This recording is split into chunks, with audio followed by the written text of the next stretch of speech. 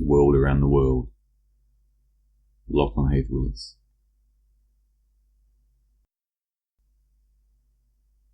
The great happening that granted one's ability for such an experience and of expression, so naturalised and intimate, foreign and inexpressible as so may become.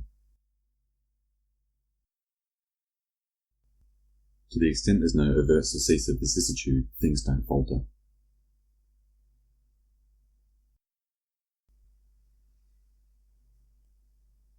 Acknowledgements. To say I owe great thanks to many people would be an understatement of the gravest proportions. I owe my life to my father Brendan Willis and my mother Rebecca Sinemeyer first and foremost. My father has always been and will always be behind me throughout any shown interest or attempt at finding that which I'm most passionate, with my mother consistently reminding me of the necessity to do more and be better than I currently am. My grandparents on either side will also forever be held dear in my heart, as different as both parties are in their philosophies or were with their persons. Next, I offer ample appreciation to my friends and extended family. This isn't always made clear, but if they're doing so here, it is the truth. Having aided in uncountable ways, a particular friend mentions one by the name of Brennan Van Wyck. Last but not least, an expression of admiration for my mentors, particularly Terence McKenna and Dr. Jordan Peterson, for dusting up the cobwebs, for getting the juices flowing, and I'm not sure where things, both for me and for humanity, would have ended up otherwise. There are also the impersonal other beings, comprising and superusing our knowledge. I'd like to thank for doing whatever it is that they do. So significant, such foregoes notice without reminding oneself of the truth. With all of these influences, I have the privilege of being able to return the favour to, or reciprocate with those who gave to me whatever untold or unalloyed amount of affection, time, concern, or more succinctly and aptly, love.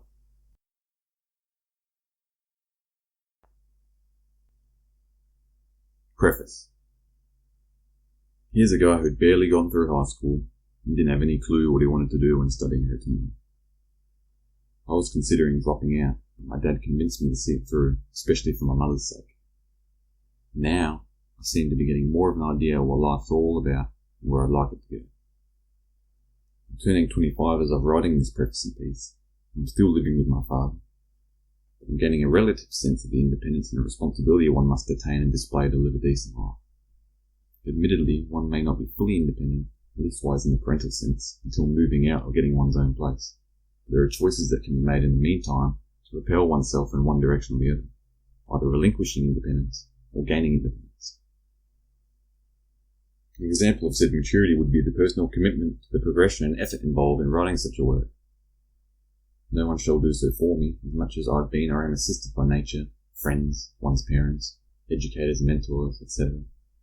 The rest is up to me. Thus, a lot of what I'd like to produce, for example, such might, in part, be to prove my self-worth, potential, or competence.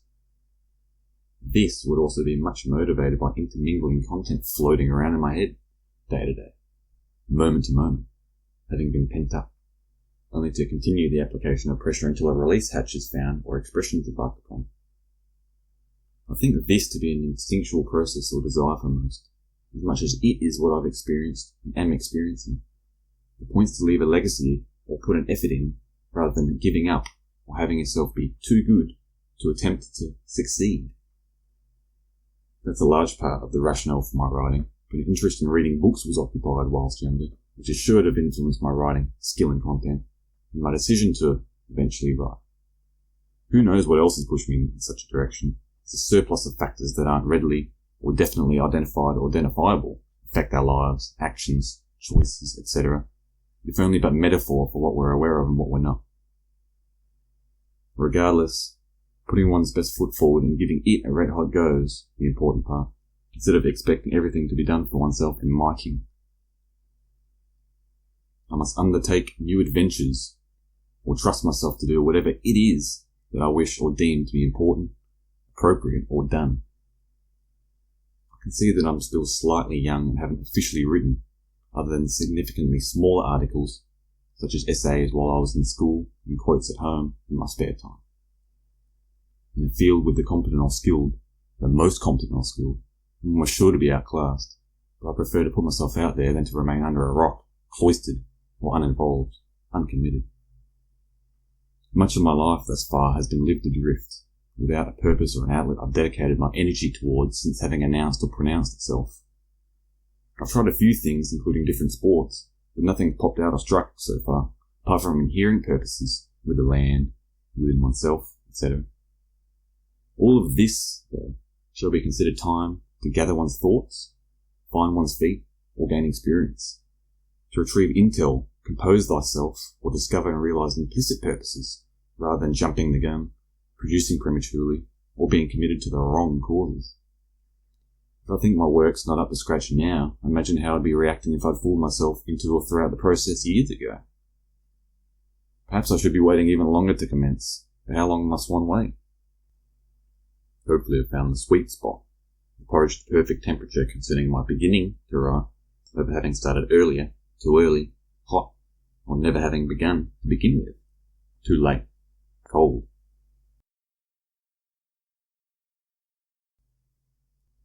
Introduction. World around the world. Let me start off by saying that the ideas or words used in this piece of work are, by no stretch of the imagination, mine. There will be many instances of quoted passages which give due credit to authors, thinkers, etc. And these we shall consider to be theirs, but only if we presume people to have ideas, not ideas to have people. This attitude could be seen as a cop-out, but I do take necessary responsibility and will demonstrate a certain commitment for what's said. Nevertheless, there may be more to it than we'd like to think or care to admit. It's as if ideas and/or what constitutes such are worthier, in the sense they'll include or gobble up people in their going about their days. One might go without having significant ideas, though. Some of us probably know of someone who's an ideas man, but many of us don't have significant ideas that we can get some uses from, act upon, or acknowledge. Additional evidence for the proposal that ideas are prone to owning or using people, over us ourselves having had them, or being the originators of the idea substance. Most of us won't have the outline outlook or take this position, further denying letting oneself become inhabited by themselves. Regardless, let it be made known. Whatever's discussed throughout this body of work is more of a guiding or concentration of the animated forms, or living and breathing beings that ideas are, and their equipment with words to do so, rather than being owned and solely effectuated by the voice or vehicle which I am for ideas, or have been given to express such, via cymatics. It may be odd, but such can be or is achieved somewhat intentionally by seeing myself as a player or particle of the bigger body of work, consciousness, and its constituents. I'll also at times describe something as this or itself. So will be expressed clearly through differences in grammar or phrasing, as now seen or noted, this, itself. It's what I'll do to minimise or filter any prevailing biases and or to keep the discussion at hand as simple as possible, as complexities are fine with such a task on their own, as if to be speaking or spoken for by themselves. Howbeit, I see it is all about this, being desirable of this particular one or this thing. It means, in my estimation, whatever the concerning or relevant object, subject, and so on is accounting for is, given such ambience or context, without having to confront the situation article directly, inevitably specifying ad nauseam, using particular or projected terms. Another topic to address is my perspective on mental illnesses, formerly alienism. Other than in rare instances, we look to jump at the chance or are chomping at the bit to term them or something, nominalism, an obsession we have with labels, the control freak society we are or have made. This would be paradoxically due to the desire to fit in and or be classified as this certain object or notion. We must be commentating upon the prevailing point of getting to grips with our personal or collective identity, nature, and or trauma over a disorder that's existing aloofly or falsely inside of us. Such a phenomenon isn't exclusive to mental illnesses, however. Our issues with existence and experience of so look to take hold in all sorts of ways, maybe every possible way. Said topic leads us to drugs or substances, since not only are they what we blame for causing mental illnesses, commonly, conveniently, and or clinically, we also struggle to see these as integrated within and integral to existence, akin to the individual in it. We must, from behavioural observation, declare exactly what the given chemical compound is, suppose or define how one's affected, what the substance does, and what it has to be called or existent as, instead of seeing a collective, inclusivity or collection, a stew or melting pot of substances, as or within a whole. A way of thinking can also afford the convenience or fortune of calling something this and whatever else that. In other words, one's granted the ability to discern or discriminate, the appearances of such, at least. Truly a survival bonus or pro, but a danger or con too, flaw. When will we call it quits on picking things out or supposing differences and instead see similarities or sameness? An individual's intelligence or IQ might be defined by the amount or kind of information able to be distinguished from or within a whole influx. But what about the commodity of seeing the or one's interconnectedness, also known as, or in other words, our truest nature? This brings us on to the idea of some circumstances or statements being more true than others, infamously in the frame of a lie versus the truth. Apparently there's nothing separating the two, other than the consequences of the chosen option and the appropriate disposition to select whatever appeals to oneself. Be honest, upholding the honourable; be dishonest, damaging or degrading the infrastructure and structuring of reality. This reality, in a manner of speaking, being the way wherein our circumstances are shaped by or have their effect upon the truth.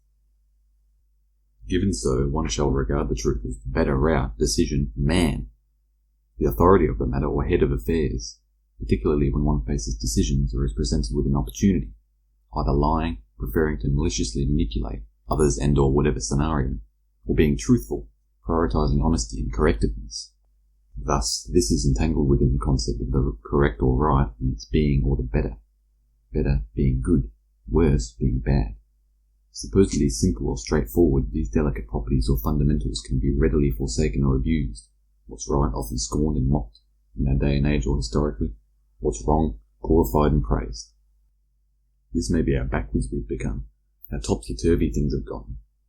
What's also offer askews how we relate to what's real as opposed to what's unreal, non-real, or not real. We can consider non-real and not real to be the same, but unreal is often used as an expression for the extraordinary, exceptional, or unbelievable. That's unreal!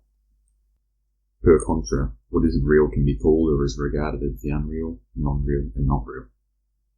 The main issue I have with such terminology, along with the unspoken clues for language use failure, is that I don't think we're qualified to be making these calls. We're failing to appreciate the role of what isn't seen to be real in our world, lives, or society. An example of this would be how much of an impact the tales had, is having, and will have upon the real, previously and presently. It appears we're a ways off the mark and substantially ill-equipped when it comes to the determination involved in what's indeed real and what's not real. Backwardsness or upside-downness is implicit, for the sheer amount of what we consider to be real having foundations upon or within the unreal or non-real is quite remarkable. If we could calculate such values, all that shall be made or executed is an estimate, as for a lot of alternative explorative postulations or offered explanations.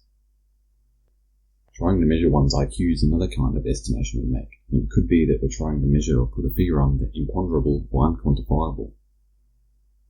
Consider the universal implications of doing so, taking into account the hard-to-pin-down nature of consciousness, intelligence, or awareness.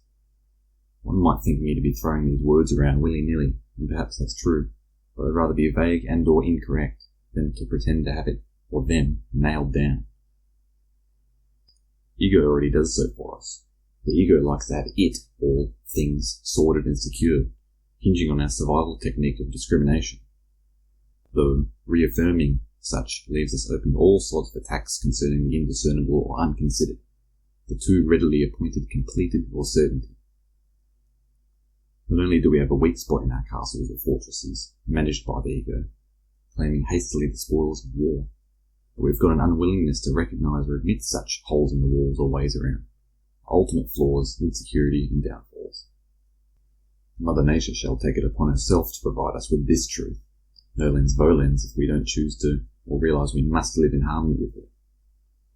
I believe one of the first and most important steps in working towards accordance with nature is to be forthcoming about how small or susceptible we are as humans in relation or comparison to her, as much as we're expressions of such, as friends, us.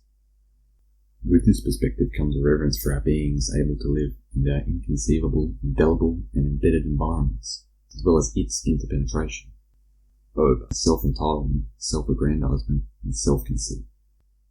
Said behaviour is more accessible or acceptable these days in general, but by no means does such suggest there are any worthiness or legitimacy. Instead, this reflects how close we incessantly or insufferably are to collapsing in onto ourselves, on the brink or verge of destruction, taking society and whatever we consider to be impenetrable or important with it.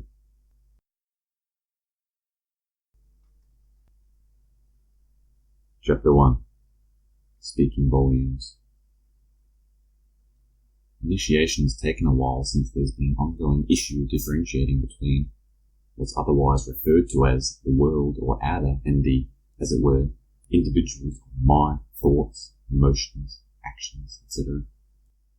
Psychiatric definitions or research would either regard to be myopic or unfounded assumptions within or by the field and classify such a situation as evidence for what's claimed to be psychosis. Trouble with telling or a failure to distinguish what's real from what isn't real. A problem seeing the blatant differences of or separation between what's been identified and being treated as your personalized or private perception, interpretation, inside or within one's mind, or you, the subjective, and the actual external or objective surroundings that one experiences. I say this because if not for the presupposition of the subjective self versus the objective world or exterior, we'd not have had as easy or nice of a time accounting for such existence, or talking to each other, historically, well. Modern day, problematic. Similar to how most of us refer to the time as a simplified, numeric, or digitalized 3 o'clock, instead of the eternity or infinity we're faced with respect to it. True time. Is this so because we've dislocated, forgotten, or abandoned the language involved in being able to communicate without set assumptions? I ask, if not for the transparent 24-hour structure, how would we manage to, say, meet those friends at the beach, or the family for lunch? The time, as we know, use and relate to it, underlies all of one's arrangements and oversees or coordinates any occasion, coincidences, meetings. Nathless, let this serve as an example for what we purport to report on not being entirely what a thing or it is precisely or consistently in the respect of a preconceived notion, granting us what we think to be, present as, or deduce from experience of such. Very trouble described or reduced may well prevent a person from acting out or upon one's desires, fulfilling roles or embracing responsibilities, complicating or ceasing completely their ability to seek to communicate with peers, given the inability to understand where they themselves start and end, and where others thus begin and conclude. We deem the former to be antisocial behaviour, the latter psychotic behaviour, as if something's wrong within the person, particularly mentally, that such just foundation shall be had in a setting or space wherein one doesn't view contents through the ordinary or conventional scope, ergo being classified as or diagnosed to be mad as a hatter. I bring the topic up, though, partly with reference to the will alongside a Buddha, and making oneself do what one pictures getting done, initially visualized or spade if one likes, over contemplation. Nothing against meditation, merely an emphasis on enabled or convincing action. Fittingly as regards writing this, as I know how much thinking undertook to finally yield, and how close it all simultaneously was and is to being let slide. You've probably heard of the saying, actions speak louder than words. Well, this is an exhibition of documented language in harmony or collaboration with action. Words working the award or reward of the will, also known as the dance. So between insufficient focus or care, disinterested, and genuine incompetence when experienced lies any procrastination. Thus, procrastinate. Cognizance regarding words, all of them are there, doesn't seem to aid in the matter, though they're the major manner wherein one can readily or confidently express themselves, barring a play on words, paranomasia, or the somehow and debatably dubitable body language, pseudoscience. With a related all or nothing mentality, such can't help but reinforce a kind of choice paralysis or hopelessness, as one shall more excessively see what words they don't know or have in their lexicon, what little language they know, and how much there's unknown. Unbeknownst to a complementary or out there and woo-woo technology such as telepathy, we'll have to resort to or deal with regular words, as elusive, and unusual as they are. Often spoken for, via, to, or at the world wherein we themselves exist, there can be a figurative connotation, or meant as literal denotation. Though they always strive to speak of similar characters in the sense they're those whereof comprise our existence. Whenever accompanying meaningfulness lacks, they'll generally fall flat or be lackluster. It is the enmeshed intents and associations that gives words their zip or punch, power, driving the otherwise empty vessels which words would be, without their purposes, definitions, and or intelligence supporting so. One could think of ourselves in such a way. What would a person be without their personality? What would a word be without its meaning? Perhaps they'd resemble a person who is devoid of life, an inanimate body whose spirit or life force has recently or previously fled, searching for another home or a place wherein one's purpose and some shelter may be found. With an unspoken quality and more inherited by a person prior to or at birth, identity designation or assignment.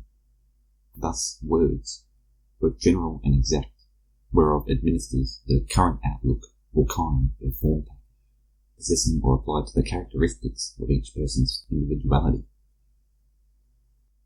This shall be regarded as a perspective, either upon or of the outside, or within the patient.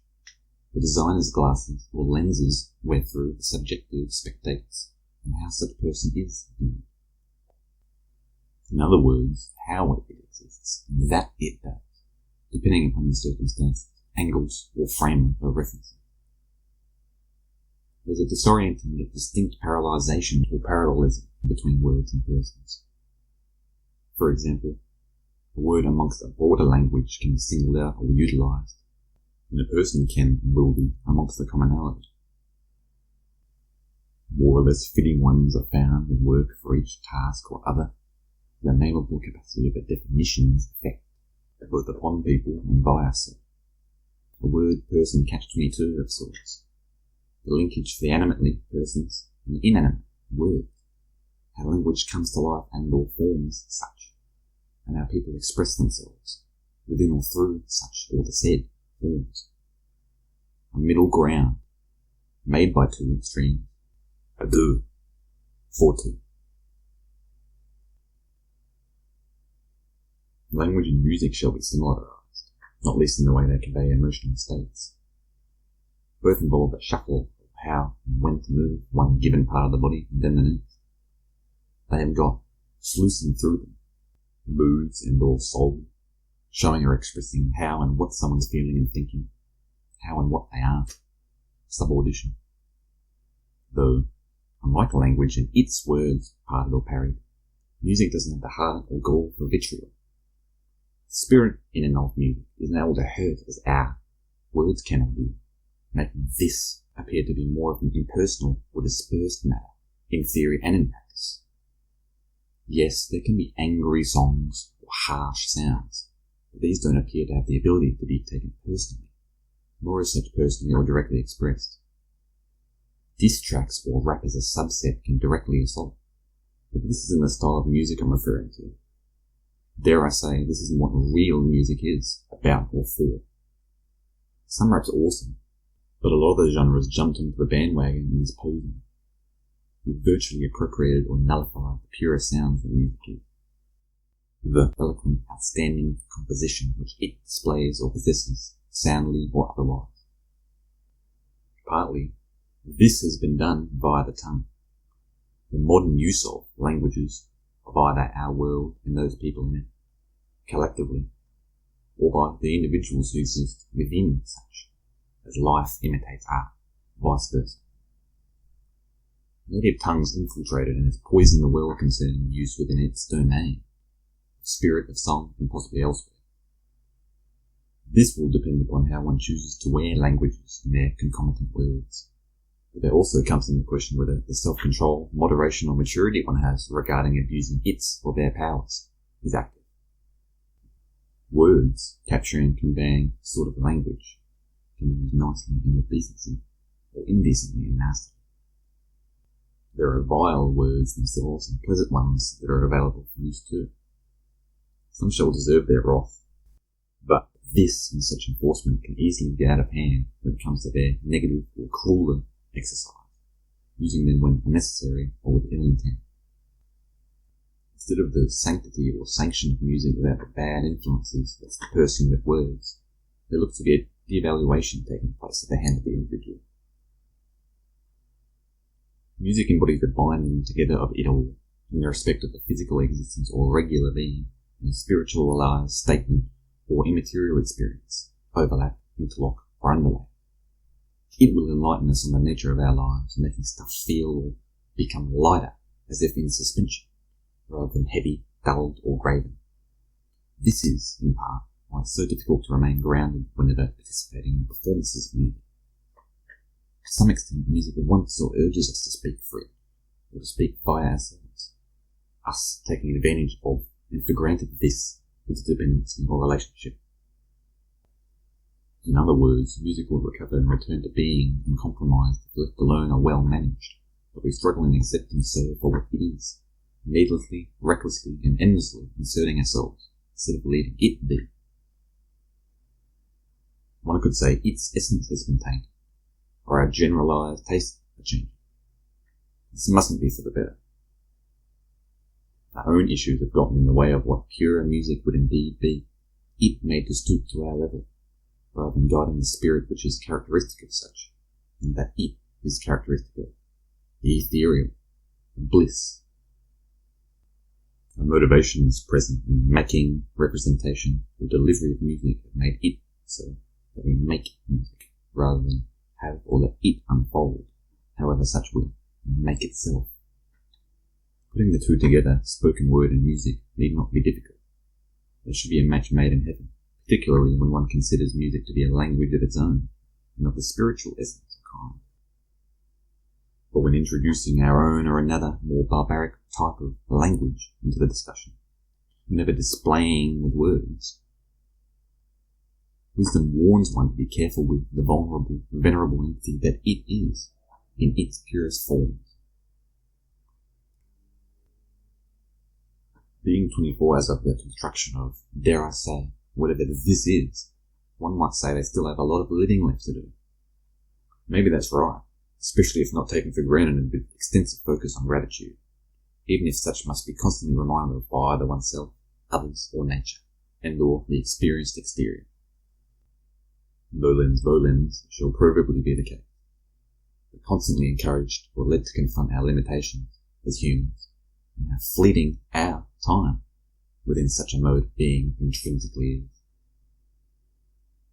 This notion or of circumstance stresses the importance of not only getting the most out of our lives, making the most of it, but such will lead one to consider what's worthwhile, first and foremost, or before anything else. What should, can, or must be done, since in the face of what I become, I shall cease to be, or not continue, further in conspicuous form. To proceed having assumed an afterlife to roll the dice with chance, or neglectfulness. To risk not squeezing every drop from the pre-granted, knowing or betting there's the out of our next lives or one's continuing and persistent form, with a view to metempsychosis, akin to reincarnation, or a kind of consciousness and or being totally absolved of or freed from the forms of biology.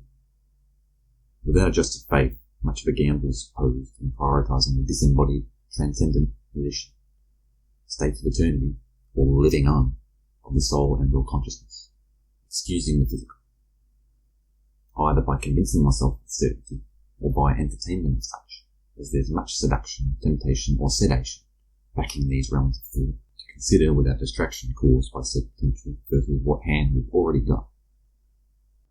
What we have been handed is a process or showing the integration and intermingling of these non-things, rather than the disintegrated, disjointed, or distant state we maintain or train. Anyway, wondering what truly matters makes one determine the existence of others to be crucial, conceding the challenges of connecting with our kind as one ages and approaches the end. Support or confirmation of mounting and stress significance is offered when it comes to attempting to forming relationships. And I can't help but think it's because you know your time will come to a halt, somehow ameliorated by the presence of people and efforts made to connect. Pessimistic or negative-heartedly declare these actions and best intentions to be a waste of time and energy, specifically due to knowing we'll all die anyway, so what's the point? However, this would be true of any man with such an attitude towards death. Furthermore, I think it gets harder to communicate and connect with people as I grow older, since I've got a predisposition or knack for attained, retained, and accentuated or defended stubbornness as one continues to go about one's life or living. Having experienced or done more and more recurring, it's an ever-increasing amount of I know and what could or do you, though gladly accepting massive know-how or knowledge of people as a whole entity. Humanity in cahoots with nature and cosmos. When you're a kid, it is different. Not much, if anything, is expected of you, notably as regards holding a conversation and forming a relationship based upon language and sharing. Then again, in some sense, this is easier to do. There's plentiful unwritten or unsaid communication and cooperation.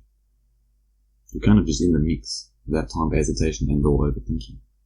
And I'd say a valuable conversation still resembles this nature, or has these attributes, as hard as so has become, through time, to uphold or represent such, in our advanced or advancing ages.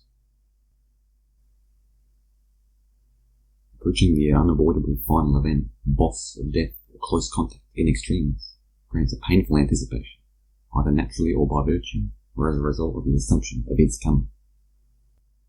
Sure, we can't know exactly what entails death, other than the partaken leader or building of suspense. That's the singular, standalone, and or each day, plurally, to ponder or worry. Having time to think over both the upcoming or present happening, or about life generally, can help and or hurt. It is to be taken or processed many a way, though predominantly poorly and negatively. It's hard to remain positive and protect one's perspective when what this or it hinges upon will be taken from oneself. No guarantee of anything more or somewhere else. No warranty. If this, complete axiety, and whatever else is engulfed or spoken for, is what the nature of our existence is, or is how existence measures itself, what's there without such? In other words, without heaven or an afterlife, generally afforded by faith, what is there other than what surely is? Of course, what we claim to know as experience is very likely inclusive of the transcendental, theurgy, or paranormal. But we seem to prefer the encore of a separate or distinguished glory versus the all-encompassing character of nature, that experience and soul.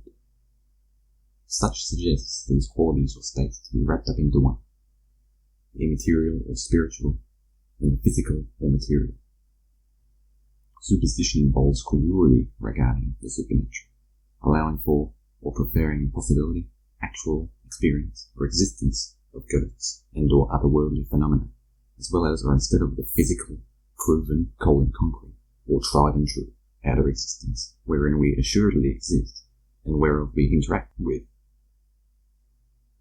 This would be a way of saying there are properties of or parts of experience that we don't understand, with those being what we're exposed or related to, whereby having whatever effect upon us. There are realms deviating from and or within our own that are not only possible, but have ready and tangible effect upon this time, place, etc. The physical or corporeal plane, through their somatous being or untethered state of existence. Maybe it'd be to appropriate these untouchable or precious ideas to think we can interact with or gain and have access to them, or them, us, on such a mundane plane of biological being or locality. Sin or at minimum blasphemy, effectively disputing the supposed distinct, obvious or tangible places, positions or conditions wherein these things participate, cooperate, and or are situated, existing, even if with the quality of non-existence, non-being and or eternity. It is a weird idea or possibility of wrap one's head around, considering the finite life of oneself and others in relation to the infinite, such as a better use to do or think, and to put these realms of thought into a position poised to be, continue posing as the unattainable, unreachable, untouchable, unspeakable. Trying to grapple with these factors is the more practical attack or attitude, admitting the unlikely or implausible scenario wherein we're truly or indeed able to get a hold of, contact, or get a grip on, maintain, the impractical, unearthly, or impossible. It could be true to their nature to remain untampered with or undisturbed, or are insufficient, albeit attendant attempts to do so, which make them out to be untried or unattempted, unregistered in, for, and to the nonfiction. We're not making a dent or gaining any ground regarding the spiritual matter. Nevertheless, the proposal stands or sits. Try to simplify and or understand the utterly complex. Let's try to apprehend the inapprehensible. Allow or account for the impossible, with in mind that it could be crudely, fundamentally achievable or doable. To grasp would normally be passed as supernumerary, even if we're fooling ourselves to attempt such an undertaking. We must be careful to not lie or force interpretation throughout the process, simply to settle our egos in disease of unknowing proportions. As moreover, so have the potential to become immoral and disrespectful. Such should only get us further from the truth of where we best belong. The purpose is to find out what's going on, what the nature of the relevant relationship is. No good's done when we're deceitful or ungracious in our hunt for ghosts. And while we, in our culture, at this time, assume the position of unknowing or not being bothered might be because it's too hard to be honest and admit when one simply doesn't know or can't tell. But if we can be ruthlessly truthful with proximity to past remarkability, we could get somewhere in the sense of gaining a sense upon the nonsensical existence of spirit, ultimate sense, or senseless, immaterial. Unease arises and doesn't get any better when selecting the non-committal identity, ergo proceeding to be artificially or superficially disassociated from the theatre wherein the organising entity situates or generates events. Apparently, circumstances insist upon unfolding, whether a person decides to participate or play, or they resist and deny.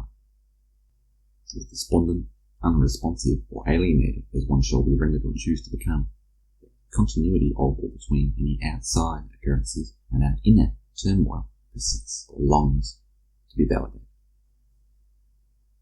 It helps to some extent to prioritise pragmatic or stoic behaviour whenever facing everyday going on, but in no way will these efforts exclude oneself from or preclude the exposure to the influences of experience. It may surprisingly propel oneself closer than ever to the centre or source of concern.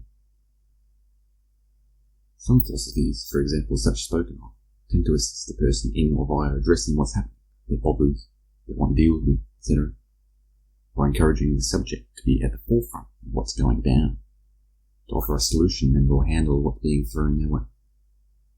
We're all flawed with our current criteria for such, and hiding from issues will most definitely come back to bite on what lady. You'd be better off applying an imperfect fix in an attempt to solve whatever problem, at least having acknowledged so, than to pretend they aren't there or don't exist. There's also no guarantee you won't provide or implement a perfectly reasonable improvement. And the more someone practices such, the better they'll become as a person at solution generation and application. Furthermore, there's the problem of whether or not one has or is a legitimate issue, which means to determine either whether we have a real problem or not, and to what extent there's one. The immediacy of the external issue is probably the conclusion, to what degree it applies or relates to the individual. How does it affect or impact oneself? Strangely, many instances of predictable primal collapse could well have been due to how someone feels, how or what they think manifesting themselves or itself in such a way so as to present as an external threat, danger, or predicament. Although, in truth, kinks develop and appear in response to a native, unacknowledged and or despotic aspect in a given subject's purview or game, at least at times. Put it this way, you know if there's no food in the fridge or no money in the bank, wallet, or purse, but there are others as well who experience these modern situations of difficulties, and then some, homelessness, orphans, etc. Yet unless one goes out of their way to find that out, they wouldn't have had the slightest idea that another doesn't have food, and or is suffering similarly. The issues of others aren't ours. How we see it, given our procedural go-to strategy of the cultural and social every man for himself mentality, conduct, or mantra. However, their experiences most of us have had, this being the common or key association. Nevertheless, if not for a going out of one's way or zone of comfort, a person wouldn't know what the next was, is, wasn't, or even dealing with it. What another fellow human being has or hasn't gotten or gone through. We all share that we struggle or work to pay the bills, to keep our family fed and happy. And we also all share that we barely communicate or fail entirely to express these ties with one another, grandly or openly, taking pride after the individual's responsibility to take care of oneself, adjusting oneself and one's family.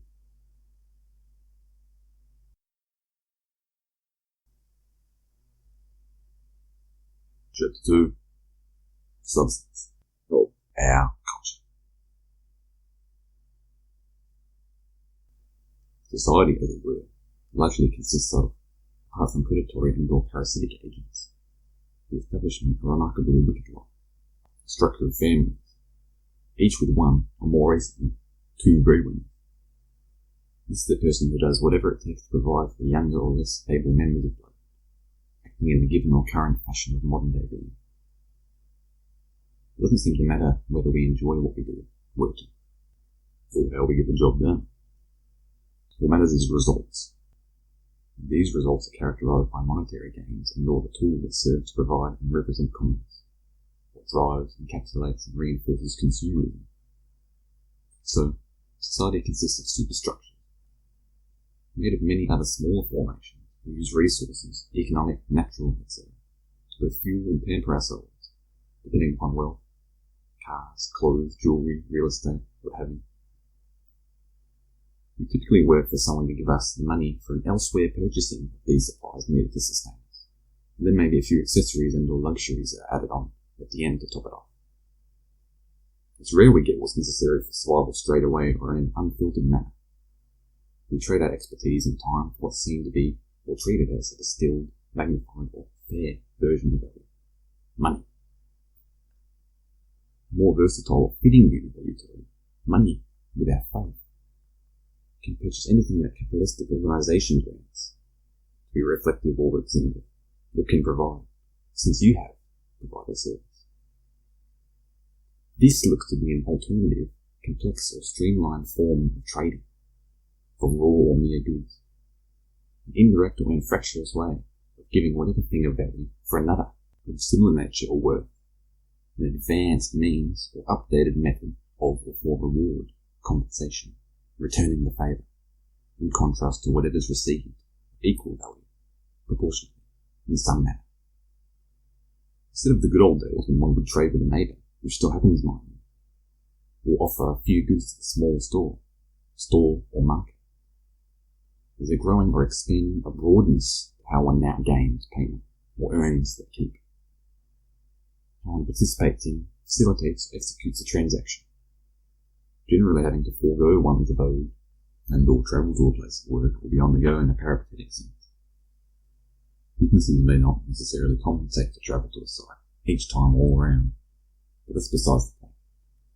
It concerns how there's any commute at all, forgetting or forgiving the possible lack of a compensatory agreement for having to travel for or to work. Why is it accepted or normal that we go somewhere else to work and or provide? Is such proof of flaws within the social setup to work and have to travel to do so? Unless you're lucky enough to work from home, you're expected to get there and get back, no questions asked, no ifs or buts. The work from home scenario is grim too, as this relationship would still neglect what's already the pre-existing task of living. The job or duty of life natural to us all, of the projected and protected employment, plus integral earned earnings.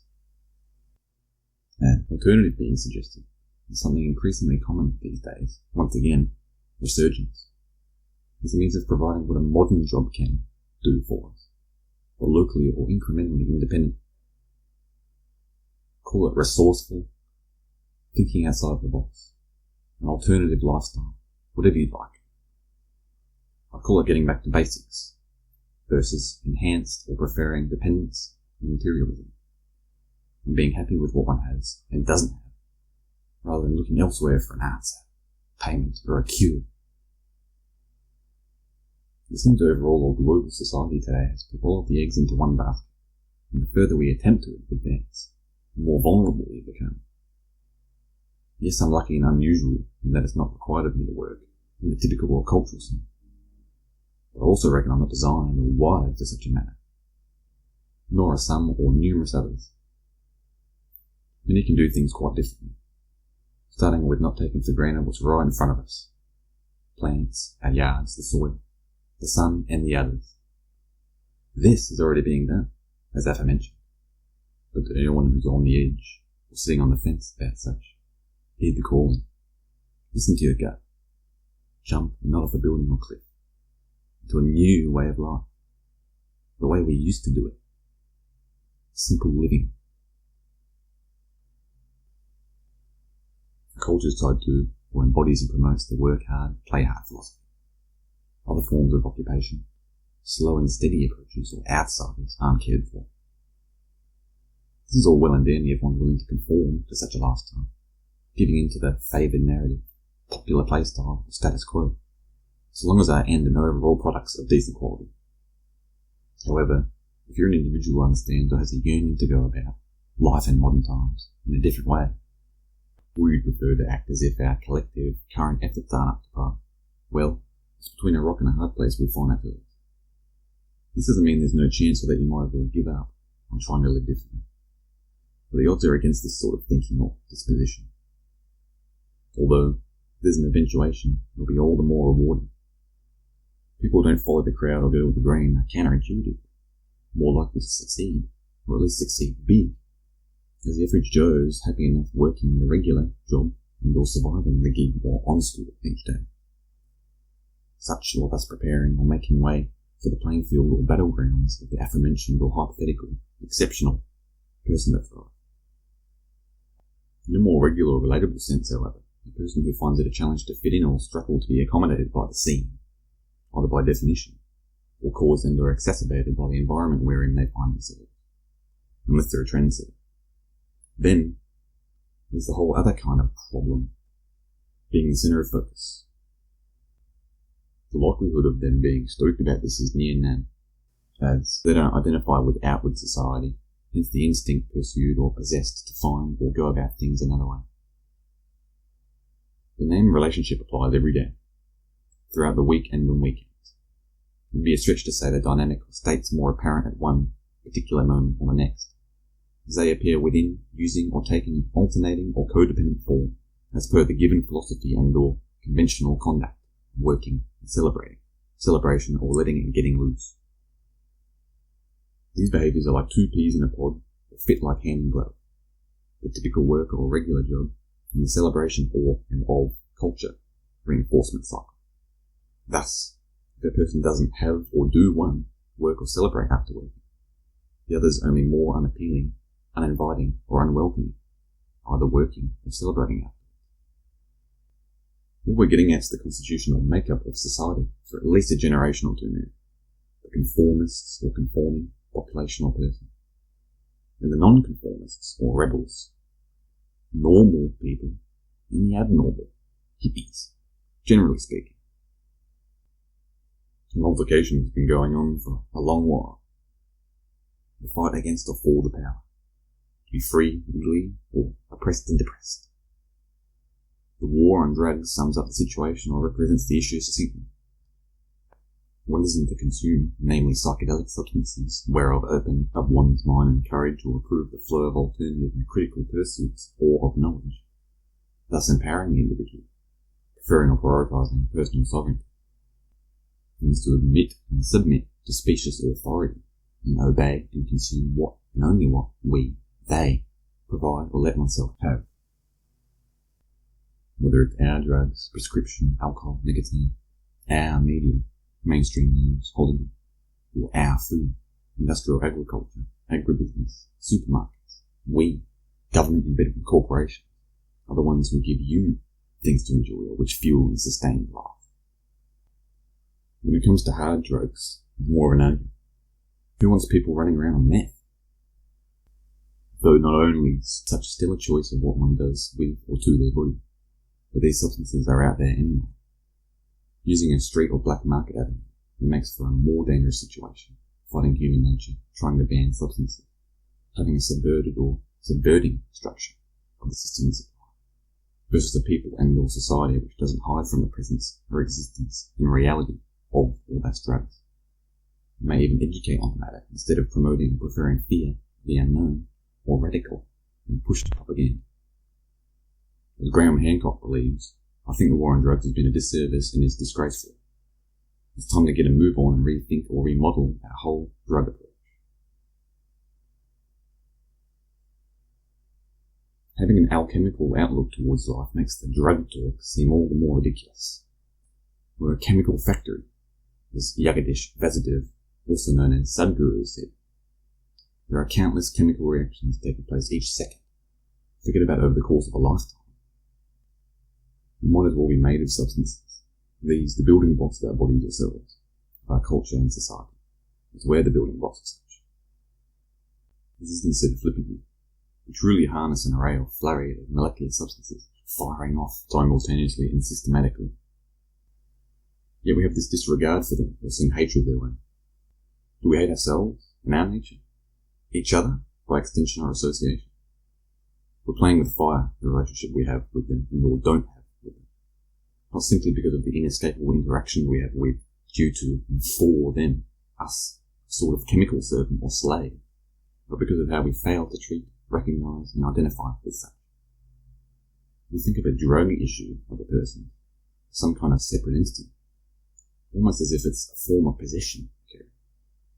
The issue, though, may well be a lack of self-control whenever interacting with these substances, perhaps before such acts occur, set and setting, mindset going in.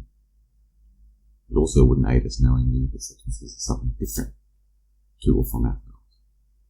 A preconception or handy preference that will serve to sneak in later down the line, having been or gone unnoticed or uncared for until it's too little too late.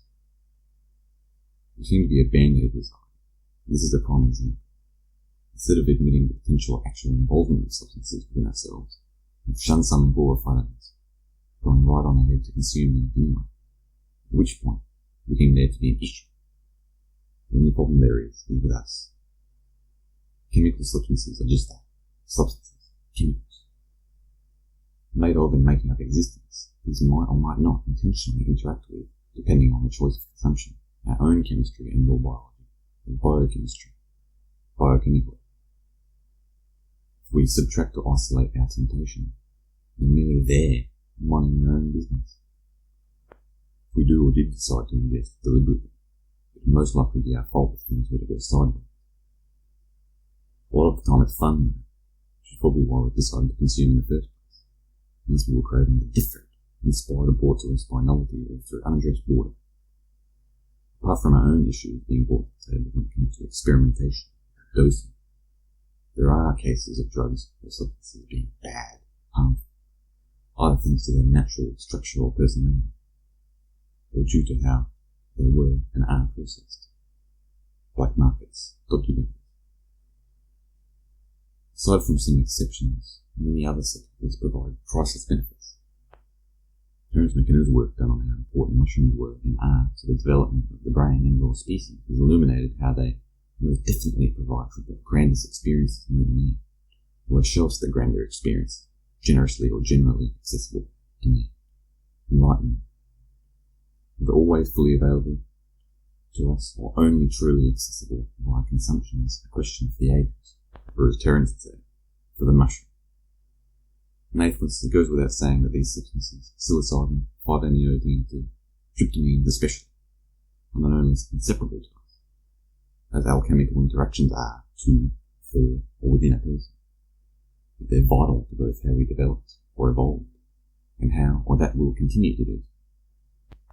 Often, one must take these substances and experience each for themselves to arrive at such conclusions confidently, which is a sort of paradox, knowledge disorder, or apportionment. Moreover, to hold a grudge against them, to fear them since they are an unknown to whatever extent, and not embody our lack of knowledge, is unacceptable for the former, but understandable for the latter. But it is no light matter. This opinion or option prefers having there remain unfulfilled potential there, and I can't help but think one would be missing out on, not letting go of or die a history, background, past, and part of oneself that had, in another world, be brought back to life, or revivified, if one had instead responsibly partaken. Achieving an altered state of consciousness must be one of the main reasons for or draws to the consumption of drugs. Some are as normalised or socially acceptable as caffeine, alcohol, or nicotine, and some shun like heroin, fentanyl, or cocaine. And what's found throughout is their altering of the human body and or perception of mind. Altered states can be satisfied via meditation, fasting, breathwork, or a combination of all of these, but exogenous substances are undoubtedly more convenient, appealing, or exciting. They appear to be more efficient too. Altered states will be experienced when one is sleep deprived, through loss of a loved one, by exercising and or by sex. In other words, change in our perception or awareness is as natural as it is inevitable. Do we look to change it up or shuffle the cards because we know change is bound to happen throughout our lives? What is it about a shift in our awareness or consciousness that we crave or seek and seem to imitate? Perhaps we're preparing ourselves for the states we instinctually or intrinsically know how to come will be announced to us, practicing each time we indulge in the act, manipulating our base state or playing it. There's got to be a default ordinary awareness that's ought to be evaded or escaped. This, what I've considered and consumed, cannot. What are we afraid of? Unpreparedness for the expected movement following our awareness, which is imminent. Labour. Contraction. So too, will we emulate such experience or change? We're much too immersed in typical personhood, sick with the way things usually are. What are we hiding from? It could be a classic case of projection, but these are thoughts I've had, particularly when considering consuming. Is it fair to say we do this as a species? Lots of times we'll consume for another purpose or effect, not necessarily to rearrange our state of mind. Take coffee. We don't usually consume a cup of coffee to get high or experience a shift in our awareness, nor would this be the drug of choice. We do get something else via its consumption, even if but a boost in energy, increased focus or motivation. Although I'm still made to wonder why we must do such a thing, or why we look for this change of states in ourselves. What is it about the standard state which looks to refresh or renew itself? This shall also be thought of in terms of novelty. We're constantly looking to induce or produce an artificial state of novelty, or controlled environment, simulating such natural circumstances, considered lazy or cheap novelty, a heightened, focused version, or extended form. We consider ourselves to be chummy with drugs, or life as novel. We may regard the given act as one and the same with existence or experience. We might be so used to the introduction of a foreign body, variable or source, that we mustn't or can't fairly discern such difference, or discriminate a single act of drug consumption. We might consider our or this experience as one big drug happening, or a stream of substances, rather than readily identified or delineated. Our coterminous lives or ties are as tight with chemicals as they are with us or themselves. And then see it with things as a sort of experiment with substances, just as we frequently do with them. The admixture or commingling of like and like. Experience or existence can be as basic or routine as the taking of that which alters the perception. Thus is our sobriety. We can consider us without any exogenous substances having been taken, to alter experience or perception itself, akin to those effects produced by that consumption. This alteration is clear to an outside observer or objective state, as it is to the subjective experiencer. Do we, as we shall affect or observe such in ourselves, change the properties of, and, our, or this existence, outside of, or beyond the individual? Should we consider the supposed or hypothetical exterior or external state or position to be shifting in awareness rather than us doing so when we consume or as we live? And this is what we seek to imitate or experience when consuming. Us, catalysts. It, catalysis. Objects, subjects, and what environments such look to be bound to or by change, and by taking substances, especially psychedelics, we're becoming more intimate with this nature, and learning from the wisdom that they offer to us, or demand from us. We used to think of changes requiring incremental administration. The more off track we get as a people, the more dramatically we must deploy and drastically we'll have to digest said changes and adapt them if we want to be in it for the long haul. Maybe that's what psychedelics call for. A radical renewal of how one relates to the outer before it's too late. Change or die either way.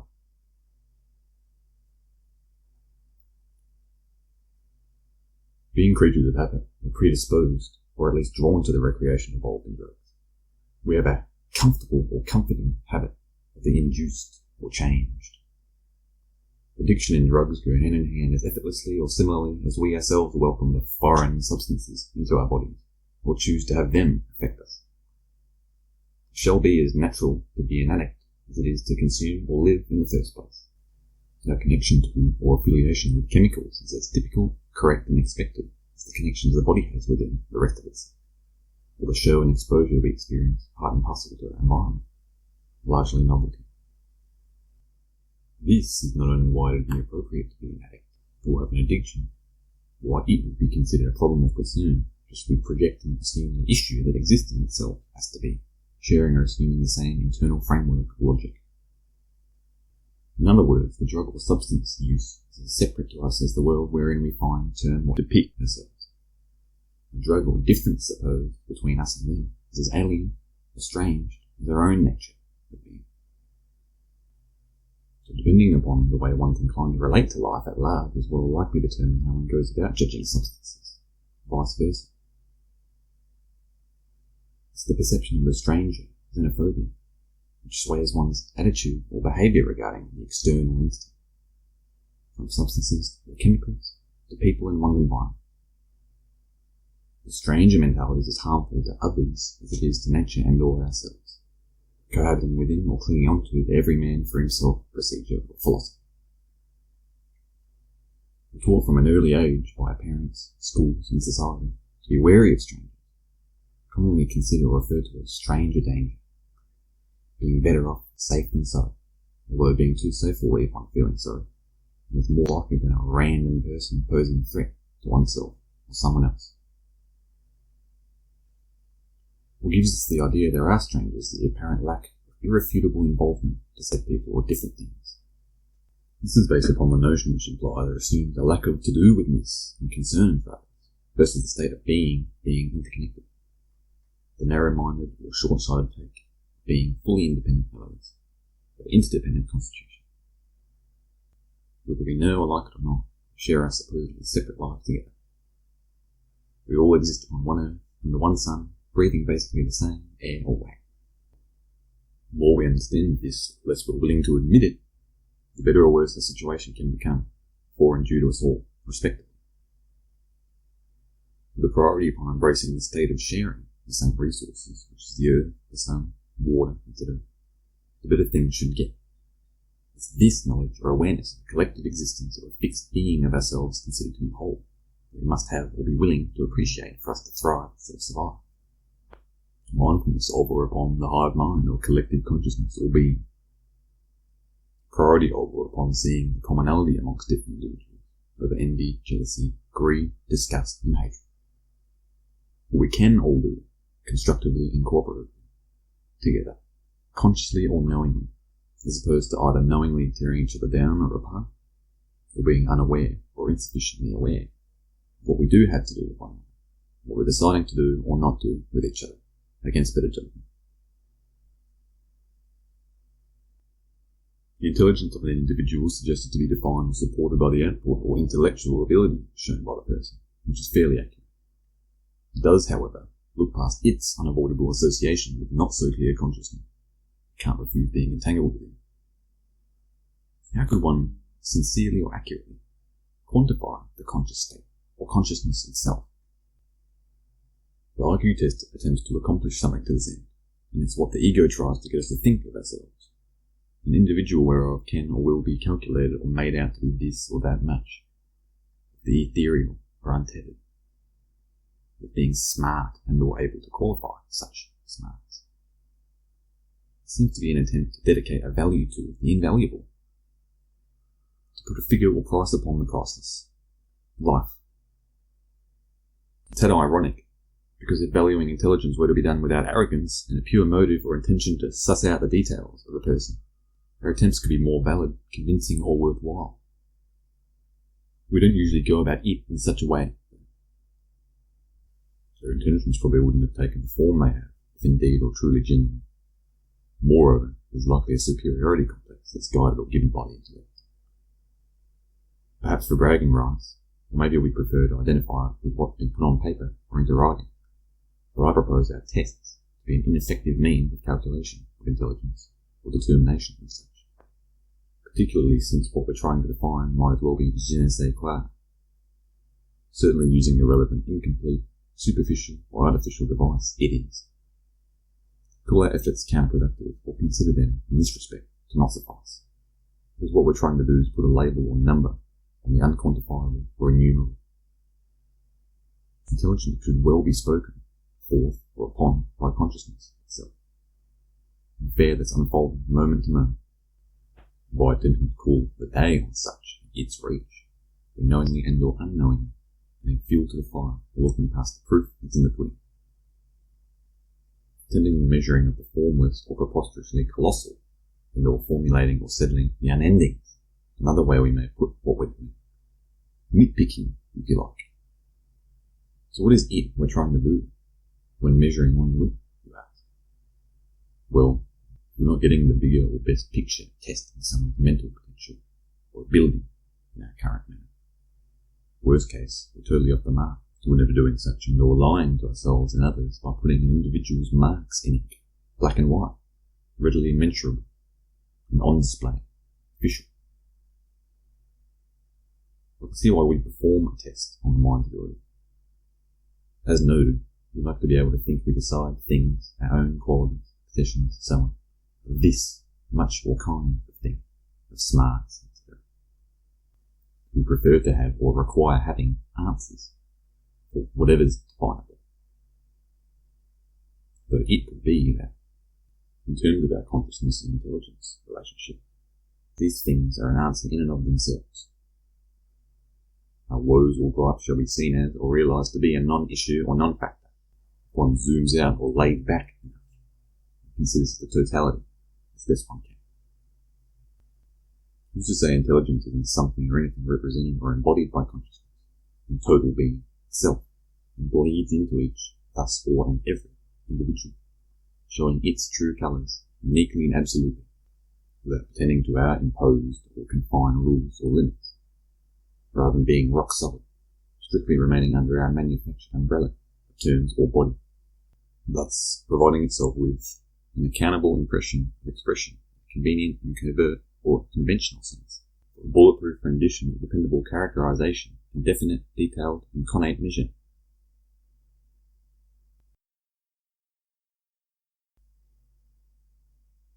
Chapter 3. Mentality. Mistreating the environment, pollution, deforestation, etc., and others seems to stem from the ego.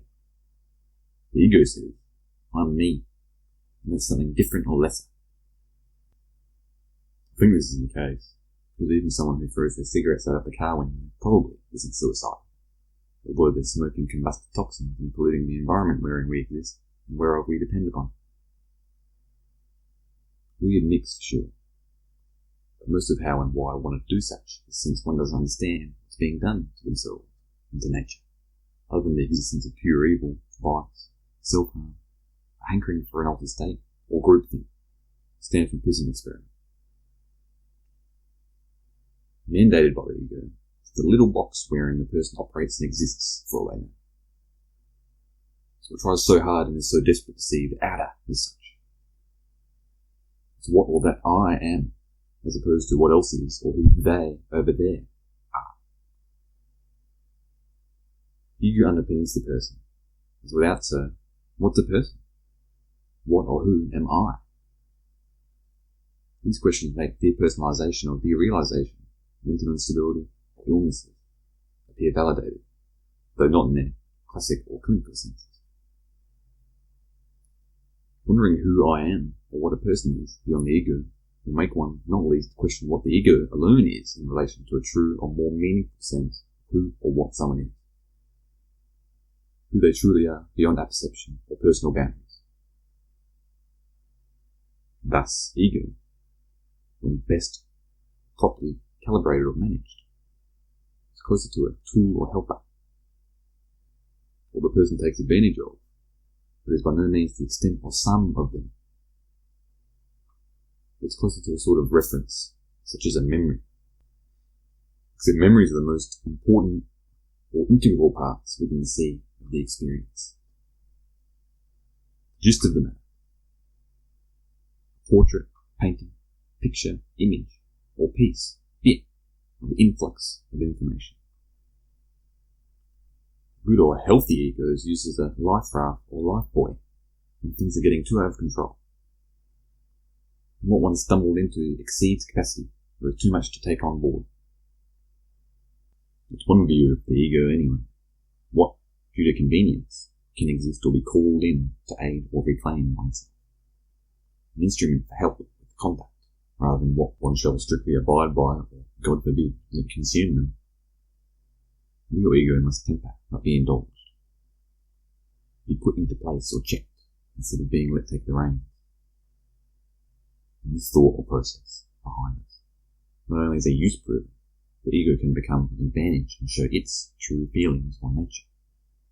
Instead of sinking oneself into the sea, or being above having a simple swim and getting wet, one might realize we can integrate competently and confidently.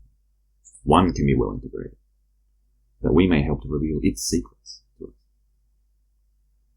This is reminiscent of the shadow or unconscious, concepts developed and or popularized by Carl Jung, which appreciate the deep aspects of the self, whether being locked into the shallower parts of the psyche and or letting the darkness win versus one's soul, or full individuality. All of such we shall run through using the ego input in a quotidian or momently manner.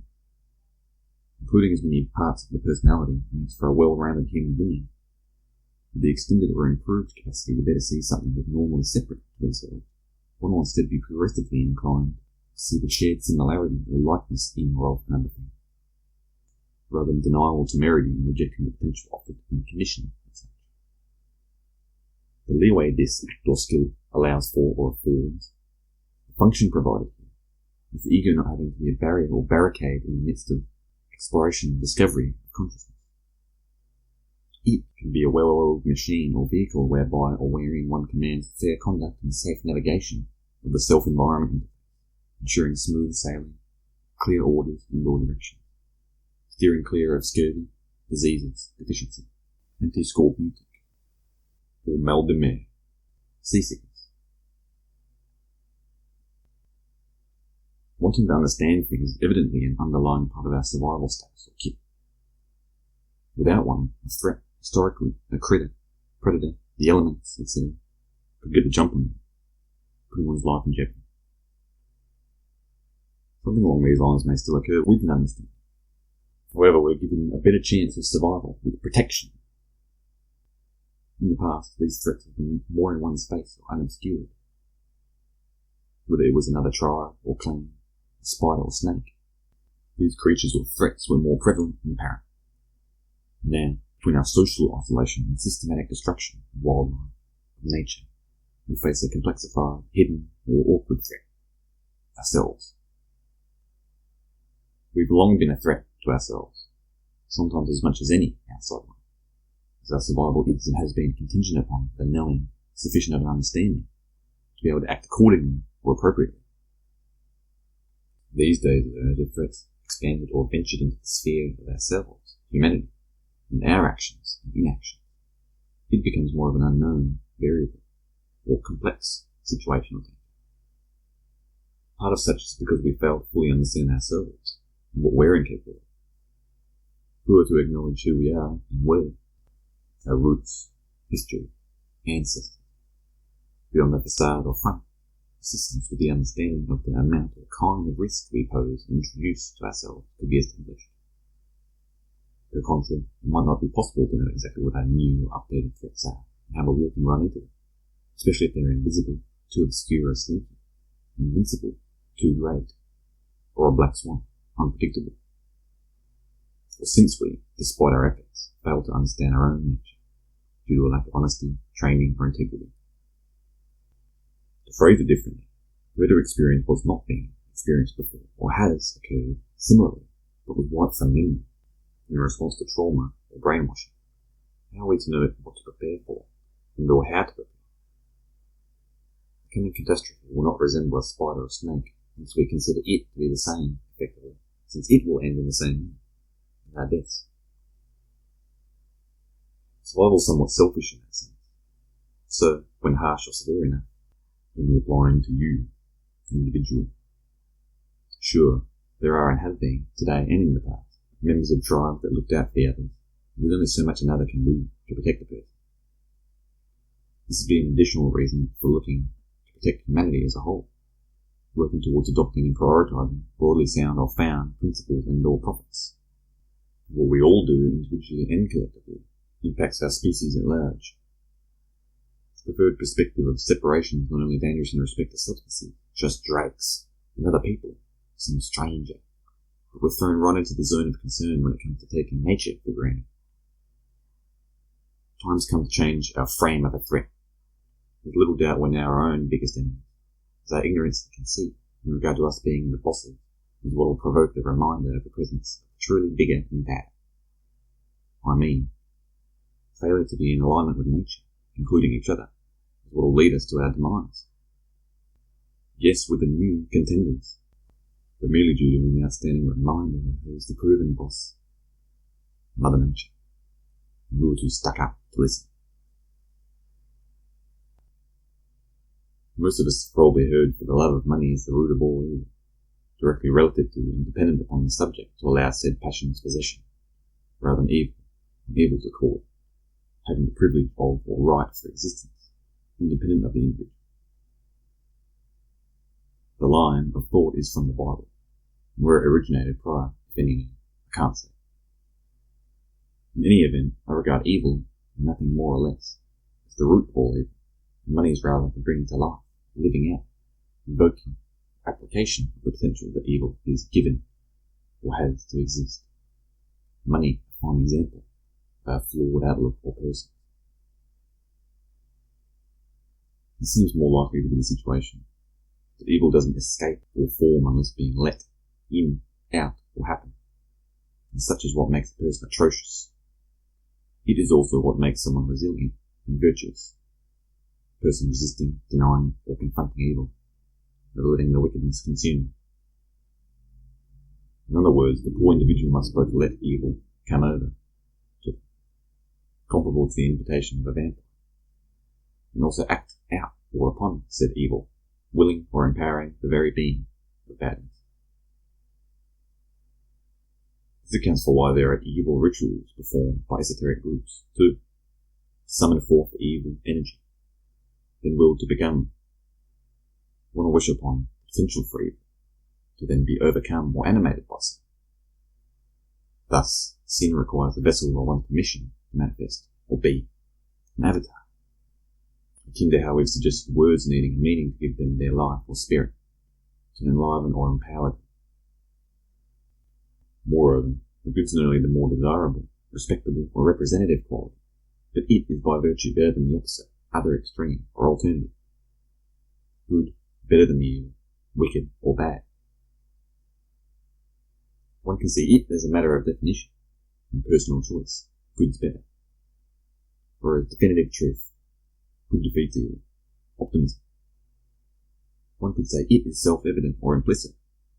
We see the proof in the very actuation of these themes explicitly. If one's let in sin, to entertain or favour evil, they're both a worse person overall, and evil has whatever degree or kind of presence and being satisfied via the subject. A matter of opinion weren't here.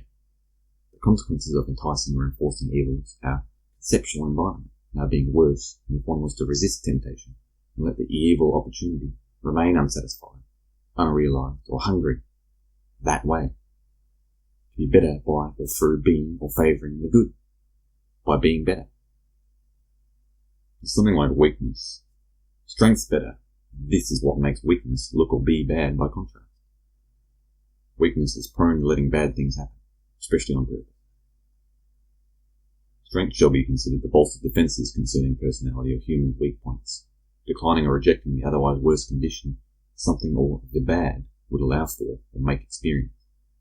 It is what makes itself significantly better in comparison to any bad. I then raise the question, why does bad exist at all? Yes, we propose such must be granted or initiated by the individual, so we can assume the worst exists, some extent, due to others or us. But why is the worst even possible? My dad's commonly offered this idea in his defence of the denial of a God, at least in the way most of us regard such. Ricky Gervais thinks, which my father's pointed out, that God's an asshole if there's such a power. This would be because of the argument that suggests if there's such a divine being that's all-powerful, why would they let bad things happen or be able to occur in the first place? It's a decent position, especially because we think or know God to be or want good for us, for living things, etc. And they surely have the power to do anything or everything, not least be able to stamp out or eradicate the bad things, forces, situations, and so on. But this brings about the notion of free will, and also the phrase necessary evil, as we've come to mention in the context of work. Is it one of the downsides to having our freedom of choice? If we're faced with an all or nothing situation, are we better to have a free will and suffer the consequences than to not have had the honour to do so entirely?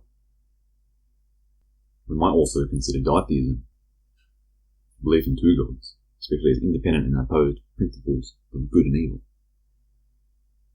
Good versus evil goes as far back as we can remember or tell, as if there's an interior fight for territory and control over our physical plane or world.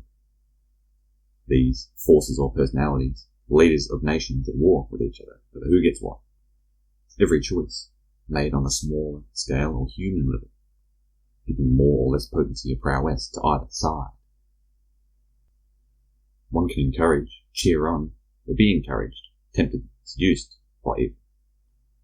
And one may be convinced by the good, sending their respective team reinforcements or more troops, support, each time or opportunity.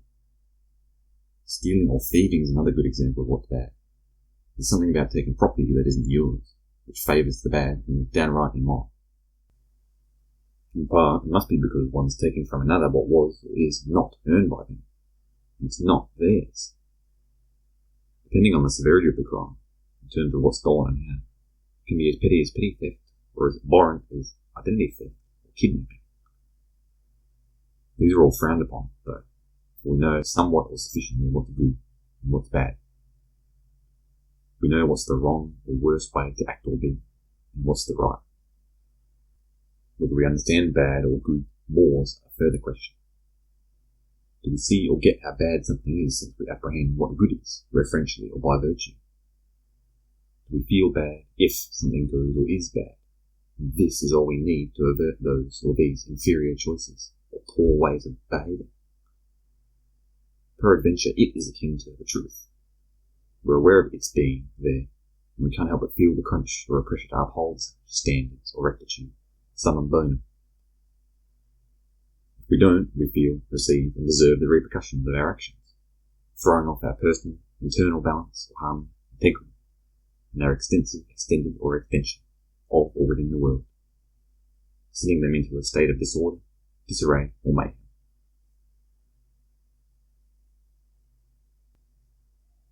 Mental illness or insanity is helped or pushed along by our intrusive thoughts or existential crises. The scrimmage for the rational or logical, sensical, reasonable, within the nonsensical or irrational state of affairs wherein we find ourselves. The last-ditch effort to make what may not be made sense of make sense. A construct or replica. A reproduction of or go at making sense of what we see all around us. The insane. What we witness is insanely beautiful, insanely chaotic, especially when our delightful former was left to its or her own devices. For example, pure or previous nature and or the jungle. Who there be, though, to appreciate this, such, without our presence? Humans and our creations are magnificent too, considering they ultimately derive from nature as well, pardoning our nature or habit of disagreement or incompatibility with its pure forms, of irreplaceable sort. Nonetheless, as demented as we are on our own accord regarding the lack of regard nature of our behaviour, either are a fitting or expected response to the world wherein we perceive ourselves to exist, as what we experience is both what we don't understand and that which we respond to or are responsive. We're environed by chaos and the indefinite, the non-gettable and the having gotten. By means in response to the unknown, we commit ourselves to a known. As despicable, disrespectful, or ineffectual as the act might be, we can't help but throw or cast a certain value or definite input into the abyss of the chthonic, indeterminable, undefined. Perhaps because we'll do anything possible to see something happen with our intended effect or say, and be final under controlled conditions or our terms, backhandedly juxtaposing or highlighting the disorienting or confounding certainty of the unpredictable, solidifying or confirming the maelstrom of which is consciousness. Surely, like our responses to the unanswerable, our mental illnesses are byproducts of these circumstances, having rubbed off onto us, or contracted such, whether being the sole producers or harbourers of the thing or wrong, it insanely infectious. More likely is that we're scurrying to find a weakness or something to be incorrect, fossicking around within the bottomless pit of being or experience, as opposed to us genuinely being ill mentally, ourselves attempting to distract or extract from the centre of attention, existence.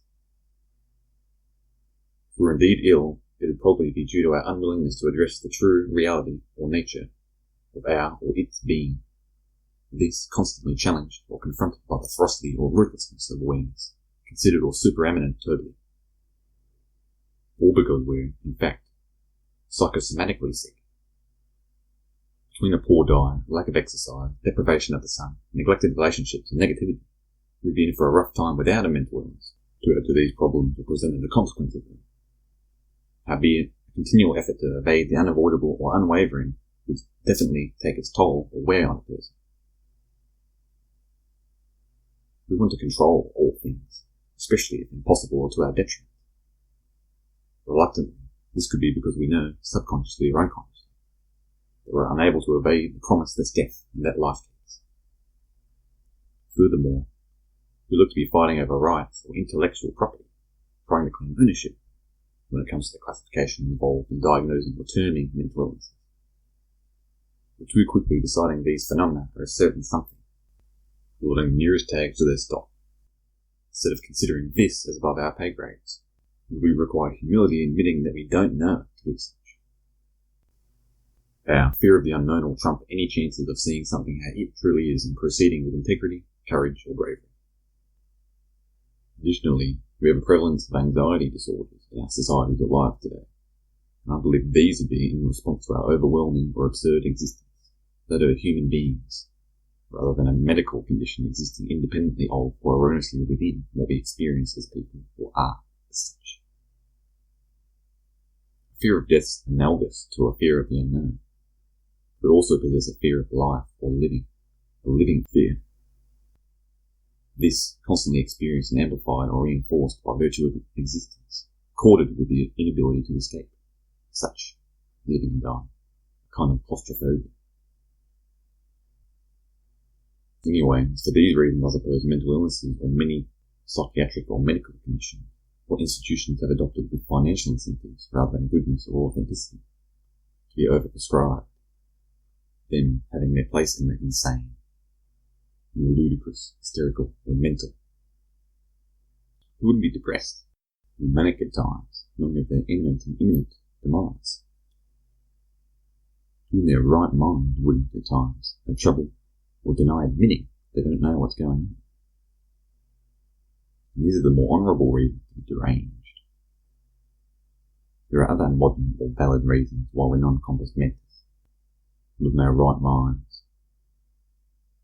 Who could say what is and what isn't admissible when it comes to dealing with experience, majorly of life and death? Virtually any act must be an apt response in regard to the untrammelled, the untamed nature of being. If we're evidently interacting with the response of all responses, the answer of all answers, who in their right mind could say the next or previous person is mentally well? As long as one's deranged, deficient, or deteriorated mind or status doesn't hurt someone who's innocent, I say power to them. More power to the insane, the mentally ill, because I don't think we're even close to having this kind of thing under wraps, with the exception of a madman knife in hand looking to do harm. Harm someone else who's innocent? Big no. Themselves? Slippery slope. Psychosis is next in the line of thought concerning afflictions of mind. The blurring of boundaries, the inability to tell or difficulty with telling what's real from what isn't. Quite a reasonable riddle, don't you think? At least if one's honest within or to oneself, or open enough. This is included in numerous conditions and occurs alone too. An insatiable pet, gluttony, or spoiled child adjacent, overhanging and underlying given ailments or breaches, an insistent imposter. You'll also say it is what I've experienced, at least intermittently or momentarily, in the form of trouble making out whether I'd said what was thought of, whether the inner voice, what I'm thinking about saying, had yet been asserted, revealed, or acted upon, really or actually spoken, said or done. What about schizophrenia? 2. Split mind. Disorganization or dysregulation of one's thoughts, emotions, movements, proprioception, etc. Bipolar disorder. Fluctuations in our moods, energy levels, or outlooks. Anywhere from depressed, depressive, or dejected, to over the moon or on top of the world. Comparable to cyclothymia. The welding of perception, awareness, and the environment associated with psychosis would be unexpected when under the influence of or subject to time, the observable and observed world, and the shutting down or off of the individual associated with schizophrenia. Depressive states or schizoid personalities aren't unusual occurrences, even to or with someone of sound mind. Bipolar disorder may instead be considered a certain biorhythm, for example. Paranoia, per contra, considered mental derangement, commonly tied to mental illnesses, could be a kind of letting or slipping in of the uncomfortable awareness or condition of outrageous being or existence. An accurate or reasonable consideration of the alternative of what's out there, introduced into the closed-off perception, temperament, or habitude of one's individual, presenting and manifesting as the deemed mental derangement causing or caused by a paranoid state or orientation, a sort of complex abreaction. Insomnia is similar in this way. Dreams, we might say, make the matter worse, expressed to or by us via the state of sleep, though surely their intentions are good when it comes to putting into perspective and shaping what we wake up to and do within each day. They themselves can be regarded as a mixing or jumbling, polymorphing, of the conscious and the unconscious, clearly registered and slip through the seams or cracks. They'll commonly represent what's undoubtedly witnessed and experienced using asinine scenario or improper typification or embodiment. Almost to say liberties are being taken upon or exaggerated by the sensible, typical, ordinary existence whereof we assume we interact, experience, and wherein we've been located. However, instead of relating profanely to dreams, as if they're unreasonable or ridiculous representations of the real, we'd probably be better off regarding such as on the money, accurate, or apropos, appropriate. I think there are vital means for training to treat the experienced, both inner and outer, asleep and awake, as being one with the perceived or assumed individual. Testing the validity of someone's outside take in relation to their inner thoughts, emotions, etc., in relation to their selves or the self. We, for example, initially exist, as a baby, are born, due to a surplus amount of extraneous circumstances, unfolding, or influences, pitching in. And this is but the beginning of the potential, ability, fortune, luck, to see ourselves as separate to or different from our environment, or surroundings. You could say everything other than or before us had to happen, be exactly how and or what it is, to be afforded the luxury or convenience of regarding oneself as, presumably or indeed, separate from or relieved of the responsibility we have to our surroundings, or common need. The relationship we must embody with whatever else. Naturally, there's a blending of ourselves with others in the out. Projection. Pathetic fallacy. The interconnectedness unable to be ignored or go unappreciated. As hard as one tries, or as much as one begs. My proposition is that we've got no choice but to appreciate our nature, both ourselves and nature. And not only is it the foundation, stone for our existence, but it is an inescapable circumstance. such intimacy or fluidity is only playing on for operative harmony with the apparent or presumed external in the self. This is expected as being itself to demand of us a respect towards or honour for what we'd normally see as separate to, distinct from us. It may be that our nature, the individual, is as special, important, and entwined, involved, as the world whereof we both perceive and suppose to exist within. Granted, this is what our ability to be able to perceive at all, but also a granted exterior, depends upon.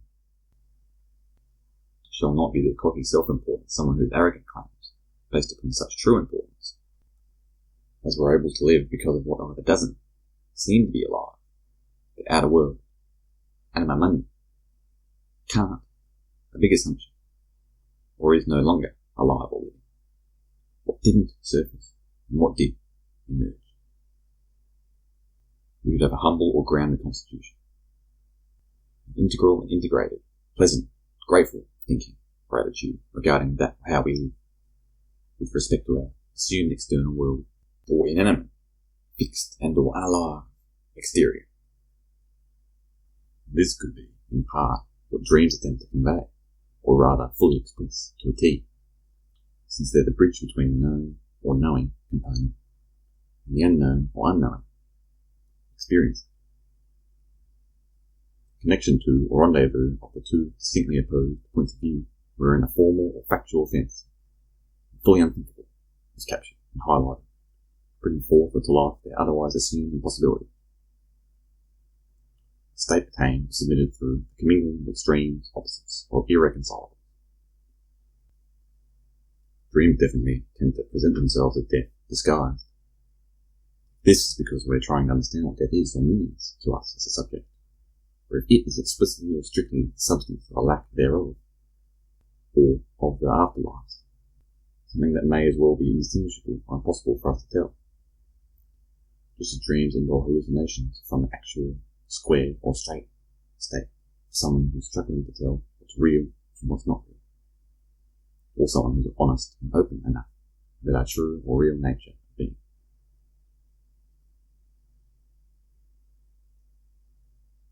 They are not nearly as faint of distinctions as dreams or dreaming versus being awake, alive, the world, and the self. Days likened to life or activity, action and getting busy, whereas nights all about relaxation or winding down, especially after a hard or long day at or of work. There's a Latin phrase, aurora musis amica, which basically means one should work by day and rest at night. Burning the midnight oil signifies working late into the night. The smell of the lamp is also similar, occurring as a result of this, putting out of the lamp. We associate darkness with evil or bad, such befitting of the night. What's usually are expected for doing throughout the day, or while there's brightness and light, with an absence of action or activity at night. Circadian rhythm suggests this too. Maybe it's an unspoken rule or biological etiquette, being the standard, although it isn't only what I've struggled with, sleep schedule. There are advantages or perks to indifference in this way and more. Having gone from one side of the spectrum to the other, from one extreme to the next, I can speak upon or for both enterprises. Early mornings are glorious time, and choose me. Hence the friends of the muses phrase. So is night, though, in its own special way. It could be somewhat to do with rebellion or a lack of discipline, but being up at night might grant a person access to what's usually an untapped resource, knowing one would otherwise be asleep, unincluded, where others are, and you aren't. Peradventure, it is a matter of perception, such isn't as neat of a supposition to propose as we'd like, as has been alluded to, dreams, outer versus inner, etc. There's a certain degree of significance to being up when you know many others aren't, as if a dedication of awareness is applicable or observable and awarded to the ones with preference to soak in right the darkness. One's recognition of this, in popular opinion, is appreciated, since you're one of the lucky few who's around when everyone else isn't currently available, has been found to be vacant. absent, asleep. We consider the activity that emits from a particular or favourable daytime to not only be regarded as our energy produced, production, output, chosen preference, or dedication of time and attention, but also the atmosphere surrounding the place in and or time wherein said actions are performed or participant within. We can understand that it might not be as simple as wanting so to be such a way, thinking it is or must be this formality. Rather, it is the truest circumstance, existing not but with or without, dependently and independently, but with effect upon alternation between those who are more sensitive to its posture, exposure, or resonance. Say dependent and independent, because this result, reaction, respect, or aspect has both its hooks in the individual to happen, to take form, hold, or place, and an exterior influence for existence. Yet that this phenomenon depends upon a collection or collective of individuality to have such existence occur, with a presence without and or an effect upon those who are accept, exempt, or unwilling, regarding people who either don't participate in the nice opportunities and people who do. In other words, there's those who are affected and there's the effect. Also, notwithstanding the individual, such as put into action or procured, it is there, and may or may not pertain to, concern the affecting or affected, and unaffecting or unaffected, or be a complicit victims. Its company persists and consists of this, whether apprehensive of it, liable to it, or not, convinced one shall be.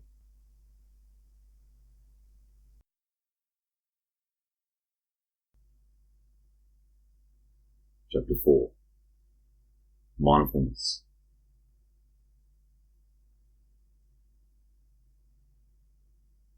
Our senses are strange. Maybe the sense of having senses themselves is what's weird, but they're powerful however it's fun. We're often good at tricking ourselves, this relating to the mind over matter saying, with respect to how readily we can put what we feel or think above what or how it truly is. How easily a sensation or individuals might or mimic or override the physical environment or matter fact. It was the idea we'd 5 senses for the longest time, hence the film exhibiting a special the sixth sense, but it doesn't seem to be quite as intuitive as this. Our senses, as our bodies, cells and cells do, act as offshoots, feelers or antennae, for or facets, compartmentalization, of a larger function. They tap into and contribute to an overarching, underlying, hypochemical, hypostatic substance, output or volume that will be is felt, seen, heard, thought of, etc. A world of experiences, default or assortment, or fact.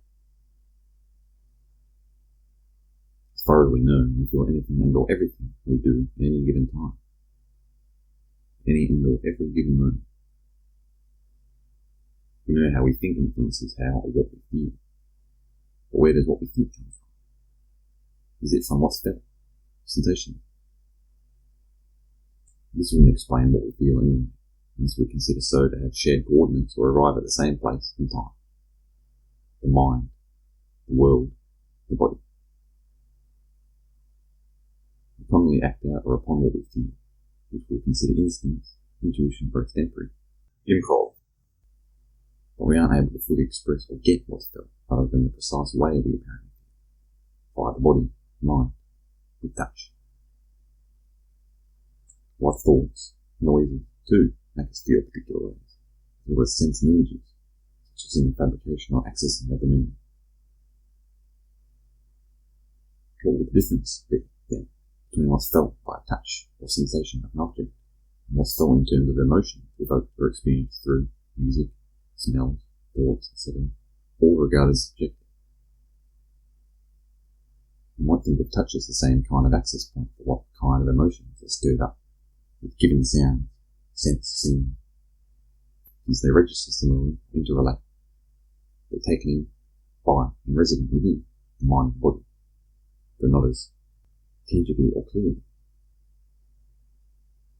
Maybe so is why we describe some feelings at times as palpable.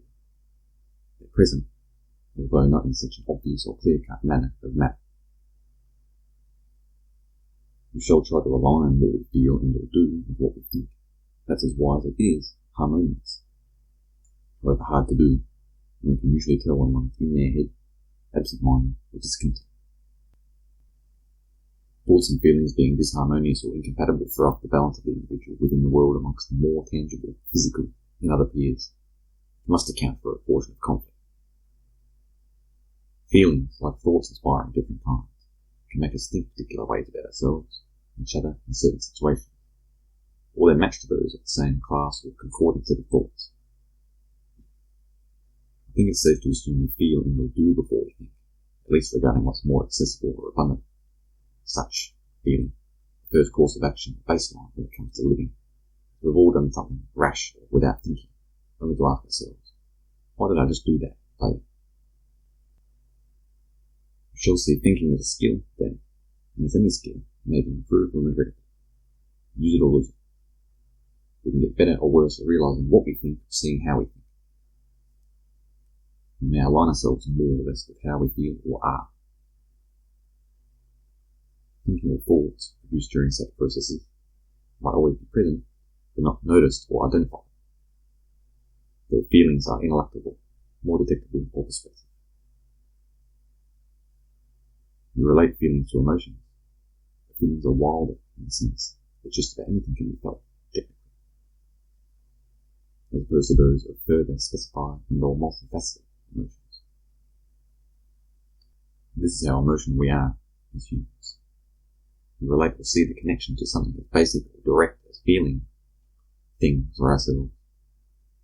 Complexity as abstruse as emotion. It's not a concern, as we rely heavily upon intuition and instinct, which relies heavily upon upfront or our more crude senses. We must just make sure they're adequately handled or regulated when necessary. All of us feel something, but what it is exactly is peculiar to the individual, akin to those idiosyncratic properties, idiosyncrasies of the person. In the same way we're all people, we all have feelings that influence our thoughts. Thoughts are feelings. But how we go about what we feel or think, and how we process or act upon such feelings, varies from person to person. In other words, we feel could be identical in the sense we're alive or people with senses, experiencing the same general circumstances, life, living. But when it comes to how we feel about what's felt or feeling itself, and take what's experienced, personally, experience, itself. Where our emotion, roughly the sum or combination of our feelings, actions, responses to some extent, and persons will vary.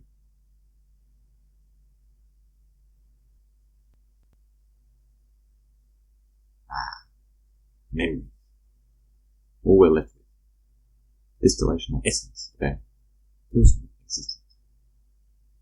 Conception, offspring, or reproduction of our experience.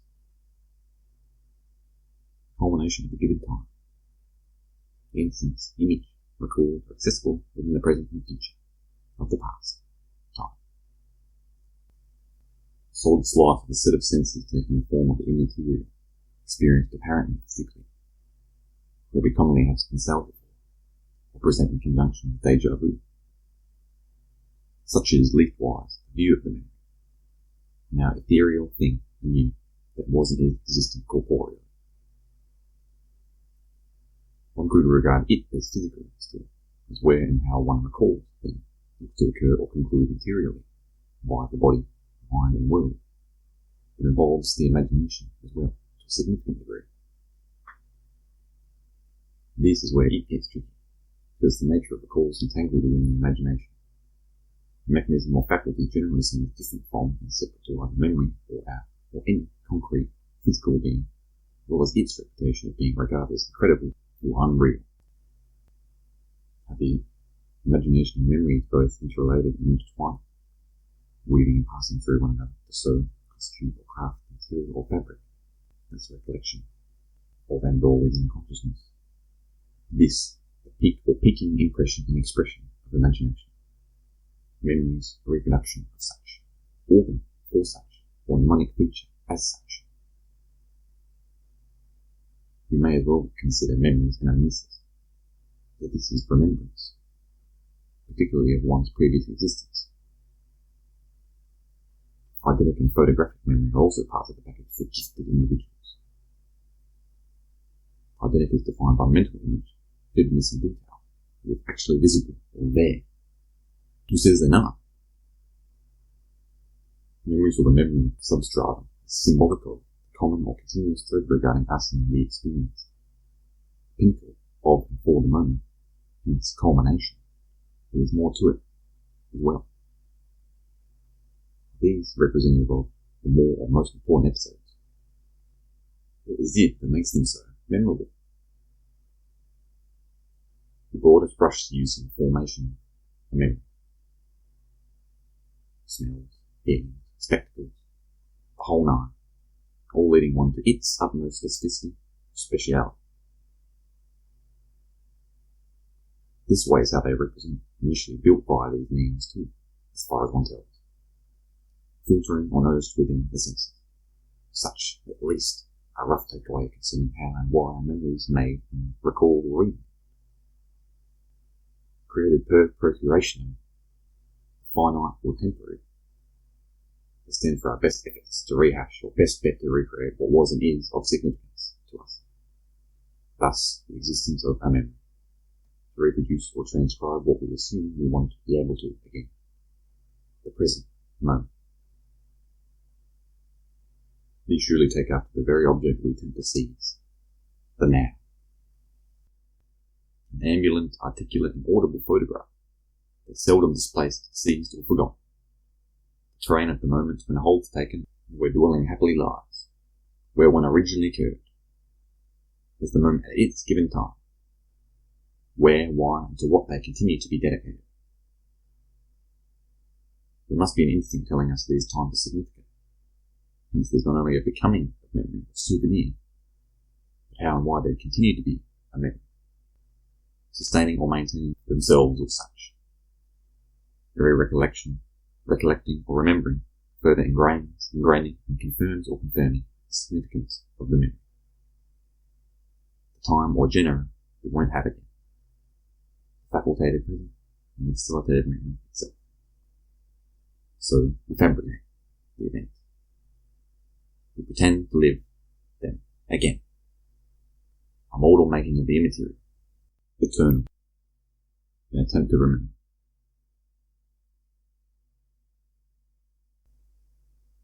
Remembering is in and of itself quite a creative act in a way. Yes, memories are portrayals of time, people, etc., that didn't necessarily require some creation or creativity, especially if considering the experienced exterior and ourselves to have eventually formed rather than be created out. But if we think of the memories and remembrance as a clever implement wherethrough one sustains, in some way, forever fleeting tone or manner, change direction one normally figures the issue to point the face can realise. Furthermore, if we think of nature or said external and its objects or subjects as having been produced or formed, as well as having come about through evolution, we can witness the two typically opposed systems or concepts, acting interdependently or together. We often regard creationism as unrealistic or childish. God having willed, it was spoken into existence ex nihilo, quiddity, the earth and animals, Adam and Eve and the rest. Such an act involved in our coming about necessitating special intervention or divine introduction, intelligent design. This, totally out of the realm of possibility, foolish or grandiose. First of all, who's to say the magical didn't occur for us to be here or interpolated? Who could know? Secondly, it might be that the belief or possibility of creationism is based upon the catalyst or cause of evolution. Evolution the next. Given what we're left with is a product, what has got form or is expressive of creation. Determining such by its having existence or taking a given form. By virtue of existing. Creationism takes the faithful route, whereas evolution has or uses a steadfast scientific approach, However, for something to be scientific, it must have been made. In other words, we have an account exceeding the capacity or reach of the scientific, for it to then be able to be named science or such. The science department has to admit the instinct of being, of its being, requiring the making of both itself, and whatever else surrounds us. Can't help but harp on the point. For an object or subject to exist, even the science behind both science and evolution itself, there shall be creation or making, both through thorough work over millions upon millions of years, genetic mutation and meiosis. It's effectively creation. It is in the end created or complete, as long as we assume such existence. More likely is it the battle between the two sides is spurred on by a limiting stance which they can't avoid taking, as they box themselves in as they do, claiming these or their position. Or must we assume it has to be one or the other, as if there arises an unassailable contradiction otherwise? There are superficial and indeed major differences. Can these instead be indicative of the paradoxical nature of our circumstances, rather than one system or notion, necessarily determining the manner wherein existence conforms?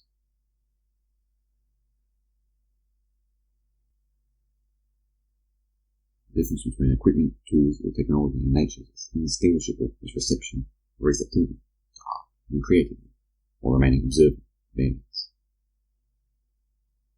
Invention seems to be dependent upon peer pressure or external influence for its tuition or fruition. Inventions share a relationship within nature, in this sense, as we're dependent upon it as much as invention needs a back and forth, an exchange or give and take. You may have heard of the quote, "Necessity is the mother of invention," basically said by Plato, philosopher. I offer a dependence not only through harmless or innocuous observation of such nature, but through the seemingly unavoidable nature of its being ubiquitous. In other words, without the use of technology to learn such a need, since I am a participant, is all the more of an apparent or obvious statement made, both upon the positives and upon the negatives.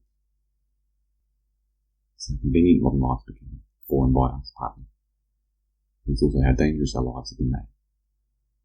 A bittersweet situation.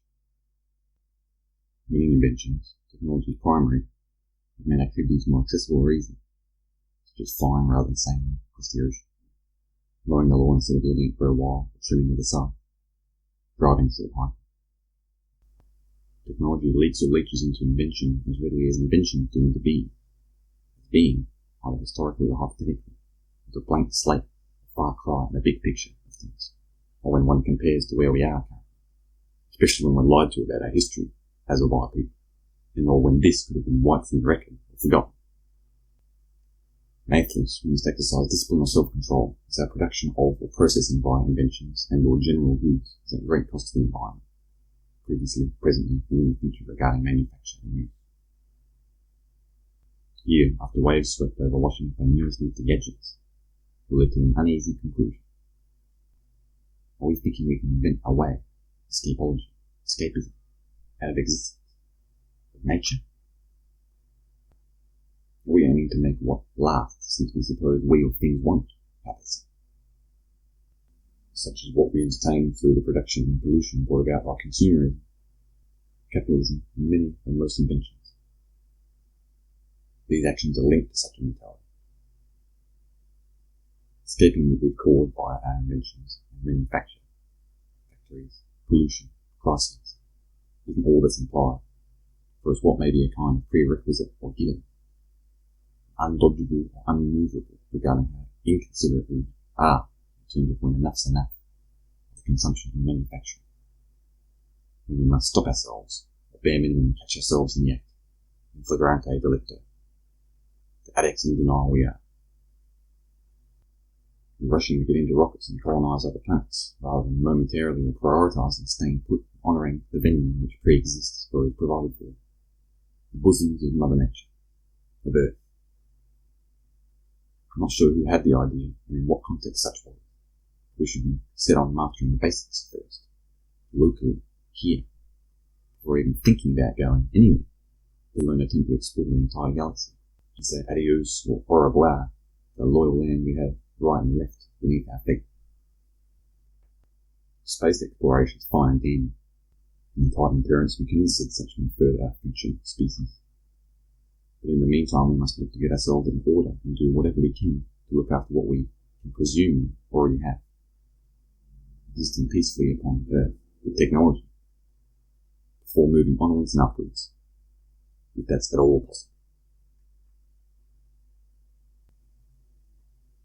Creativity I look at as an organically productive emanation of itself, in the respect that one's easily led to produce or production, creation. I say so since recognition is without a doubt, even when accounting for what's been contributed, that would normally depend on others regarding such notable or applicable within our society and culture.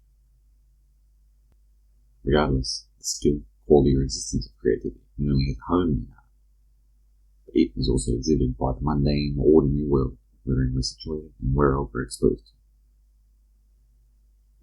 What I mean is the regular world that we normally see as bland, unexciting, or actionless is rather gravid with the creative, spicy and greedy. Art's defined by skill, especially human skill, as opposed to nature. Though I find nature or art sometimes or frequently neglected out as the sure host of creation and or art, maximal kind or originator of or for such. As my friend Brennan Van Wyck, musician, artist, aptly is distinctly stated, as well as Terence McKenna, both, of course, in conjoined or contiguous words. This is part of that very art, embellished ability to express each other uniquely or personally, with no worries finding a way back or referring to the source, from their origin. We seemingly pick up from our surroundings such precise nature, the nature of production, of art, amongst other articles, like we pick up a habit or trait from our parents as the sponges we are when we're children. Nevertheless, this makes me consider creation or creativity to be an act of observation, concentration, or paying attention over what's smart or done by oneself. A living speak of nature, wherein we exist and whereof we absorb, versus the narrow-minded, egocentric, or selfish view of us, ourselves, doing it, and or idolatry. One could be as bold as to say the hard work's already been done, and we must instead commit ourselves to the authentic being that's either within our nature, or that is nature itself. One interpretation of the muse suggests such. The letting flow through the spirit of song, music, of art, etc. The getting out of one's way, as Joe Rogan's address in terms of whichever chosen creative endeavour, comedic writing. Even as this is written, I've got to remind myself of what's more than most important and or true, following an intuition. Listening to my heart rather than my mind, not overthinking it or things, as if to retain or train perspective. I guess more isn't always better, huh? There are billions of neurons which make up the mind. The heart's also got thousands, according to work done by Dr. J. Andrew Armour. And yes, scientific work. Who's to say I wouldn't have known this anyway? Past we don't seem to have the same. When one honours their descent, regarding such as largely superior in proportion to oneself, we shall be grateful. The giants they were. They paved the way for us in their present and future to do the same for our children. To set up shop for the next generation to latch on. To contribute similarly likely. It is much a dynamic process, an alternating current, especially if intending upon exclusive viewership, as you understand how each individual generation plays a part in the script, phase, or set of its life, each at its respective or relative time. One might say our forebears are here now as much as before, when you realise they've set the wheels in motion, putting the infrastructure into place that will utilise or inhabit. Legacy, soul, supervening context. Said differently, they had a time or present as we do now, except their contributions had lasting effects, as we're able to enjoy what was accomplished prior. At any rate, our present's their future, using this logic. Their present, time, our past, likened to any past. Possibly obvious, but profound to me. The future to or for us was yet a greater one from their point of view. Their time and or the affected or offered property gets bigger the more space filled or filling between particular moments. Part of the future are identical to it, the present is. But further in time, such was probably more intimidating, daunting, or unforeseeable for them or generally. As it was further forward, them further back. And akin to our past folk who gave their all to the present wherein they were interacting, and whereof they were handed or seated within, in and of our past, we can do the same. With this view, we're no different from our predecessors. We're continually existent within a present whereof constantly formats or processes the past, and passes into the next moment, the future. Again, perhaps obvious, so the lubricious nature of the influences of time upon the present moment, or rather, the easygoing, slick personality time is or has, presenting itself within and as the present moment, using what's on hand to buffer or convey its intent, delivering supplemental or essential messages. We could then consider the present as a unit which speaks for time or interacts by such, regarding the permanent renewal or refreshing of our scenery and paying the way, financing, endorsing and transacting from moment to next. In such a way change is minimised or minimal except for the dedication of this time value, used to accrue some currency, process whatever of such data, and complete a transaction, alongside the fashion for allotment of said unit. Thinking or thoughts weigh in on the discussion when it comes to time, or time encompasses them, as these two are entangled and or insistent on trading places, or switching situations. One will reflect upon the past, the known, using thinking and the contained, revealed or subsequent thoughts that are offered up, as one can focus on the time, current, declining or denying any items of the past which tend to lead us to dwell there. Relating to these artifacts pleasantly happens, it is common to be nostalgic upon contemplation. The future is the same, the unknown, in the sense one shall regard experience of such, positively and negatively. Though we're excited by the future or hopeful of it too, unlike the past.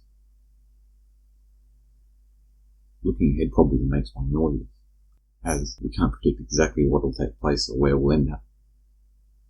One doesn't usually feel anxious or nervous upon recollection or reflection of the past, unless considering a specific instance wherein one experienced an uncomfortable or embarrassing mishap. So there are three main modes of thinking one can take towards, within, or of time, and variegated thoughts which we shall receive, responsive, examine, or have generated, all occurring presently. The hub, where we direct our energy, will or efforts, what determines where our minds will go. What are our thoughts resembling? If we choose the now mode of thinking, chiefly contemporary, do we take but bits of the past, helpful self-reflection, instead of needlessly, helplessly or hopelessly dwelling, so as to be more constructive, useful, productive, efficient, or sound, healthy? Must we think of, or can we, worry about the future if we put all of our might into the now, or what's here? How does our present relationship with these three thinking modes, the past, present, and future, affect both what they exist as, beyond strategy, and how we perceive or relate to them within the given modes by, of, or within the mind, via time? concentration has been vaguely addressed in terms of writing. This requiring a sufficient intensity of commitment and will to do or have. Another way that's been mentioned is in terms of creativity, this being critical to or for such. It has also been talked about in regard to putting one's mind to the three main modes of thinking one can take towards time, with more effort afforded for allocation in whichever place or for whatever style one considers it to be worthy of, useful for, or feels so to be right in. Concentration commonly takes such a form, as time is inclined to, typically or plainly, present in this manner to us, past, present, and or future, as well. But we could consider concentration as a whole in less channeled ways, as opposed to cathexis, too, versus necessarily dedicating our energy or efforts to the special avenues of modes of time. This is how we'll summarise. A person can concentrate on a certain activity, situation, etc., or be concentrated. One can use their mind, self or selves, in a further focused, engaged, intentful, deliberate, or attentive, aware manner. One can prove or push themselves to be more present or attendant. I'm not sure if one must concentrate to be more concentrated or focused, but the act carried out and taken on by the individual is at least representative of such illustration or demonstration. In other words, someone might not need to be concentrating per se to be more concentrated as an individual, but it shall aid in or with the matter. A strange notion and a funny or fine distinction that a person may be more or less occurrent, accessible or around, there, apparent, depending upon how much of them there is, being or having dedicated. I think one's concentration in terms of their focus upon or energy put into a certain activity and one's amount of presence, being or availability go hand in hand. Someone can dedicate themselves to a personal, specific cause, project, for it to be regarded by others and or within the extended world as significant. The word attention comes from attend, which means to stretch out and reach others. Or is this a stretch? One has thoughts, ideas, emotions, etc., but if not acted upon, followed up or through by concentration and commitment, others may not be able to know of such an existence, venture, or doing. It remains as potential or unfulfilled, rather than becoming manifest. Such relates to or relays to this writing. Now, if not able to concentrate or having failed in choosing to do so, an expanded or expansive participation, transcending the confines of the subject or self, wouldn't have come to pass, escalated or eventuated. Me, in the given instance. It could apply to any manner though. Anywhere one may put their energy or pay one's attention, acting as a sort of asset or value, able to be exchanged in these terms. Nevertheless, with or without a tangible product or end result of the concentration and the having concentrated, it might be possible to exist as, or be more, you, or something. We can be, or have more, or less of this, ourselves, or such stuff, over having or being less, as if one can become diluted or watered down, if not concentrating or fully committed, doing whatever it is that makes one stronger, intense, full-bodied, or there, present, existent, menstruum and the insoluble.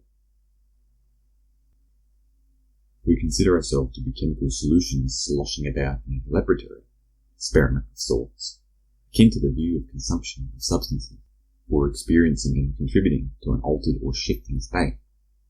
We shall consider so to make a bit more sense, us having more or less substance in the alchemical makeup, or consistency whereof, experience of, existence is.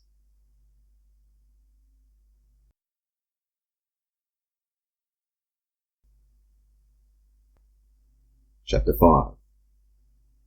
Nature's Nurture.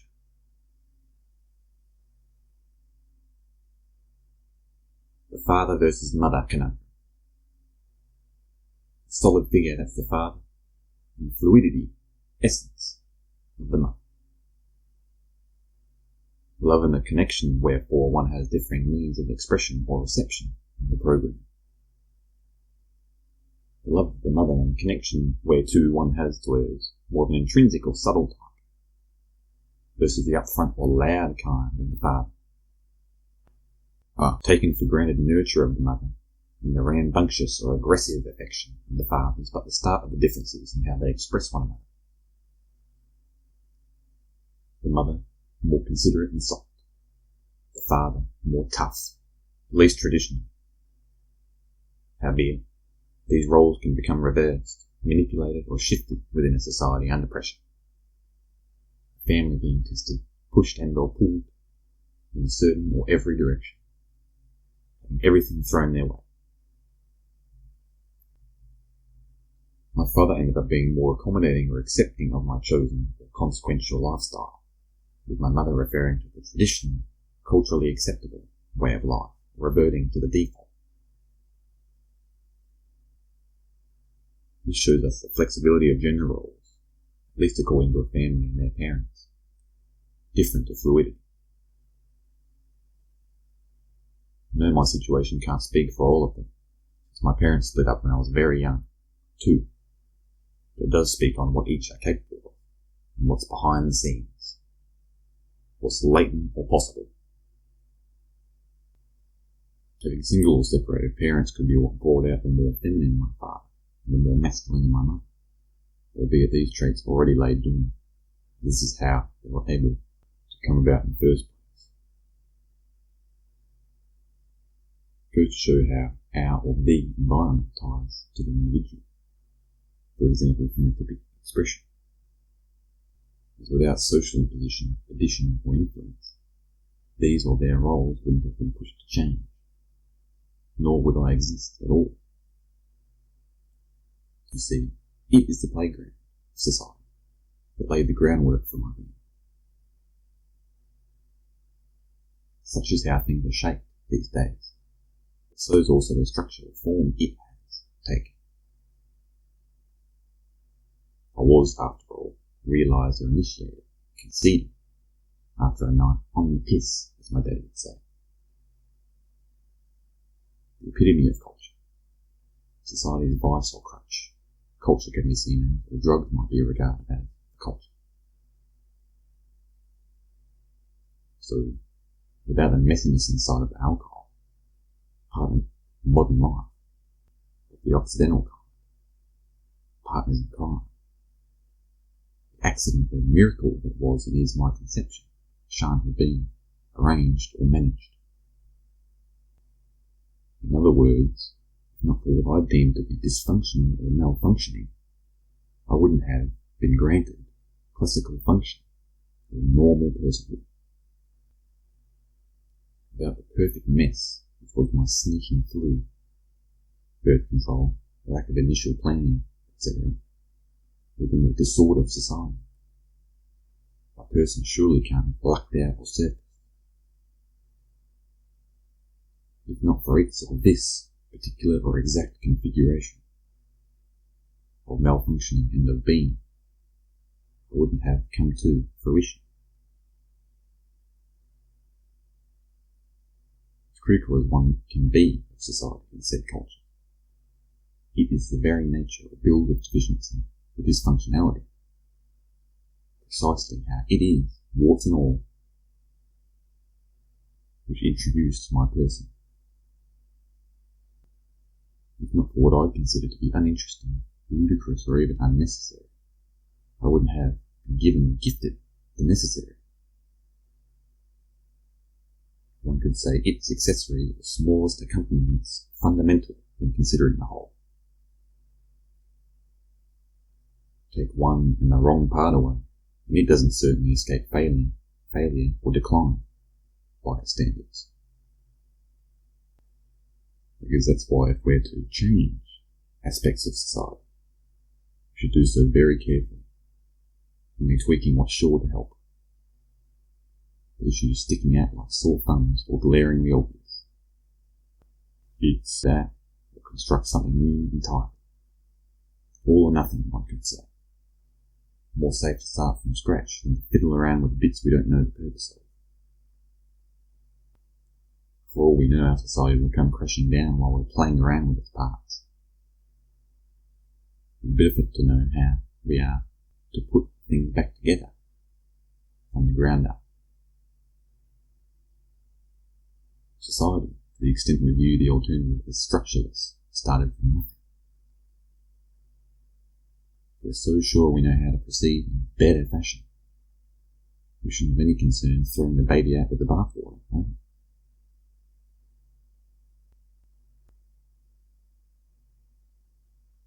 Living off the land and getting back to our roots isn't only what's better for us, it's good for all of nature. Imagine waking up and stepping into a personal forest. Think about how good it would be for us, as creatures having come from this kind of environment, and how relieved nature would be knowing we're making the most of the soil, land, and the sun, giving it a go. When the willing are able to put the work in, they can enjoy the fruits of their labour, having a greater connection to the land, the earth. Plants and their ability to draw in resources that had otherwise been missed out on, including carbon, is also essential. Most of us may be aware of how plants convert carbon dioxide into oxygen, using or via photosynthesis, as long as they have water and the sun's energy. If this wasn't important enough, they can provide shelter, influence the weather, and feed animals, us, too. These are the bonuses which first come to mind. There are countless benefits of getting a backyard paradise going. An unspecifiable or unquantifiable amount of reasons to plant a food forest. When considering the spiritual or emotional value and the social implications. This is an issue of not just personal freedom, like drugs or substances, giving us the ability to better feed ourselves, negotiate within the community. We relieve the planet of, in this case, abuse, topsoil or land degradation, and our local source of sustenance or abundance. I know, I'm sick of hearing about climate change and all greenhouse gases, how overplayed of a card or trick. These ideas or concerns don't come with any hidden agenda, aria ponte, ulterior motive. This thought process or thinking is backed by nature herself, ensuring coordination or harmony with being itself, with our loved ones, with our fellow men. Planning and planting a food forest, living off the land, aiming towards self-sustenance or self-sufficiency probably isn't for everyone, but for anyone who's considering doing so for whatever reason, perhaps to help the planet with pollution, with overshoot, with rape, and themselves from alienation, from a lack of quality food, etc., should act upon their best intentions, intuition, or otherwise ignored good senses. We wouldn't want everyone to be hippies or foragers anyway. Fortunately, that's not what I'm saying. Rather, we should have as many people who are willing to act in accordance with nature's principles. The principle of not taking things for granted, for one, but also not spending more than one can afford to, or collectively, biting off more than we can chew when it comes to how and what we consume.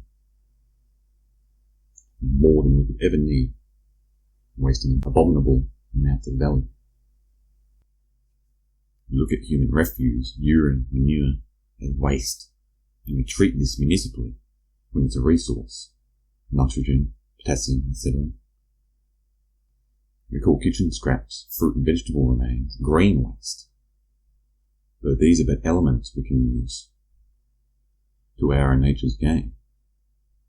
The biggest waste would be from us not using such wisely.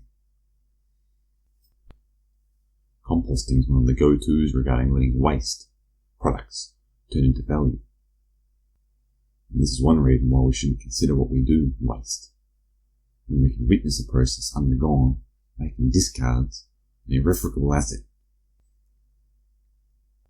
What about all of the plastic packaging, oil you effectively buy from the supermarket?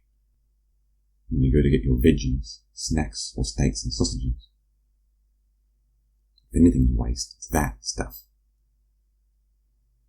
We end up exporting at least electronic waste to another country to have to deal with, typically of the third world. We also manage remains using landfill and via incineration, burning. Corporations don't mind acting destructively or deplorably, so long as they're getting wealthy while doing it, supporting governmental agendas themselves, and are ignorant and or arrogant enough to not see that they'll be affecting their own coming generations of children, and presently or already ourselves. As mentioned about inventions, this behaviour leads one to believe production out of nature or existence is tenable, after destroying every last bit of it. Regardless, an oversimplified form of the Hegelian approach would be one means of plans becoming activated and defended. Crises are instigated, manufactured and coordinated by power-hungry elites for the very kind of swoop in and offer a disingenuous or superficial solution that are used against us. For these supporting or support instructions willed the mess to start with, granted without complicity. This is a cycle in and of itself, which won't be broken until we realise what's happening and do what we can about it. Such being doing less to a large extent. Less is more. We must be counting upon ourselves and contributing collectively and or consciously in a wholeheartedly down-to-earth or localised, community-oriented manner instead of looking elsewhere or depending upon the gross, greedy few. For it's right in front of us, under our feet and up above. Resources. Potential.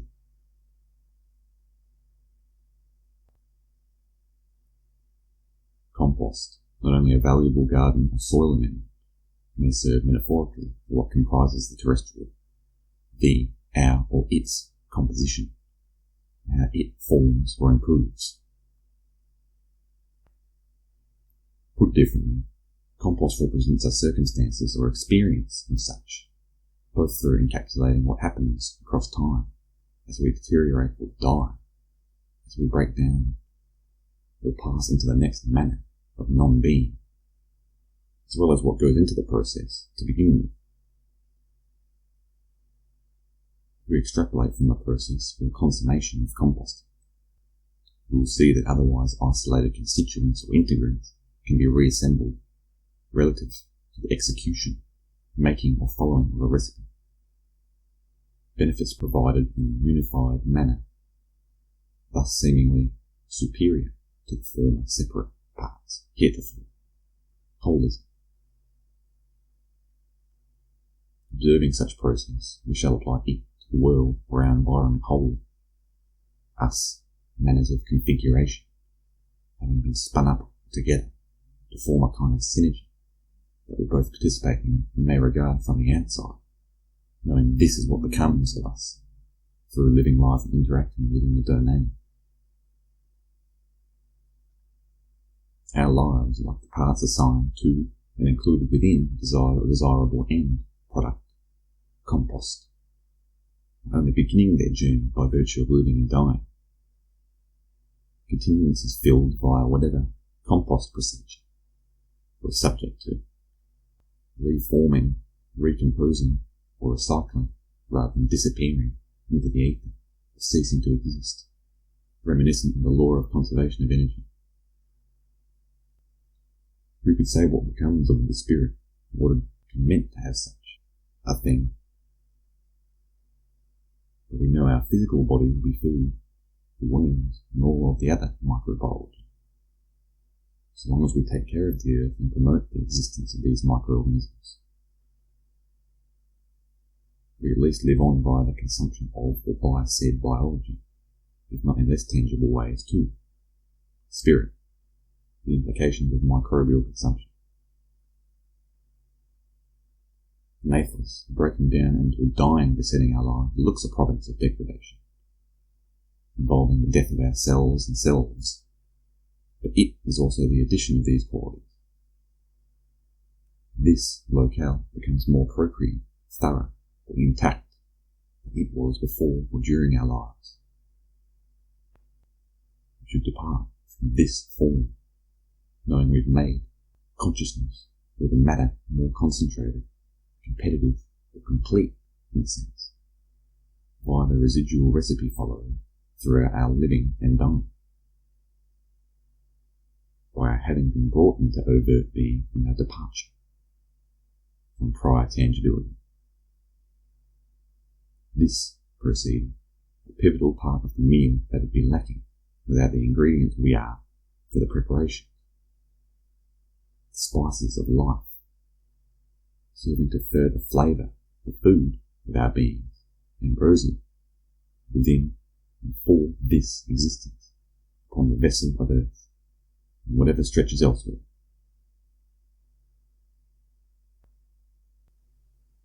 Mutations could be looked at as altering of the recipe of secret ingredient when it comes to our species or design. They seem to be a kind of experimentation with or via creation. They are themselves creative, seeing what works or fits and what doesn't. There may be interdependence concerning how one defines experimentation and mutation, as one usually considers both to be short-lived in the sense they're not what's normally stood by, confirmed, at least connotatively. Who's to say this, life, isn't one big mutation or experiment?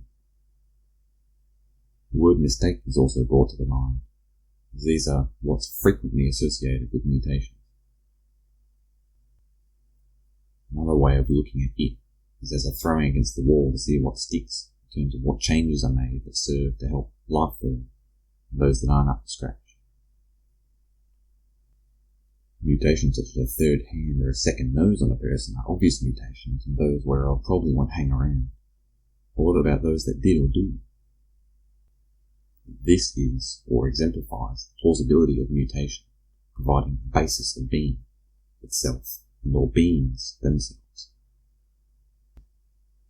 I haven't done much research into the nature of mutation, but contemplating how many of them remain and were incorporated, made, into our form or others is an interesting area of discussion. Many parts of us were not before normal. This gives credence to the phrase, new normal. Because what wasn't before normal, for example, a new or fresh mutation, might in fact be what's regular, now expected, perfect. Furthermore, they're a sort of novelty, as Terence McKenna adored and/or explored. Abomination is what comes to mind when on the topic as well. That we all stare at if alarming or peculiar enough. That hand on the face, that nose on the arm. But what if something as integrated or standard as sight and sensation was, at a time, based upon mutation or experimentation within creation via evolution? I know, muddling the two, doctrine versus observation, will come across as lazy, uneducated, or amateurish. But I propose evolution to be an expression of creation or creativity itself, rather than being separate to what's created and involves no science or basis in reality. Mutations, thus, are a kind of playing around with the model, a shifting of profile or rearranging of the diagram, using evolution as a mechanism for change, complexity, and production, rather than being independent of what's created and or classed as creationism. The biological is likely a template for the living to use, be constructed referencing, or bestowed within the otherwise bereft bastion of space. A user's manual, contrasting an inoperable, defunct, or bankrupt portion of being, vice versa. The azoic potential or property of existence, this non-existence, lifelessness, could be what negates its counterpart or the opposite, an antiomorph, life. We can assume life or biology was derived from, out of, and or juxtaposes abiosis, or the better known abiogenesis, and biopoiesis, that something, organic life, came from nothing, no life and or inorganic, in a sense. But where did the lack of life come from? What, like non-life for life, was used as a reference for what's the very absence of life itself? How did an abiotic state of abiotic get made or form? What did the lack of life have or use to compare to, as reference or a schema, and there was nothing to refer to or persuade it in a given direction? We shall consider such the initial conditions or spacious state.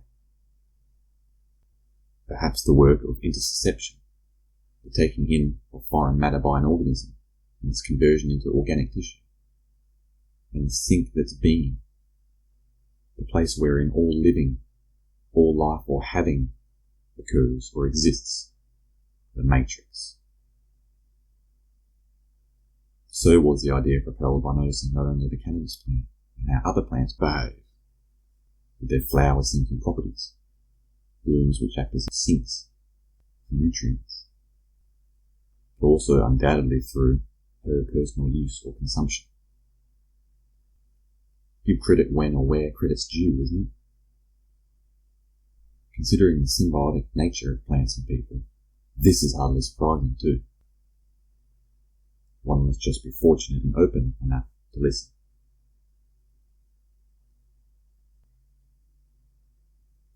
Coming from a family wherein I was the only child, somewhat moulded my personality, according to classic nature versus nurture, around a lifestyle looking inwards and or finding ways to entertain myself, meaning the nourished predisposition of introvertism and or introspection.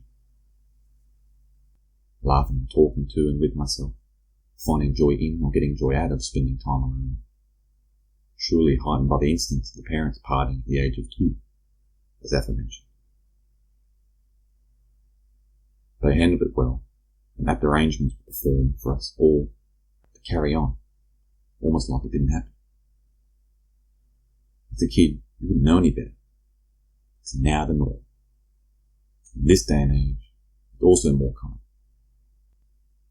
Regardless, it must have shaped the nature of my childhood to be life, for better or for worse. Who can say if my life would have been better with a sister or more and or brothers? Maybe I was meant to be alone in a sinking sense, either being part of my fate or the best way for life to have turned out, for me or entirety. I have a half-sister now, but there's no denying it's not the same as having been brought up with fellow family, people around my age. Most of the growing's been done, as much as I'm grateful for both her and how my parents handled the situation involving my childhood. It probably helps to know that I wasn't a planned pregnancy or baby as well, considering not being meant to be born in the respect of there being a prior agreement or laying out, setting up, preparation of the stage. I say this because who could say it was meant to be or not? Quite a shift upon the previously held thinking, well, my parents didn't plan for me. I was and am an accident. This is, and I am, but a mistake.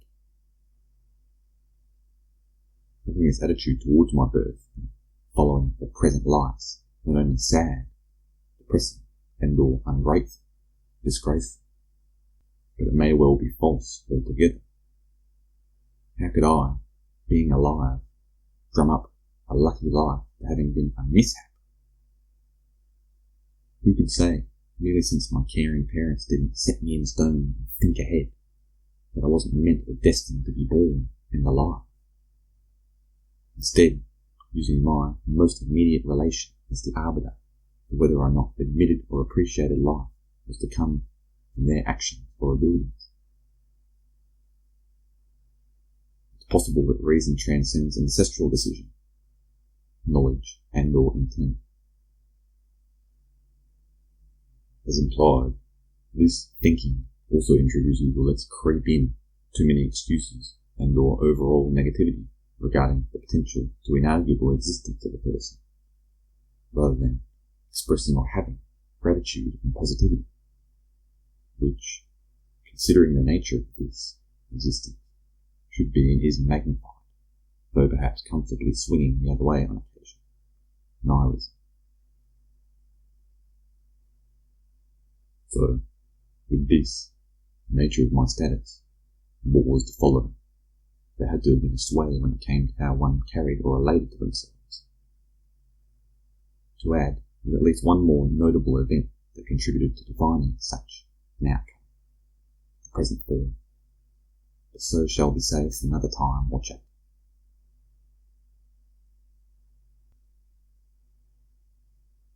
Going back to long before any of the chances to be seemingly moulded formed a certain way would be the very start of this, or my life. The infant. Infant means not speaking, which is obvious. Who comes out of their mother's tummy, chatting. But a picture paints 1,000 words. Actions speak louder than them too. The action that was my being, born. Tabula rasa is the concept of a person who is newly born having no innate ideas or particular ways of being, as if they could become anyone at that moment. Such puts heft on what one's exposed to environmentally. This having a large say or being a major factor in what one becomes, how they are and or act, etc.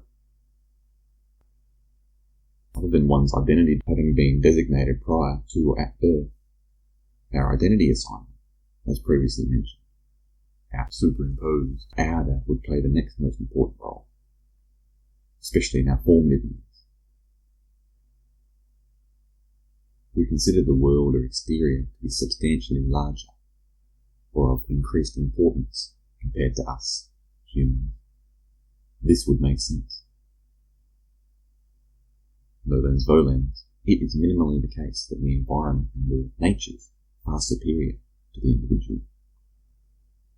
Unless we consider them, like many other things, or everything observed, to be interconnected or identical in or for some mysterious manner. Nevertheless, this is reminiscent of a potential past life versus an afterlife scenario, in the way that the baby represents the wiping of the record, the cleaning of the slate. Why the precedents set in such a way, or why this is the game plan, is beyond me, though so are the concepts of an afterlife and or past life. Who were we before? Past lives are possible. How it is, or what energy flows, or fluxes do. Where do we go? What takes our place when we die? If an afterlife is imminent, responsible for such, or absolute.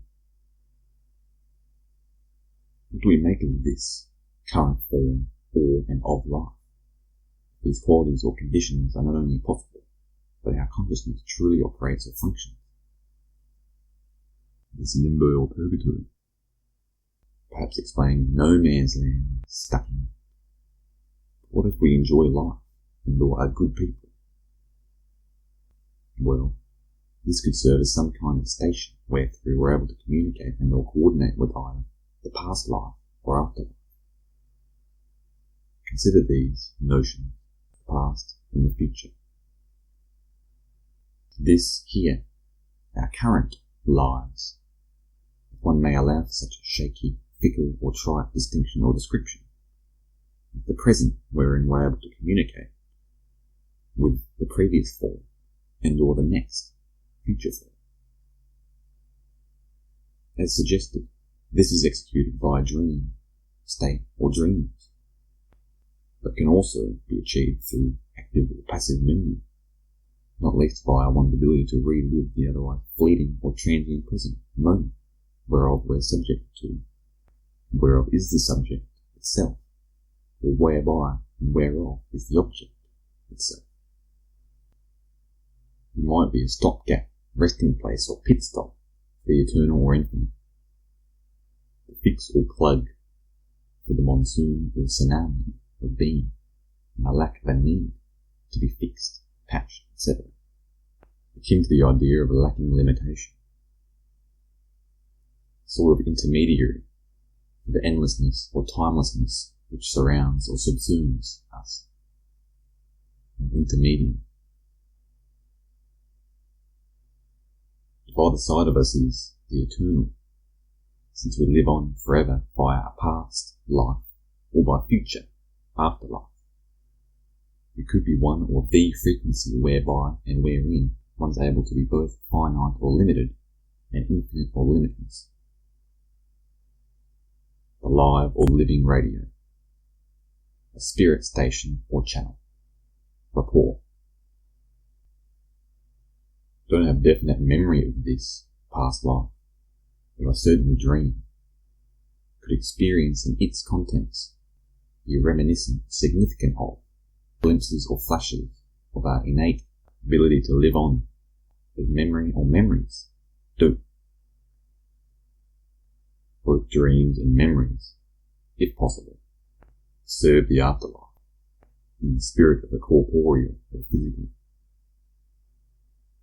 Eternity or the afterlife may seek, speak or peer through a more affordable or next available opening, window, whereof is concrete or material existence. Us, being the or its psychic sidekicks in the spiritual realm.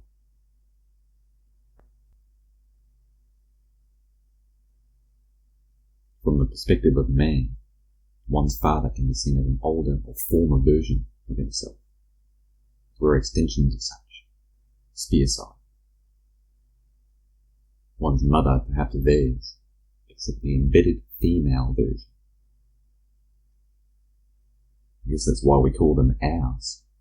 Our father, our mother, our parents, since they're ours due to the ancestral relativity. They look to be as strange as those parts of oneself that were inherited, or real strangers, aside from the very great dependence wherefore someone exists and can dispute the authenticity of so, either existence entirely, or the association whereto one has with relatives. One will generally conclude that either parts of themselves are peculiar, or they themselves are entirely so, based upon the means whereby one came to be. A definite splitting of the two individuals. The father and the mother. The you or self affiliation. A hybrid being, this self shares an existence and or awareness with the people who are, at another time, strangers. Only people, rather than the special figures we're coerced into thinking they are. Don't get me wrong. I love my parents. I love that they're my parents. But I'm trying to point out the oddness behind our regarding them as different, based largely upon the affiliation we have with them, being of blood, as our parents or immediate ancestors. Dr. Jordan Peterson had a lecture on the point, stating that, once old enough, we shouldn't put what our parents think above those who are someone else or unrelated, as natural or normal as it is to do so. We're all related to each other in some way or another, genetically and or biologically, socially, culturally, and continuing. It makes sense to not forget about the others, treating them as strangers. To regard each other as one's own, instead of randoms and or insignificant people. It's hard to budge on the view of your parents having a godlike aura, single-handedly bringing oneself into creation, through or with such. But this isn't exactly the case, gladly admitting their exceptional gravitas. Consider how many other interactions had to occur for the randoms that they were, or are, to meet each other and have a union. How many other entries had to configure or render the data for these special people to raise oneself. In other words, not for everything else that did have to and didn't have to occur with respect to either the whole universe, allied with your life, parents and others, or for the instance wherein we find one's parents to meet, coincidental contexture, yourself wouldn't have come about or been realised, at least going by how we relate the individual to having a particular life that was and is dependent upon all of the little miscellaneous or unrelated circumstances which played a role in one's coming into being. Now, having the fitting or welcomed veneer or convenience of independence or a self, individualization, individuality, individuation, is a sense of utter helplessness or innocence concerning one's potential to be born, being acted upon. Person's non-being or lack of existence surmounting cessation, with the countless interactions and responses whereof must have and must not have taken place. Someone to sit there and wonder how and why they exist, or what they exist as. To know whether certain events must have or must not have decisively or decidedly transpired their exact way, for oneself to indeed be or not be. One must ask if they themselves were destined or meant to be so, notwithstanding all of the uncertainties, variables. This brings us to synchronicity.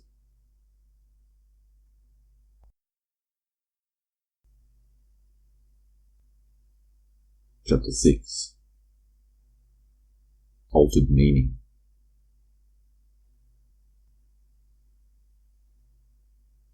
Synchronicity constantly presents itself as the perfectly timed, the coincidence or coincidental.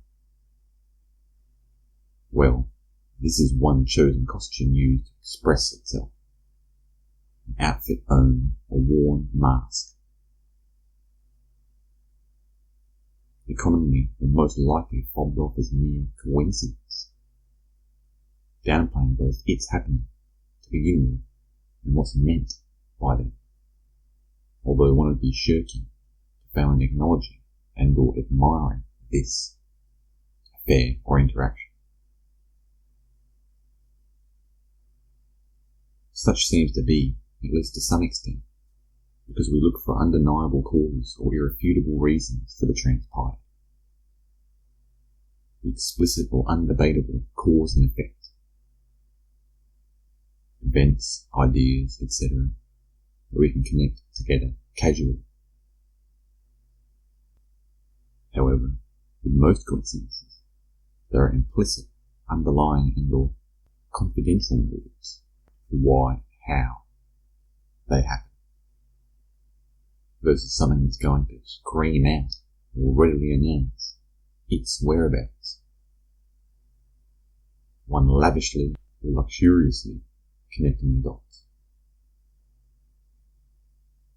Regardless, it is committed to a bringing together or joining of the conventionally combative or opposing worlds, the inner and the outer, using and depicting the spirit of meaning in patterns. I can't tell you how many times the outside, beyond my person, or external, has coincided with my considering of the item that was in question and with the article which was the object of my attention. Small world. It's as if the activity or ability of synchronicity, at least initially, happens to be reminiscent of the connection and significance between the two different states of being. I say initially because there's a kind of warm-up or introduction, the practice whereof is the coming together, coinciding, of the otherwise separate entities. foreplay for or of the intercourse between the subject and the object. The engine must first be awoken, getting all its parts in lubrication, oil, primed, before being ready to be off to the races. If synchronicity failed to present in such a manner, there might be more harm done than good due to getting into it too quickly, as opposed to having eased the driver or competitor into the race or competition event.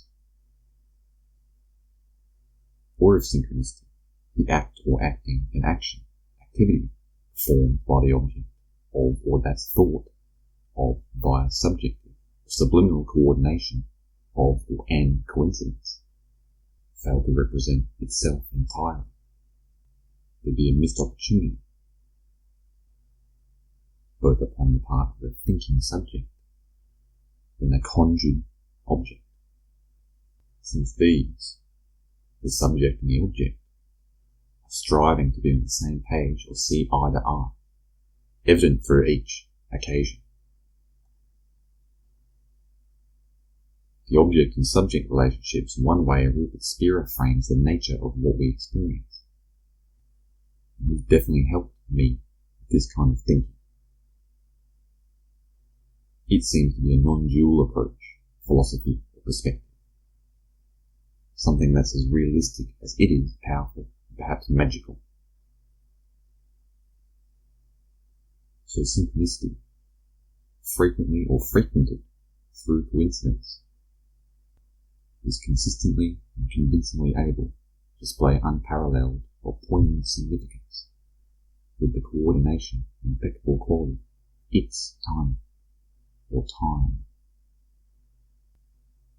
One could say all of the stars alone, when it comes to the instances or incidents, having the capacity to be applied beyond specific examples whereof they capture or wherein they reside, especially since the importance of the interaction tends to stay with the individual.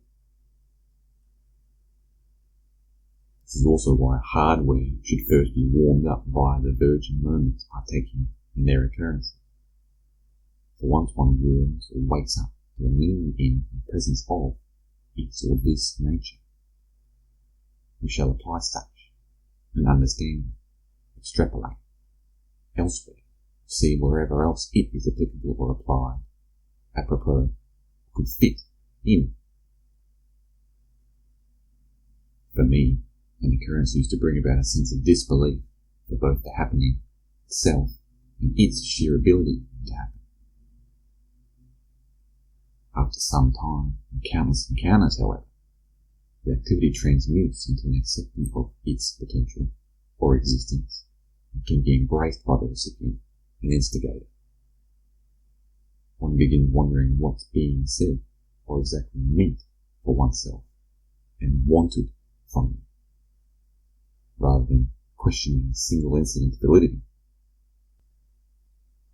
In other words, one will go from questioning if that just happened entirely to why it happened or happened at all, and what could possibly be meant by the occurrence or instance, learning to appreciate and apply the teaching of or via synchronicity.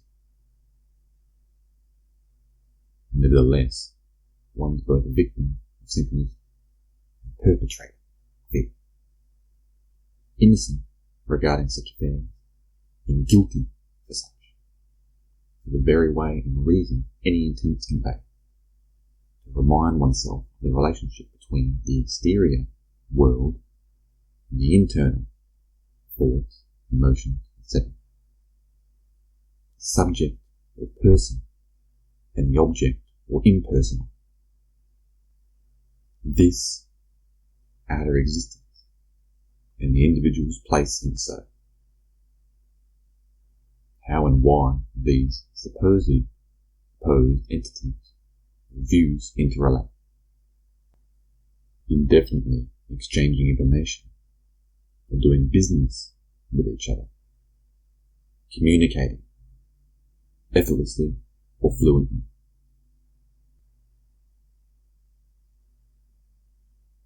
Communication we can consider to be expressive of our cooperation with each other.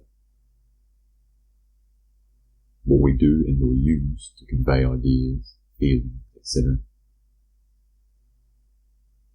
Universally, communication's how and why we're able to connect with one another, using language to find that or the common ground. Though, practically, there are all sorts of languages we use as people, such as those of foreign countries or computers code, Fortran. There are many ways to skin a cat, one might say.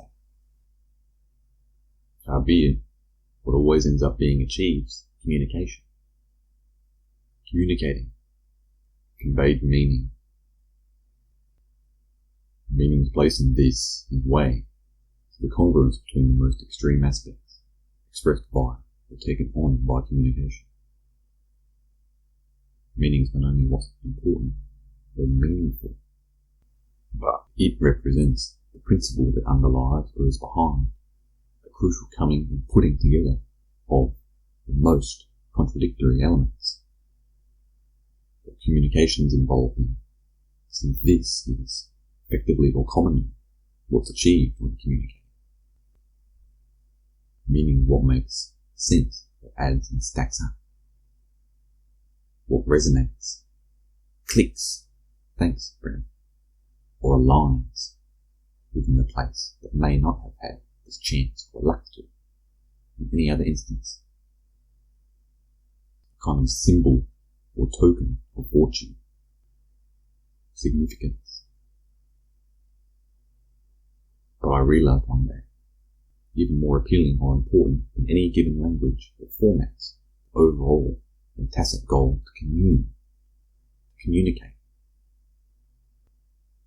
For example, merely sent under the know specific language for certain countries would mean that they won't be able to convey their ideas or feelings, one's intent. Facial expressions and or body language is one example of how this could be managed, regardless of an inability to speak a given nation or area's language, dialect. I've learned it can, in fact, be a hindrance to get caught up in using words, rather than paying attention to the other, perhaps more obvious, apparent, or subtle cues exuded by a person, or within a situation. It sort of relates to the idea of not overthinking and embracing the moment, encouraging the flow state. Such makes sense for communication. That core wants to be reached. It wants to be completed or met.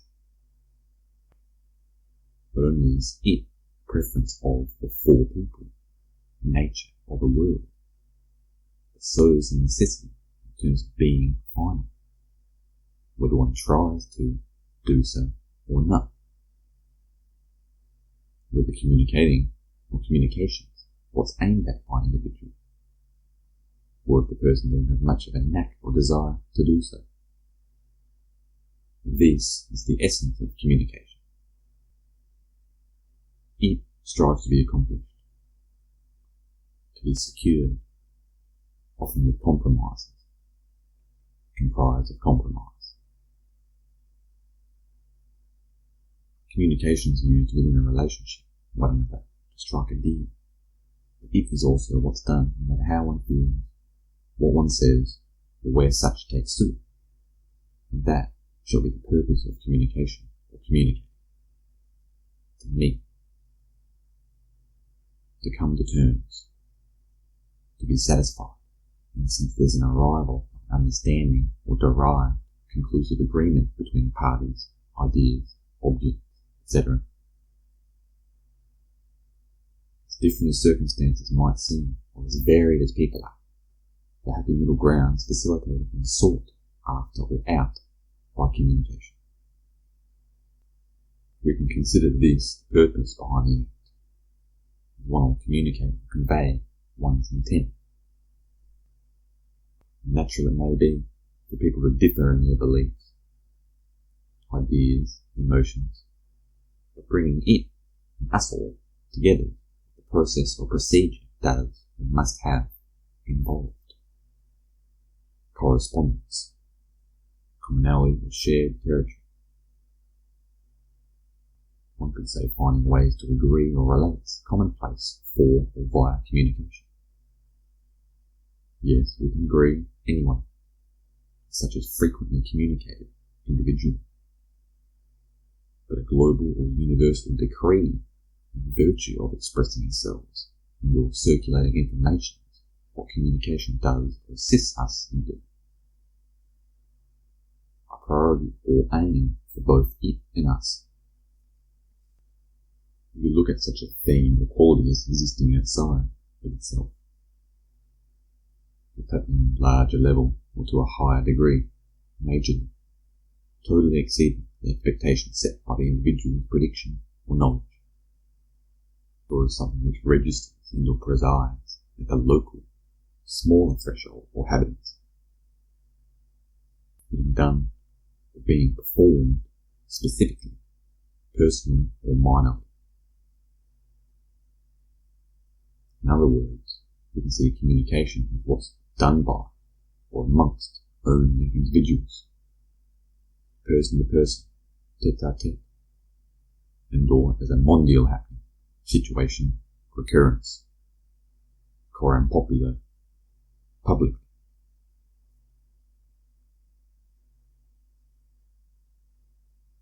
We touched on meaning and intent in terms of meaning being what makes sense, outlasts or outdoes, impending sense of doom, nihilism, meaninglessness. Intent being what's communicated and or what the incentive to do so shall be considered to be. To convey oneself and or circulate data. As people, we find lots of trouble in confirming our places in the world. Especially because we look at purpose or regard what's meaningful as an isolated event or that which is specific and unique to the individual. We see ourselves as all alone. Also, a lot of what we have available to us isn't the sole food we require for life to feel or be meaningful, to be purposeful, in the sense what we experience or commit ourselves to, go somewhere, truly worthwhile or of value to us. Indeed, we all do different things, superficially or artificially, and all perform varying functions, tasks, etc., which we can find or think of as meaningful for our purpose. But qualities such as intent must be the context of our beings, or is at least synonymous with or analogous to life or experience of such. Meaning might be viewed as either what symbolises intent, what's gotten from the expression of this, or what's expressed itself. There's the meant as well as what's meaningful or representative of our beliefs, virtues, so on. We shall consider intent as trying to be done, what's in store for whatever purpose or setting, meaning what feels to have been done, what form the intent's taken or been made into. Intent's rather malleable in such a way, permitted by whatever values the person has, good or bad roughly, whereas meaning expresses the success of that intent in regard to the kind conveyed and how well so it was pictured, depicted or selected to be. There's definitely a dance when it comes to purpose, meaning and intent. Purpose can be considered as largely as wondering, what am I doing here? Meaning can be what gives life, itself, its purpose, if found. Intent, however, goes either way or is made to be whatever one decides this to be.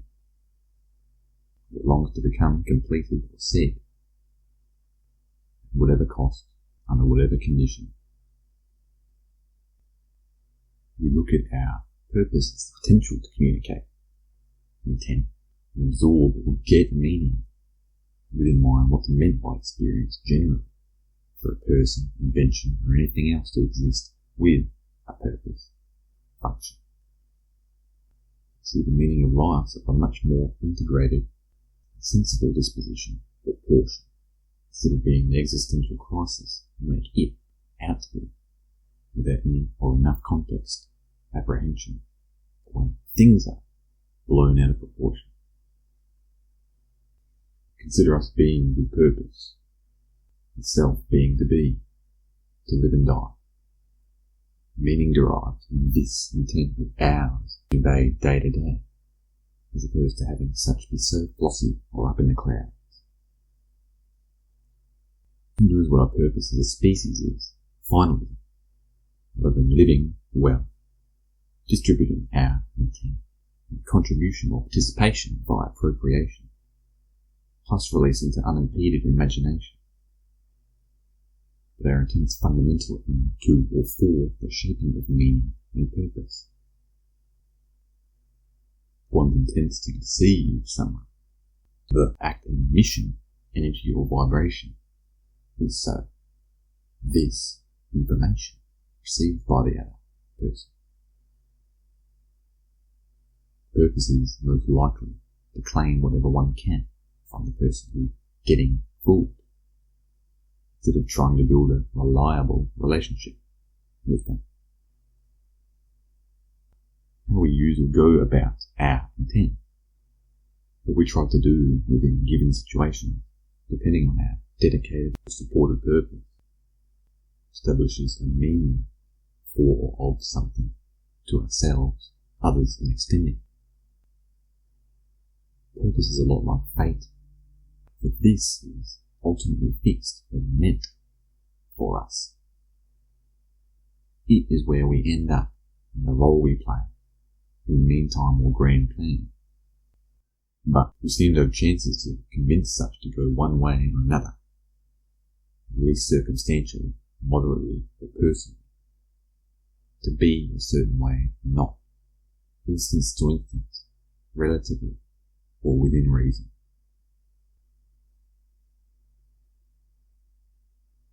Putting lies in error in communication and or poor decision. Choice made to deceive and be dishonest. In my experience, it was a conscious or calculated choice to be deceitful, to manipulate. One doesn't only need to trick themselves into thinking what's being said has plausibility or truth, but they must also be deciding to lie to someone and or about something. If we're told to someone directly, outwardly, or done in isolation, in a dialogue, the outcome is to be deceitful, to be manipulative.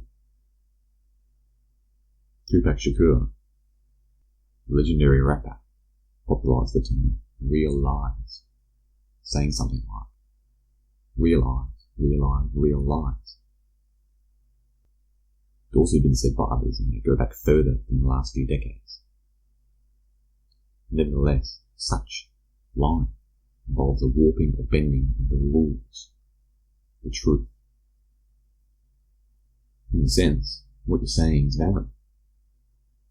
What one's saying is correct. One's lying, but that involves some amount or kind of truth as well, as truth underlies or underpins deceit. Is it correct by our moral standard? No, since lying's immoral, it is often done for immoral reasons. One can say it's correct that one has indeed lied, though not that it's right or good to do so. Seemingly a game of semantics, you'd almost assume the truth to be something of the objective, absolute, being an sich, that which is somehow wholly superior to how or what someone feels and thinks. This is partly why the phrase truth hurts is popular and accurate. Unless one's perfectly honest within themselves and throughout their lives, it's a part of oneself that can't be incorporated into or reconciled by such truth, self-existence. Particularly because truth's more right than what and how one thinks, especially as it is virtually always a type of lying going on the part of the person. We're not exactly a reputable source or concrete reference in this regard. Thus, one's commonly or consistently lying to either themselves or to others, about scenarios, personal problems, etc. as well. As Dr. Jordan Peterson said, everybody lies. So because we can't handle the truth, as the film A Few Good Men famously put it. Either in the way that suggests it is literally untouchable, unable to be handled or yielded, or in terms of its being too pure or correct for our corrupt nature to grasp or realise and accept. There's something about the idea of the truth and or the proof of such, which seems to be both far beyond our understanding itself or of the truth, or out of reach when it comes to our deserving of knowing or acquiring the priceless, the special item that it is. Nolens volens, this is something extending beyond our understanding, and is what our understanding of behaviour, actions, thoughts, etc. must be in accordance with and attributable to.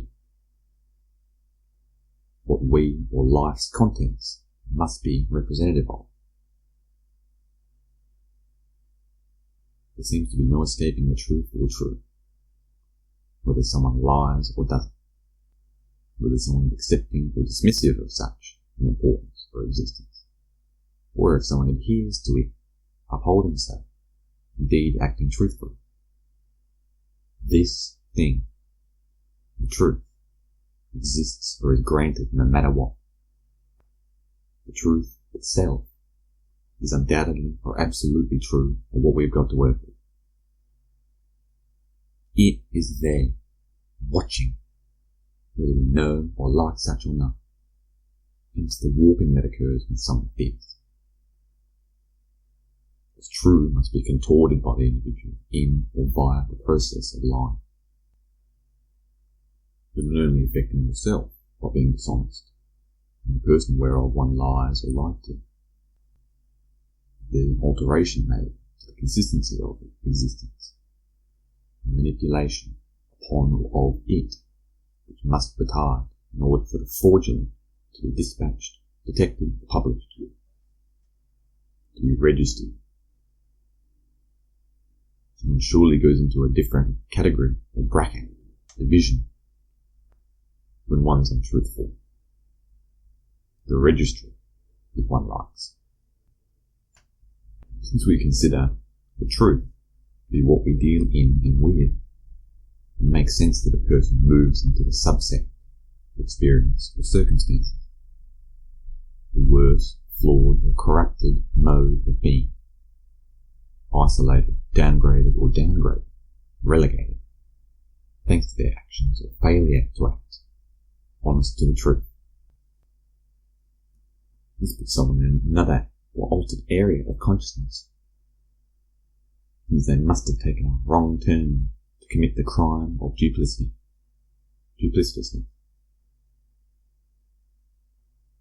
This amount, degree, or kind of free will and control over our decisions and our lives we do have. That being, concerning the consequences of our actions, karma, these shall not be revoked or avoided. The best action to take is to admit our mistakes, flaws or poor choices, and be ready or willing to suffer the consequences of our actions, correcting or improving our conduct down the line. One may consider this to be provisory justice. Wrongs are always corrected in some remarkable way, such why we might say, 2 wrongs don't make a wrong. One is to take justice into their own hands by getting back at whoever wronged them in an ambiguous way, based in order wherethrough our complex or curriculum abides and conforms is thrown off. karma earned or commanded, written into whatever's committed to. We shall consider this to be a just and seamless act, precondition, or modus vivendi. One will analogize real and unreal with truth and fables, regarding how these matters exist within and affect the world. Unreal is comparable to non-real in the sense what real doesn't apply. Whatever it is isn't real. One difference would be that unreal is used as slang, whereas non-real doesn't have this privilege. Natheless, there's quite possibly a thinner and thinner veil of obscurity between the real and the not real. Fleeting distinctions that should be brought up within the context of the concept uncanny valley, creating more and more real-looking, realistic situations, objects, our movies, games, etc., further resembling our concrete or real, actual world, real life, giving us an uneasy feeling when something appears or behaves in a human-like manner. We consider the impacts of the unreal and non-real upon what's considered to be real. However, we can see that there's an intricate association present, which will typically pre-commit a surreal correlation. In other words, we might consider the real an idea, and the unreal or non-real as one too. We have ideas for what these ideas are. What are solid or definite, conclusive experiences, and what's not real, as opposed to whether these suspicions convincingly hold water. The unreal or non-real, fiction book or video game, for example, looks to take place within the real world, if not existing as one and the same in some way, with something deemed or supposedly real. How far? We now consider such real, since it has been brought to life or verified via the imagination, perception, and or will.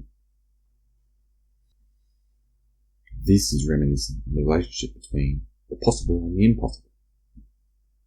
Who's to say that, with more time, we won't be turning what's impossible into what is possible? A matter of time before whatever we think to be out of the realm of possibilities not only are the possible, but is staring us in the face. Furthermore, it seems more likely that these concepts have potential for existence regardless, and they're well able to exist or occur within the real world, so long as one's open-minded enough.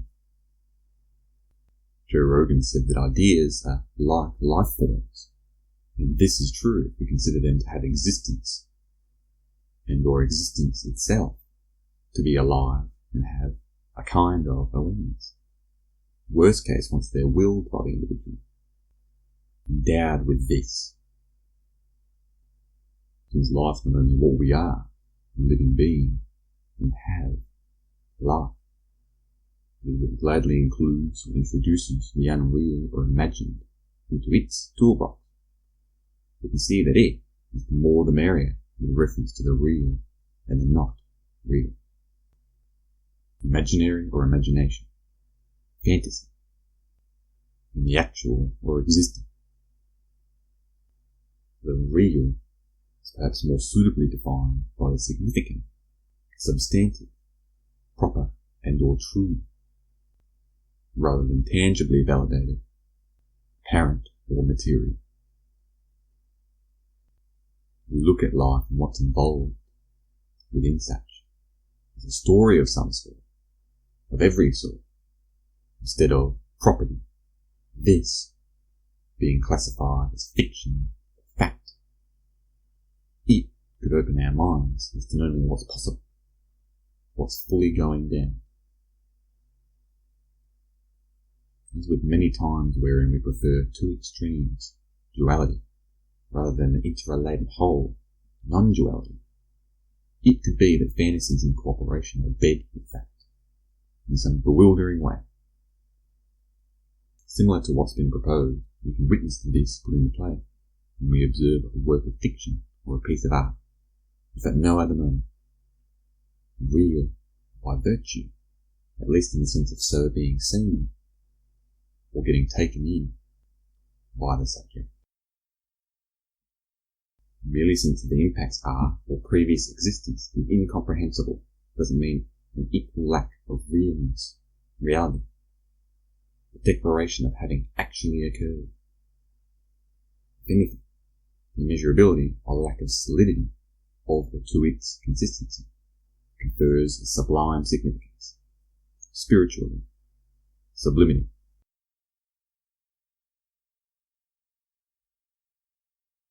Ideas having life really is a great observation made by Derrida. It is a sexy way of putting the possibility that concepts, themselves, or ideas within such have or are awareness. We consider consciousness as being unrestricted. For example, panpsychism, particularly in terms of how we define so and or what we force it to conform to. For example, physicalism. We consider intelligence as global and or broad, as opposed to having strictly local confinement. Yes, intelligence presents itself locally. Who's to say that's where it stops and mustn't be involved elsewhere, just as it's being close? And ideas having life within an individual, as well as them taking form, express themselves in a practical or sensible manner, or being the immaterial essence which they were or are concurrently, dependent upon yet expressed, set in stone, one's nature of evaluation, of the issuing of ideas, multitasking. We're talking about idealism, the system of thought wherein an object of external perception is said to consist of ideas. What, then, constitutes an idea versus an object of real existence? If we were to suppose idealism to be accurate. Going by this philosophy, which we shall consider Berkeley, everything that's perceivable is an idea. Anything which is an idea, perceived. What ideas comprise a tree, for example, or vehicle? A complicated idea, but no more than how it normally is. Moreover, more likely is that an idea isn't far out there enough versus being too far out there. An idea that's far-fetched will be put to use somehow, whereas an idea that's limited doesn't have the breathing room or chance to improve, as the strange one does. Consider a person, one who has ideas, as an idea within itself. If we deduct the ownership, we can regard existence as consisting of ideas rather than people having them, or them having us. Ideas, quite possibly, not having anything at all. For they simply are, instead of having to be something specific. This is what my friend Brennan Van Wyck said about life. It just is. As if there's no matter as to the how, why, or what exactly. It just matters to that they are, that we or things are. Without this appreciation or of narrative, it may yet still be possible to think of ideas as indeed alive, hence hylozoism, maybe even alien. For they, alongside life, or the lived, certainly are strange, are alien. But are they explicitly and surreptitiously alien? Life is what we are and see all around us, a form taken by aliens. One could say an abduction is taking place, without all of the unnecessary equipment or clunky gadgets. The aliens are along for the ride as much as we are. The alien, confidently termed to be life, is the alien or other intelligence we've been so desperately seeking. The weird contents comprising lives, the aliens we've been looking everywhere for. They have been right under our noses the entire time. They are us. Now, could there be extraterrestrial life that's out there otherwise? Who could say? The Fermi paradox mentions the inconsistency between how much space there is for other life, though we come up empty-handed in our search for such, or are indefinitely waiting to see convincing signs of so. Panspermia is the theory or possibility of life on our planet, having been introduced from outer space by microorganisms or other outer beings or influences. Terence McKenna saw aliens, at least in part, as being projections of the collective or Gaian mind, as if they were to be speaking through us, for us, or as us. Graham Hancock said the alien issue changes from culture to culture, and or from time to time, each having their unique depiction or perspective through their particular or respective cultural lens. So it seems we aren't new to the idea of a world wherein aliens are an active or vast participant, but they're commonly referred to or regarded differently. Mead Lane appears to be the first known individual proponent of the idea that UFOs associated with aliens are in fact interdimensional beings, other life which coexists or presents themselves within our adjacent, parallel realm, but collectively or alternatively. Religious texts have hinted at the possibility or existence of interdimensionality in extraterrestrial. Stories based on this and or expanding upon its potential. There are impressive historical pieces or portrayals, including those of Egyptian hieroglyphs, whereof clearly depict unusual structures or classic alien craft, further propelling the idea of there being life beyond and or within the visible and invisible realms. One can go as far as to state that what isn't understood about our lives is as possibly unknown or alien as the existence of other life. In other words, what's out there is as real of a possibility as the absent apprehension or gift to us, our own lives, or life itself.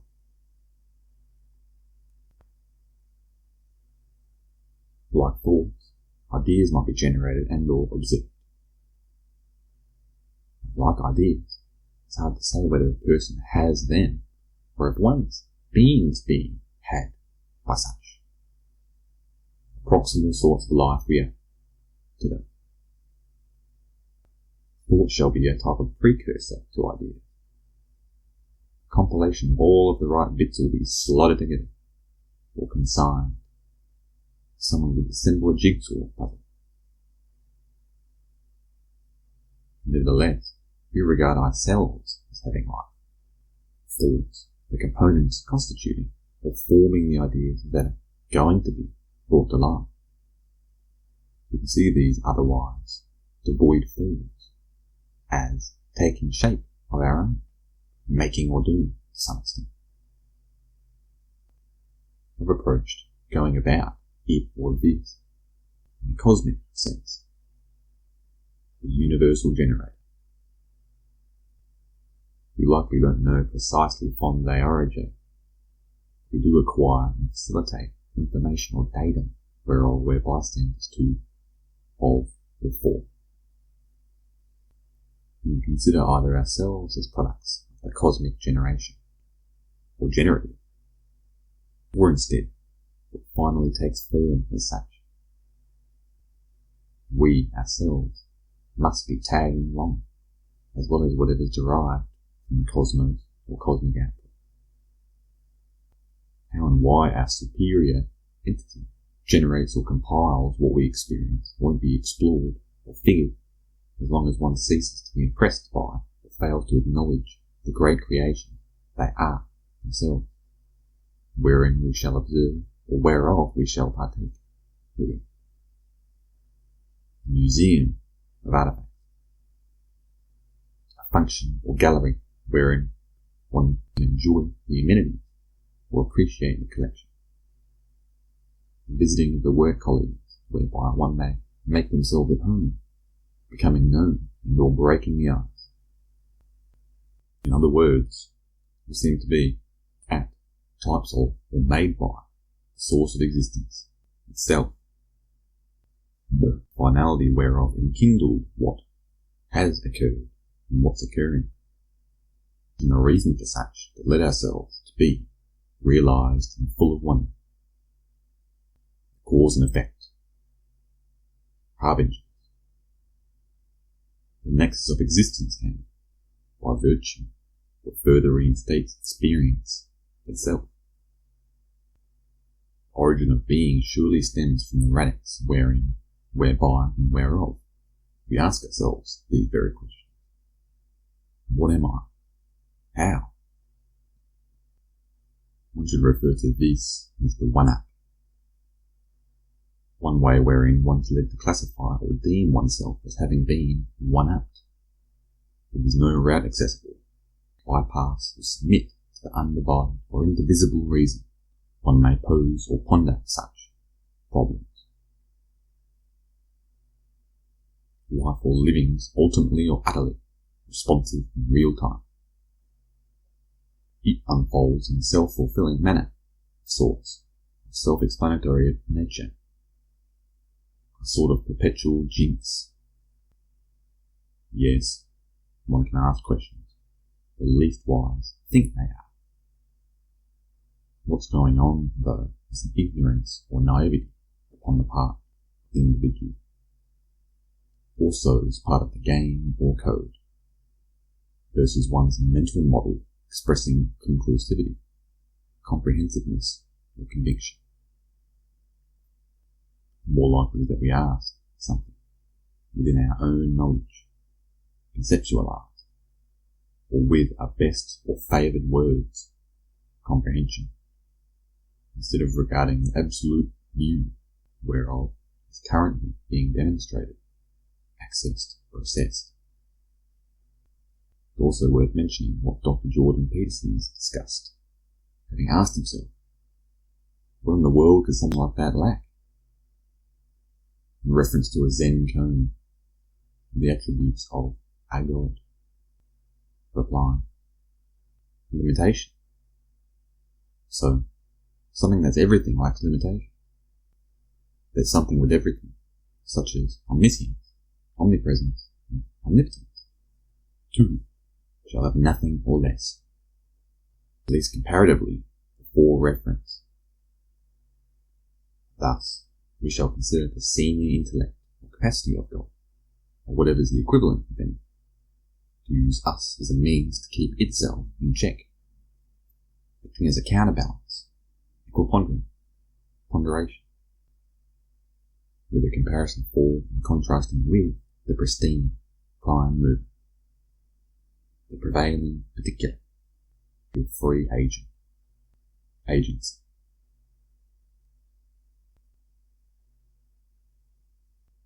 Our food chain suggests we're at the top, having at win other biological life.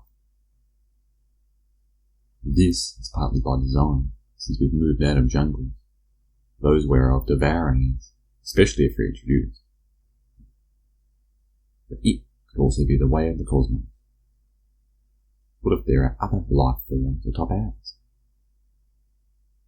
Do we consider intelligence or consciousness itself to be the ultimate or leastways undeniably prepotent being or animal? We'd, you'd think, be humbled if such were the take or view, although validity is mustered with acceptance.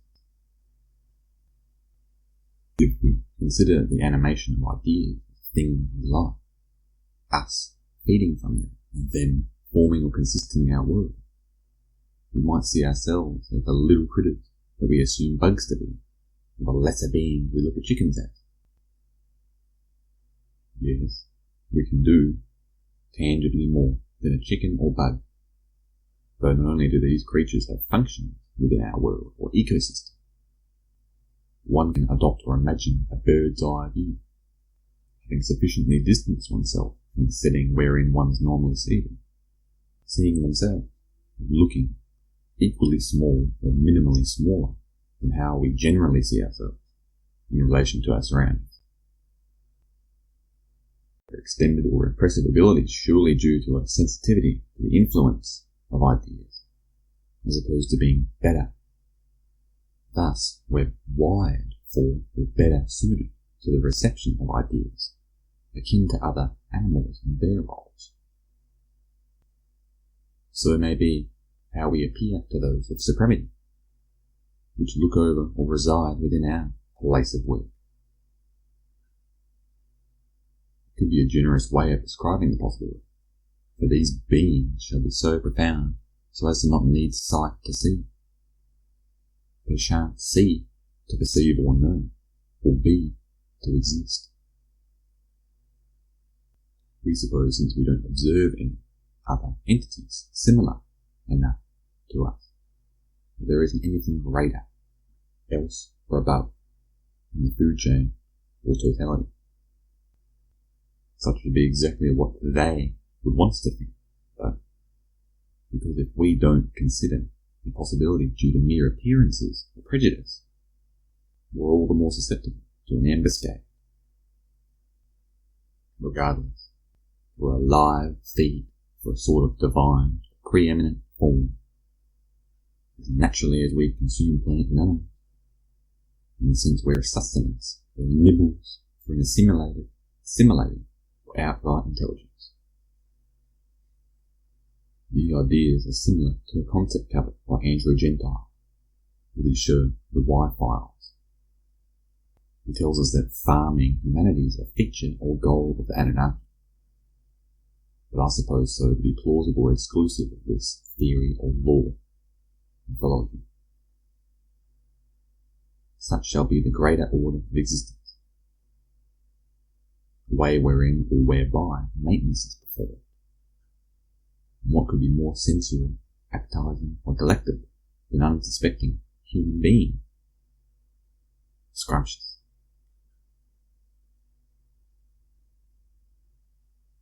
Diet's changed a lot through modern life. How a meal's gotten or earned hasn't just changed, but the quality of food is in decline. Our food's supposed to be growing amongst hundreds, if not thousands, of varied plant species, consortiums, jungles, forests, and other animals.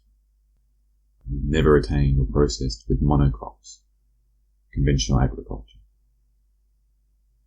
Here's one example of how the nutrition in our diets has been substantially reduced or affected. Monocropping requires fertilizer, typically synthetic, instead of organic cycling. I digress, because what I'd like to point out is the way wherein we get our food, the way wherein we don't get our food. We used to have to hunt and gather, and eating only was the stuff we sought much more nutritious, in or of the wild, but it was earned in an entirely different manner, by hunting and foraging. We aren't going to go back into the jungle, admittedly, unless we're made to. Social collapse. Hence why we should make the most of having a backyard or concrete jungle, taking a bit from each kind of living or lifestyle. Nonetheless, it does bring up the function or topic of fasting. Now it was probably met by virtue of our survival, of being intentional, self-induced, or absolutely absent these days.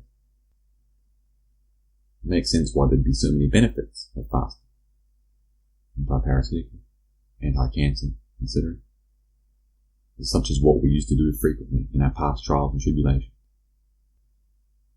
Sure, there were countless times our ancestors weren't able to catch a meal or find food, putting their survival at risk to the test. It would have made it increasingly important to seize the day, carpe diem, tomorrow, ensuring they got the valuable prey to cook that night and feast upon.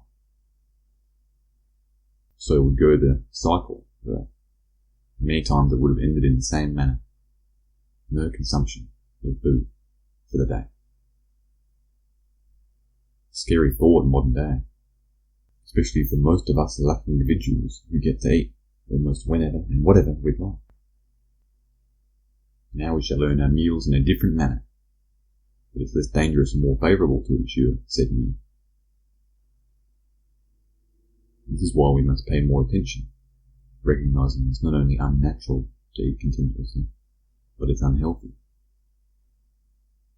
Our body has valuable, proven means of getting through the strains or states of going without sustenance, but we can't handle as easily the non-stop introduction of food. In other words, it wouldn't hurt us to skip a meal every now and then. It would only help. It's definitely an uncomfortable feeling or sensation, though being hungry is not only what our wild ancestors were familiar with, but they benefited from it. The sharpening of the senses or heightened awareness which follows a fast, improving focus and or reaction time. Surely a response to the lack of food, historically and biologically, in order to increase the chances of being able to eventually find some. We are only imitating or honouring what our past people did to survive, but we're getting closer to something like how they were and what they did and didn't do. You understand your body better and what you're capable of through learning you can do in some way what once more primal primates did, on occasion or frequently, depending upon how successful they were with their hunting.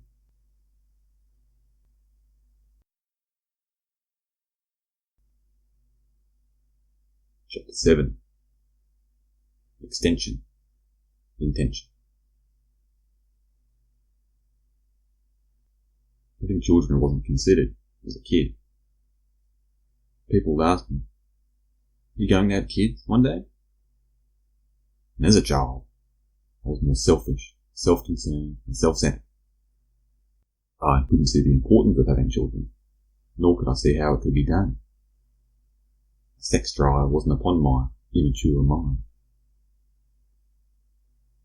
All I cared about was playing games, hanging out with friends, watching and participating in sports, and my alone time. I think I knew having kids would throw me for a loop and toss these interests to the side. One must dedicate and sacrifice much, including but perhaps not limited to time and energy, to have children successfully, or have them be successful. You was a younger, closed-off me that would never have realistically or fairly considered the commitment or responsibility involved in procreation for one's own sake, let alone for the continuation of and contribution to the species. Granted, the general species would continue, whether or not little old me was to get it on with a woman in the name of man. But if everyone thought, what's the use? Or it's not for me, there'd become of humanity a cessation of the human race. Such isn't likely by these means, but so serves to make a point. If people didn't grow up, they wouldn't contemplate the finer things in life. We didn't age and mature, live, die. There'd be no offspring to be able to do the same. First, having had that crucial good childhood. It's only normal for a child to not consider having children, because they already have what they want. Youth. Their minds and priorities are elsewhere, too, as was mine. A child having kids is a disturbing thought for many reasons, though for a man to have them is only natural and necessary, not least for the reinstantiation of, or instinctual motivation for, our furthering of the bloodline. Having a family is the responsible or recommended way to go, so long as the person's fortunate enough to do so, and their intent is good or pure. Antinatalism is a philosophy that assumes the position of not having children, since to do so is either selfish or needless suffering. There'd be other reasons for people to forego having children, or to be against bearing, but these are the main points argued by the philosophy. I'd only heard of the term recently, and since I've come from a place wherein kids weren't necessarily important, I can somewhat relate to the idea. It does, however, assume that an individual life brought into being is inherently selfish on the part of the parent. we must introduce the otherwise non-living spirit or identity to suffering. Suffering is a big part of life. Buddhism suggesting it's caused by chasing or craving attachments. Only living life through the material paradigm, practicing self-identification. So if one instills good morals into their children, encouraging selflessness and or generosity, it'll at least be worth the suffering of living, if not surpassing the imposed toil. It's not the only issue with antinatalism, or the only issue taken with living. It so seems to be the main argument put forward. There must be unfortunate instances wherein a parent has a child for selfish reasons. Who could say if the kid's going to end up suffering instead? It doesn't give them the best chance, of course. It's most deserve a parent who gives them their all, and for the best of reasons. But there's no guarantee that the person will hate to be alive simply because they are so, or since they had selfish parents. It usually requires that the parents be generous and giving to have kids, as opposed to having selfish desire. This is because they must give up a lot to make way for the next generation of people. The first step, a willingness to admit one's own mortality and appreciation of or for the bigger picture when it comes to their place within the world and the place one's children can have inside of it. A person mustn't have joie de vivre, for it's indifferent as such to identify with antinatalism. Because how could someone know whether a person that doesn't yet exist is going to suffer or hate their life? Unless it were to be an irrefrangible rule that life's reserved for suffering or the bad, malism. This fails to come close to correct for a large portion of people. The gift and miracle which life is, holy.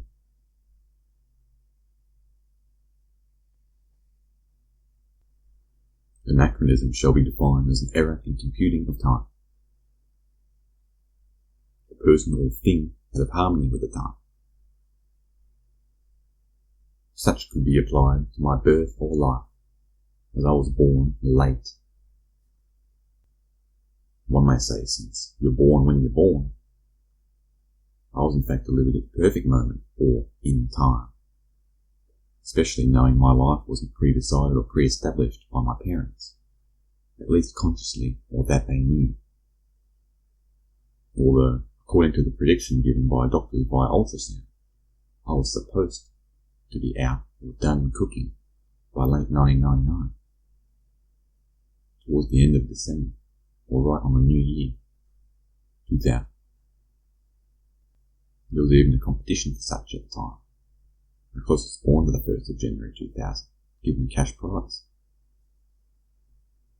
We considered this the timeline whereon, predicted or expected from me, was going to confirm and conform. We might consider my being in each and every or any moment from that point on, misaligned or out of sync, out of whack, order or tune, or disturbance. Perhaps I was going to slot in seamlessly, but there was a delay of some sort, either by design, intentional, or erroneously, accidental. I don't believe in mistakes, though, specifically concerning the universal schema. It's a lot like attributing coincidence to mere chance, or downplaying the happenstance itself. The law of truly large numbers would be a more scientific, mainstream, or rational approach to coincidences or synchronicity. But justice isn't done for the occurrences, in my view, using said explanation. One could consider the time an individual was born itself as one big, meaningful coincidence, particularly since, in my case, there was an air of uncertainty surrounding the whole kit and caboodle. My mum still knows the exact time I was pushed out, nonetheless. Hell, I barely know. 8:47 a.m. January 4th, what I do know. What I also know is that I clung on for as long as humanly possible before departing my crib. So cozy. Maybe that's why I didn't want to leave. Knowing what responsibilities were to come. Now, being amongst it. Howbeit, all the stalling did was expose me to the possibility of existing an incorrect timeline. Almost like time travelling gone wrong. No duties were moved, only the time wherein I currently exist and that which I interface with. How much did the blueprint get thrown off by my stubbornness? Was it a choice I made in the womb, or something else which altered the event, the course of such? Maybe my mum didn't want to relinquish the newfound condition which swept over her. Maybe the world wasn't ready for me yet. Or I wasn't ready for it. Such affliction or anathema, regardless, has, taking after the nature of my conception and disrupting delivery, moved what I interact with in a fashion wherein I do so into another fixture, based upon the surprise, the remarkable, or recherche, and the clumsiness associated with a lack of coordination. Respectably and respectfully, people too big for their body, big bone. There's a kind of sliding over, getting one's toes wet, sticky beakness to my being late arrived. Who would say what would have been or wouldn't have happened differently, if not for exactly what did? Would I have become a different person? Kappa P, as we've discussed with the tabula rasa? What kind of environment would I have been thrust into if not for weighing it out, or the patients performed? Another doctor delivering me on the exact same day would have had some sort of say in how I was to become. Even my mother and father would have gotten into a car crash on the New Year, if not for my insistence or resistance. These are but some ways wherein not only our lives we looked out for by guardian angels, but how our circumstances changed by the shifting of certain values, settings, or parameters, also known as astronomical outlays, array, universal instrumentation, coordination, or astrology, nativity.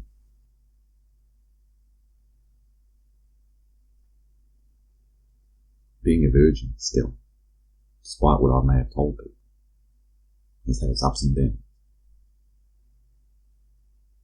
I seem to have been holding on to the honour, saving myself for that special summer. Sex is a very intimate act too. It is very personal. But the given outlook's been backed by the notion, ergo having trouble letting go, letting instincts or impulses take control. I might have had the right idea holding off for that special occasion with someone, but I don't think it's practical, nor is it what I definitely want to do. To wait for one sexual partner to come along and present themselves to me. I'm ready, Lockie. As a man, it doesn't feel right to reserve oneself for or restrict oneself to one woman anymore. We have in us the desire to conquer or dominate. This includes getting wild with as many women as possible, at least historically with men who had high testosterone and social and moral status. Whether I'll commit myself to one love is yet to be seen, so is having meaningless intercourse to begin with. In other words, even with the connection shared to that of a woman I love, I still have an innate urge to fornicate. Feeding or fulfilling my male duty or push to get it on with as many beautiful women as possible. Do I love these women? Probably not. But there's a deep drive to have a seek variety when it comes to being a man and expressing this via sexual relationships. Maybe this is to be controlled or sublimated. It certainly seems that way in most parts of the world. Monogamous. Countries that practiced or allowed polygamy are viewed as primitive or repugnant. In my view is that it's only natural for that of man to be involved in multiple arenas. Again, is it what I'm definitely going to do? Perhaps not. Almost certainly not in Australia. But there will at least have to be another way for me to use this primal energy to drive and compromise my biological condition, such mostly from modern expectations or standards. Maybe I'll get it out of my system and then settle down with the one I love. This probably being what most sensible adults do or have done whenever struggling with the dilemma. But maybe there's no avoiding human nature as long as one lives with man. It must come down to self-control, discipline or sacrifice, other than or as well as the reallocation of one's vital energy or potential. Discipline can be regarded as boring or rigid. There are good reasons for such, if true. What follows suit when it comes to instilling or practicing discipline gives rise to many other important attributes where I assist in all sorts of fields. An example is exercising discipline regarding working out or exercise itself. You can't be bothered, but you make yourself do it anyway. This is one way wherein the quality of discipline may be made known, shown to benefit the individual. This might appear to be a silly example. Being fit makes for an attractive mate. I also believe that one must be disciplined to have children successfully. One must be in correct order or good shape to ensure the health and happiness of the kids that you wish to have or raise. As just pointed out, the discipline comes being attractive, which is what gives one the opportunity to have children. I wouldn't say it's something to not, but the chances are certainly increased for both having kids and them being sufficiently managed or well raised. Amiable or valuable characteristic it is for someone to be disciplined, to have and will practice discipline. I'm not the most disciplined person in the world, but I'd say the better someone can be at putting it into practice, the better, without being too stiff, stern, or unforgiving of it. Though I can't think of a time where I've seen someone with too much discipline. Only not enough.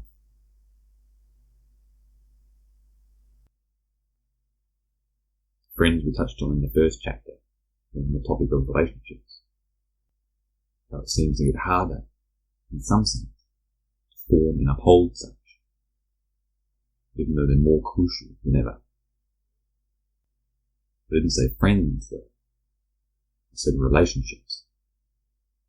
This is partly since friends are a special kind of relationship, alongside the animalistic intimacy associated with people of the opposite sex. Women, as a heterosexual man, and the inherent association whereto one has within the world, with others in nature. Friends might be seen as a personification of the connection one claims or fulfills with the exterior. If internally or inwardly, one's both aligned within themselves, what one supposes as outer, they may have a friend to represent the inner self as another person. Indeed, one could be friends with women as men, but I haven't been very successful in that regard, apart from when I was quite young. This is probably because the primal desires hadn't yet fully formed, staying in their place. My best friends are guys anyway. I don't have many of them. I wouldn't want it any other way. I'd be having more friends, with them being women instead of men. But I know the feeling mutual concerning friendship with another one of my kind. Quality over quantity too. There being no sexual opportunity or tension allows things to go in a different, more beneficial direction as well. We can talk about different issues, knowing there won't be any weirdness whichever way we go within the conversational relationship. One can talk about their girl issues, and the other can give you advice, for example. Nonetheless, friends could just be another you, an alter ego. That's what alter ego means, after all. Other self. They're also another expression of time or alternative, in the sense one has their regular or personal identity to work with or incorporate, but also the other or ongoing background processes, whereof are one's friends. So shall be said for everything, or at least other ordinary people, not merely one's friends. But intimacy is easier with such a potential or affiliation when considering one's dear pal. My friend Brennan said, "Eat well," such going something like this. Love of the friend is the becoming of that person. It is the closing of the gap, the depletion of supposed difference. I definitely butchered that quote, but it is something or somewhat along those lines. It goes by Advent, by the way. This is an equally wonderful statement, as it's a sincere or relevant one. Friends must be as important as the you and the other coming together in an effort to connect or communicate, to form a relationship, but also to sustain such, to maintain this connection. What I've struggled with. Partly due to my hatefulness and negativity or selfishness, greed, fitting the vicious cycle that's the shut-in personality, wherethrough I'm able to choose to, and will not choose to, communicate with these important people in my life and otherwise. They're the other self that's desperately trying to connect with the sad, solo soul, whereto I seem to have no say, and or whereof I seem to have no control over, other than the stepping outside of my box, ego, and fighting of my very nature to not commit these acts, to not connect, since so is how he likes to identify and interact, be, to not do so. That could be the only way out of seeing myself as only such, and certainly a way to help myself or anyone else out of the trap of the singular, the alone, me or self. Yes, one can always count on themselves, and I appreciate myself, perhaps just not enough to appreciate others.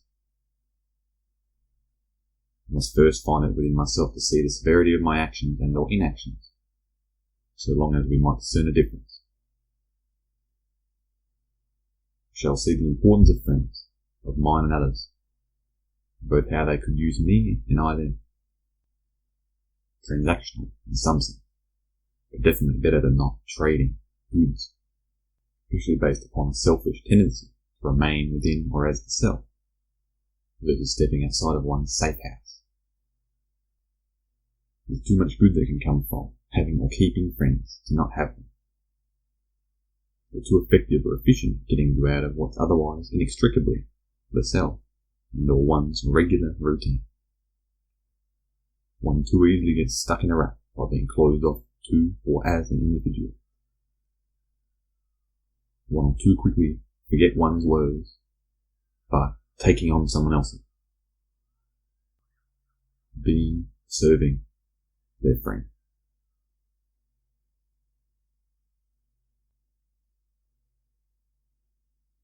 My dad always said we were best friends, or that he'd like to be mine. With return. I'm not sure I always have or did make the most of the request, offer, or wish. I could see how it'd be pleasant or preferred, having been relatively successful in doing so. If someone's good enough to themselves, like friends, they may take a liking to that of their miniature version of themselves. Their children. Why not be best friends with your son? getting the best of both worlds.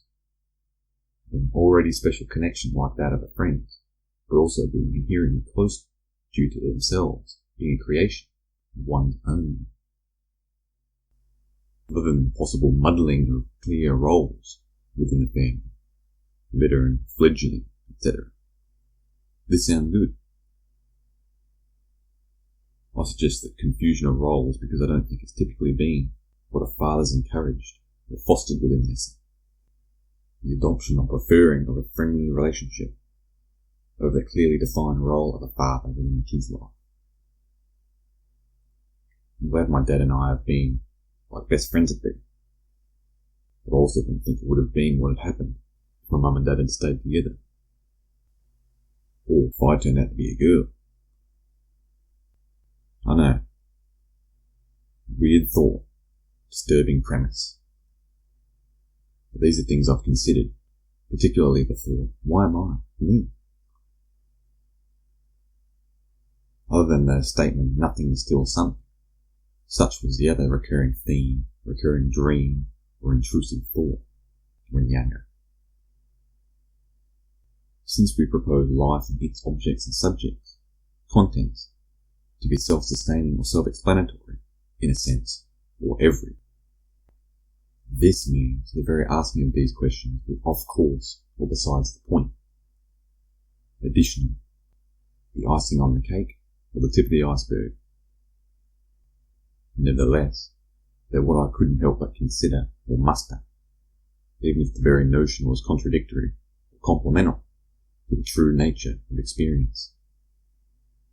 It's as if these answers were always there, waiting for the best moment or time to rear their handsome heads.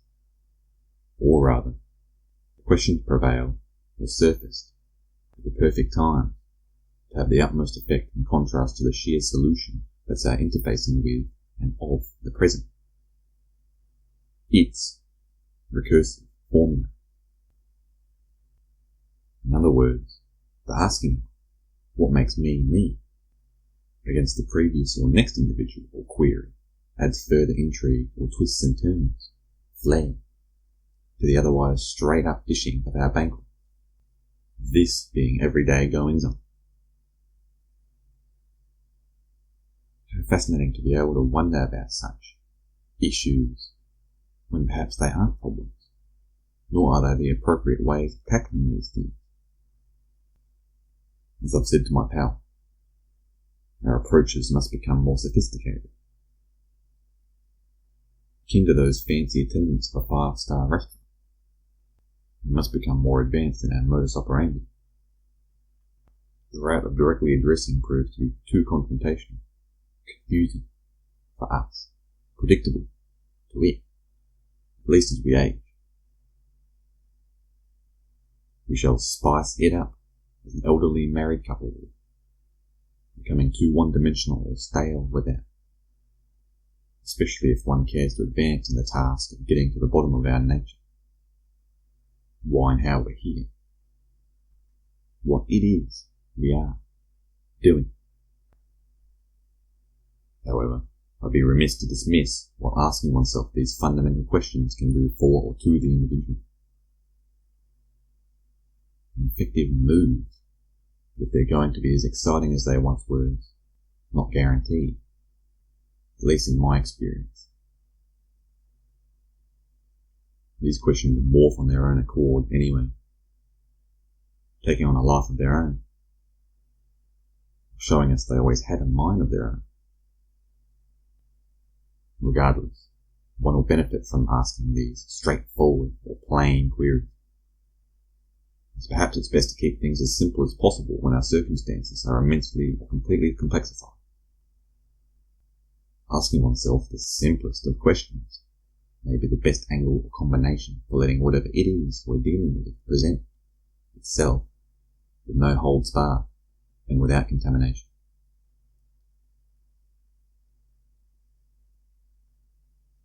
Health we can all focus on or consider, but there's an element of specificity to it, in the sense that one must take care of their health.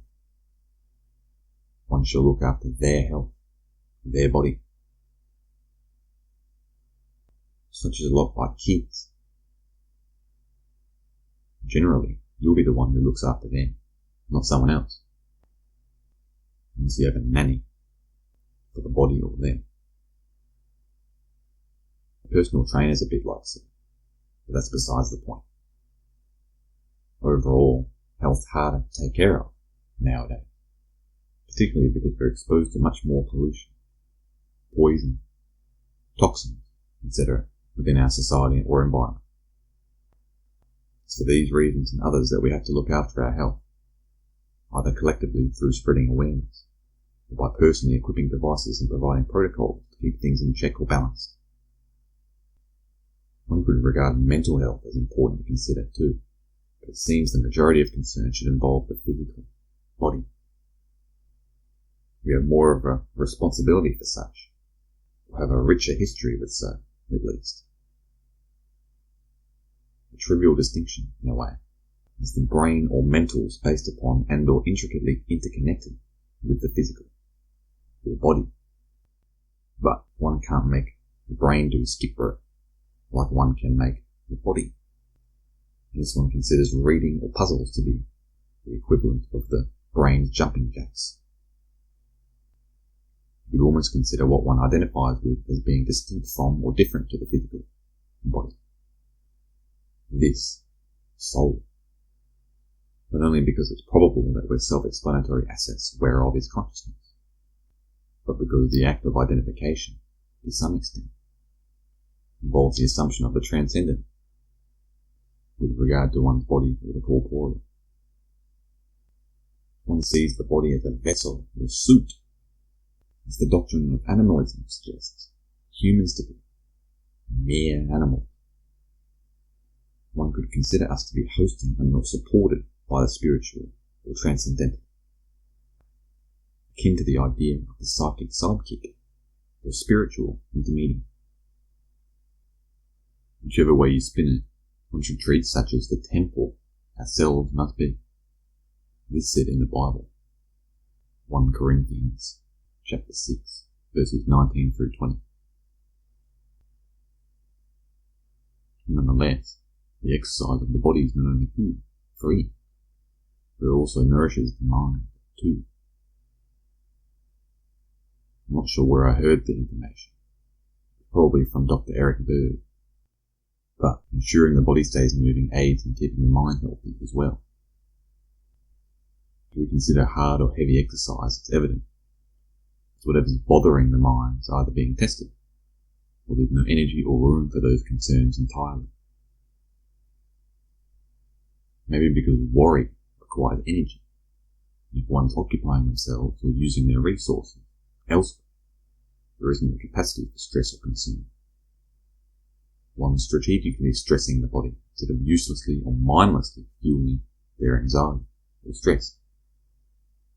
Yet another issue covered by our ancestors, as expected as it was for them to eat or feed. This doesn't mean we should move away from the action or activity. It just means we shall do so on purpose or deliberately versus being done strictly to spite. This is in the vein of exposure to the cold. I'm sure our lineage came from greater exposure to the element, or them, the elements, particularly the absence of heat or warmth, but we can still emulate the act. Being shirtless in winter or whenever cold, hopping into a lake, pond or the ocean, etc. There are ways to both be more connected with one's body in history and to test oneself. Recently, Wim Hof's likely the most popular advocate of this exercise or activity, but I recommend it too, so long as one doesn't force it, as Mr. Hof said, building their way up to an acceptable or desired cold tolerance threshold. He also says the cold's a teacher if one's willing to put themselves to the test. That said, any cold experience is better than less or none at all. I think there might be studies on how the cold can be bad for people with heart issues, that it makes men infertile. But from my experience, it only strengthens the cardiovascular system and boosts libido. Yeah, Merely since I'm raring to go doesn't mean I won't shoot blanks. But if I trust myself and my personal experience over the often suspiciously funded, corrupt, or flawed scientific studies, it tells me loud and clear we're good to go, with the exposure to the goal. Don't get me started on how many products or practices definitely contribute to making men infertile or destroying their vitality. Plastic, cigarettes, and alcohol, to name a few. Or at least add to the dulling of testosterone. And something that's entirely natural and prevalent in our histories and be able to help in the matter of health and sexual, social, and moral potential. Indeed, some substances are entirely natural and are bad or harmful. For example, natural poison. But I'll trust my heritage and direct experience over what the internet or science says this time. There's no beating the power of the cold, as Wim Hof would similarly say. One has to experience it for themselves if they're going to find out.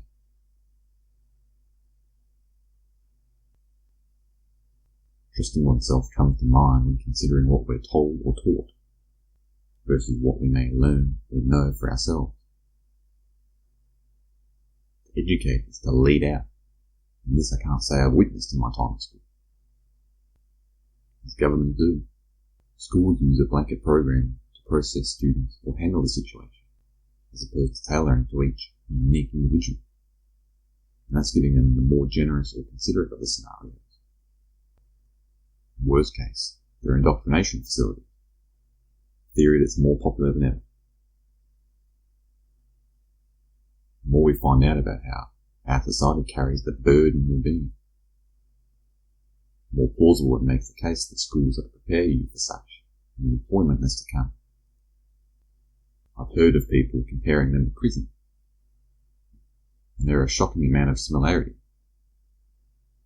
Furthermore, they seem to condition us in such a way which leads us to uncritical thinking, giving them, in the system that they support or stand for, more of an opportunity to get away with their crimes. I say crimes, but depending on how far down the rabbit hole one goes, there certainly are crimes. Crimes against humanity, akin to many other movements previously accomplished via government, for one's protection, in goodness, etc. You ask, how would a school look that encourages each individual to achieve their unique potential? I'd have said, it doesn't. It resembles school. It doesn't take the form of a school, an institution. Man's organisation is enemy to that of the individual. This is partly because of what I said earlier. Most schools adopt a general type of system or implementation, a prescriptive, one-size-fits-all approach and or means of operation. It's also a form of business. What business is going to let their employees make the rules or be their own bosses?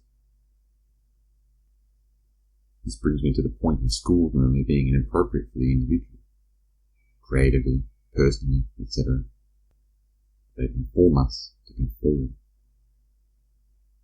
They reward control or strict behaviour and obedience. Maybe schools are changing or will, but when I was at school this is how most of my time was spent. I don't believe it's for the better. There's a basis of an appeal to authority in the sense that we need expert or qualified teachers to do for our children what we either don't have the time for or simply couldn't. Unless one's working and roughly carrying out the principles we're rewarded for and taught in school, there's plenty of time to homeschool your kids, abandoning the education system entirely, and letting kids learn and teach themselves, and be available in the lessons which would take place naturally. Many have probably heard of the idea that nature is the best teacher. It's this maxim, put through its paces or taken to the extreme in regard to letting whatever learning that may take place begin, remain and end, and hampered by or freed from the school's way of going about their business. Instead of being taught and told what and how to think, be a more exciting, engaging, and realistic, practical way. A more honest and open way of learning what one must. Learn to live well. In other words, a younger generation may have the fortune of learning what there is to, or what they shall, learn, rather than being told what to learn, that they need to know or do this exact or particular thing. If we take the back to nature stance, some or many can freely do and discover what they must with respect to how to hunt, forage, or propagate plants, instead of getting told farmers must or mainly do it for us. Especially important if society as we know so collapses, either partially or totally, and it ends up being on us to fall back upon more crude, simple, or unmistakable survival, having to take reminded or revised care of ourselves and or each other.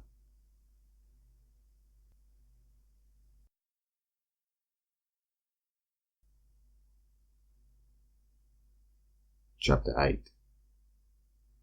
Sacred Bonds. Worship or looking up to something divine is an aptitude of humanity.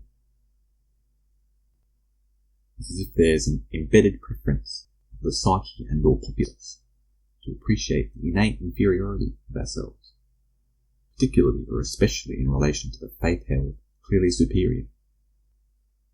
Moreover, this is what religion embodies or inherits universally, at least the ones I know of or can see being worthy of worship. Religion gets a lot of flack, both historically and modern day. I can see why, in part. Reprehensible acts have been committed in the name of religion or divine worship. But this surely isn't what true religion is, nor is it the fault of many religions, as a construct. Or does it serve as a basis for overall rejection?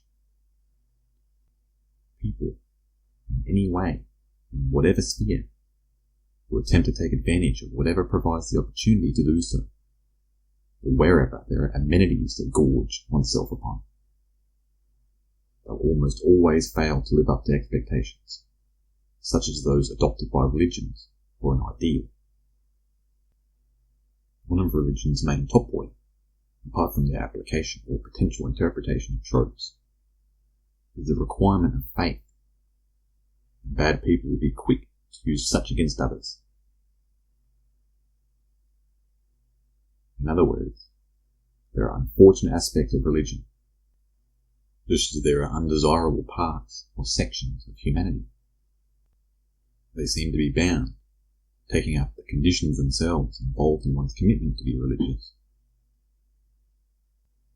Religions demand that you devote yourself to the cause, to be loyal to and an adherent of that particular one. God, system of belief.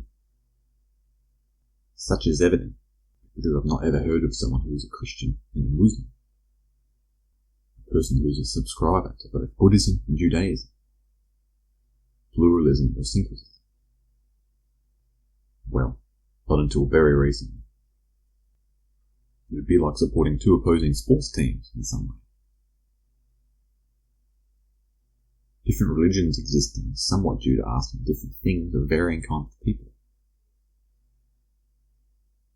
It makes sense for there to be religious consistency or overlap, but it'd be to shoot oneself in the foot to, as a religion, let someone be of either faith.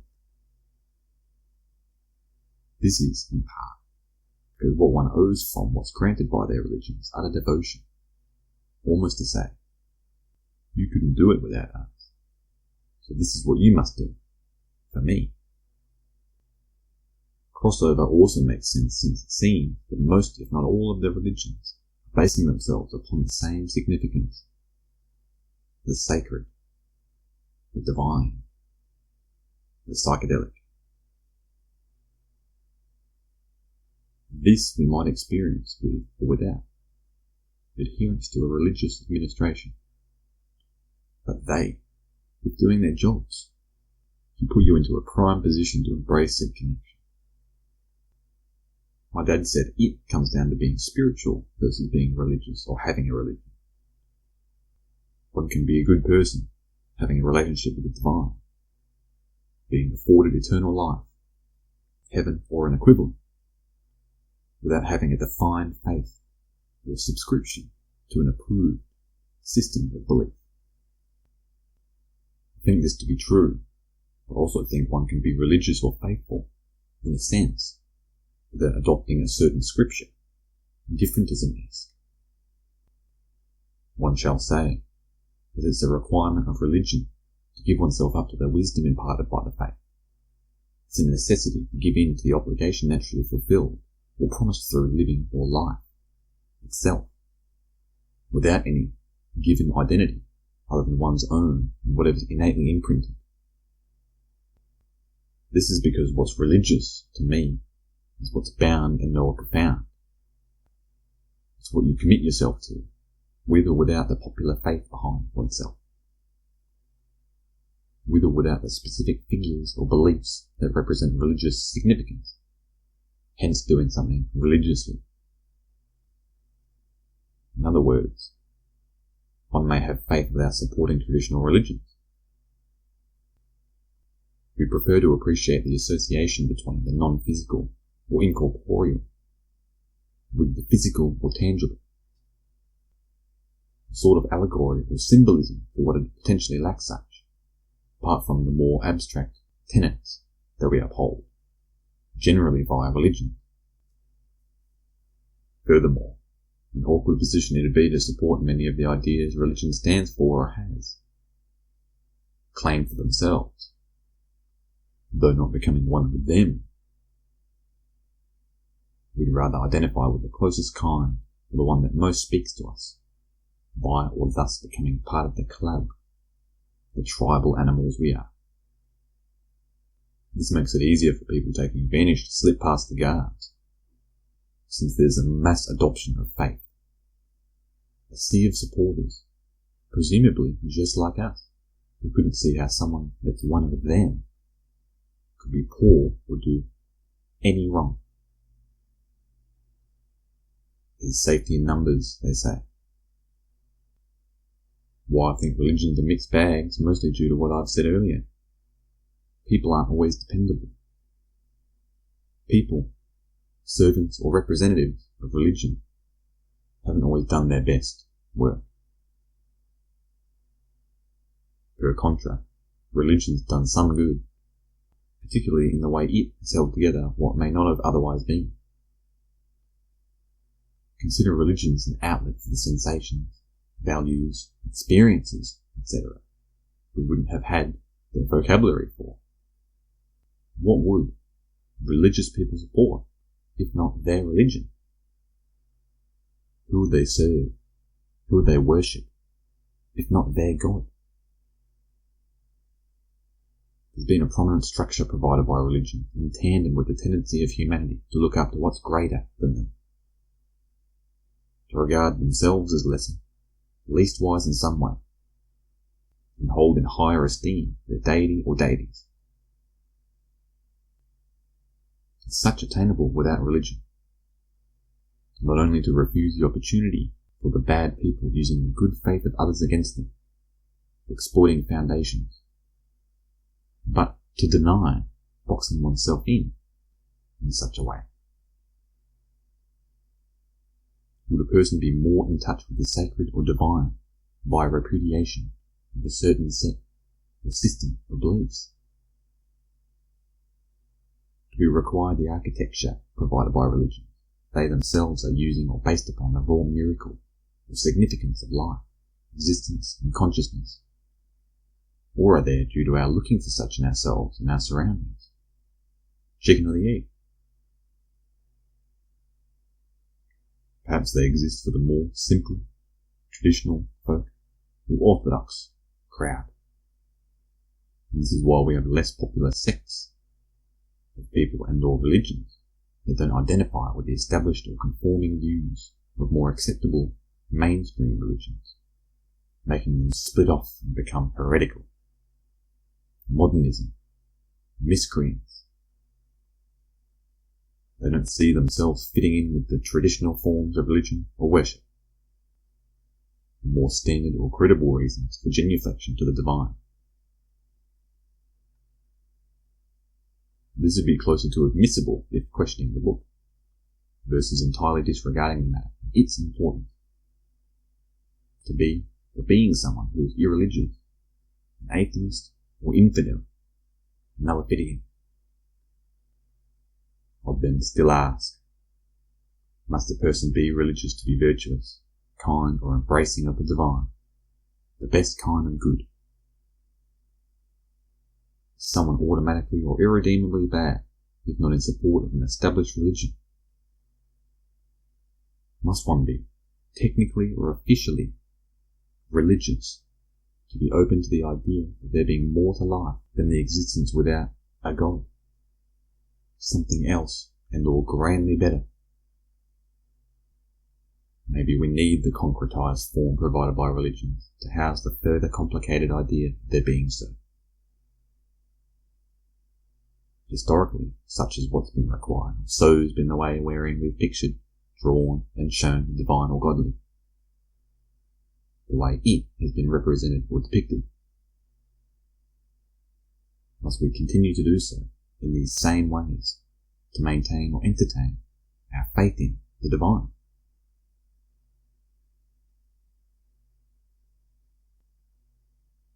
Decisions are as much of an issue that's final as something which is occurring. What I mean there is that when a decision is made, there's an element of sacrifice or parting which takes place. What like the next time one will be faced with a penultimate decision, undertaking the same kind of process. There are different decisions as much as there are different situations or dimensions wherein decisions are made or framed, but the results, in some sense, are identical. The giving up of one or more ways of going about something to go with another, the decided upon. Determinism suggests that one may not make decisions that are isolated from the true causes of events, or ambience. The circumstances external to one's will are preponderant. There's an immense intricacy which we don't have control over. A grander scheme at work, in play or orchestration. This doctrine says that what happens, such as our own choices, have been decided by past events or acts beyond our personal grasp, capacity, or knowledge.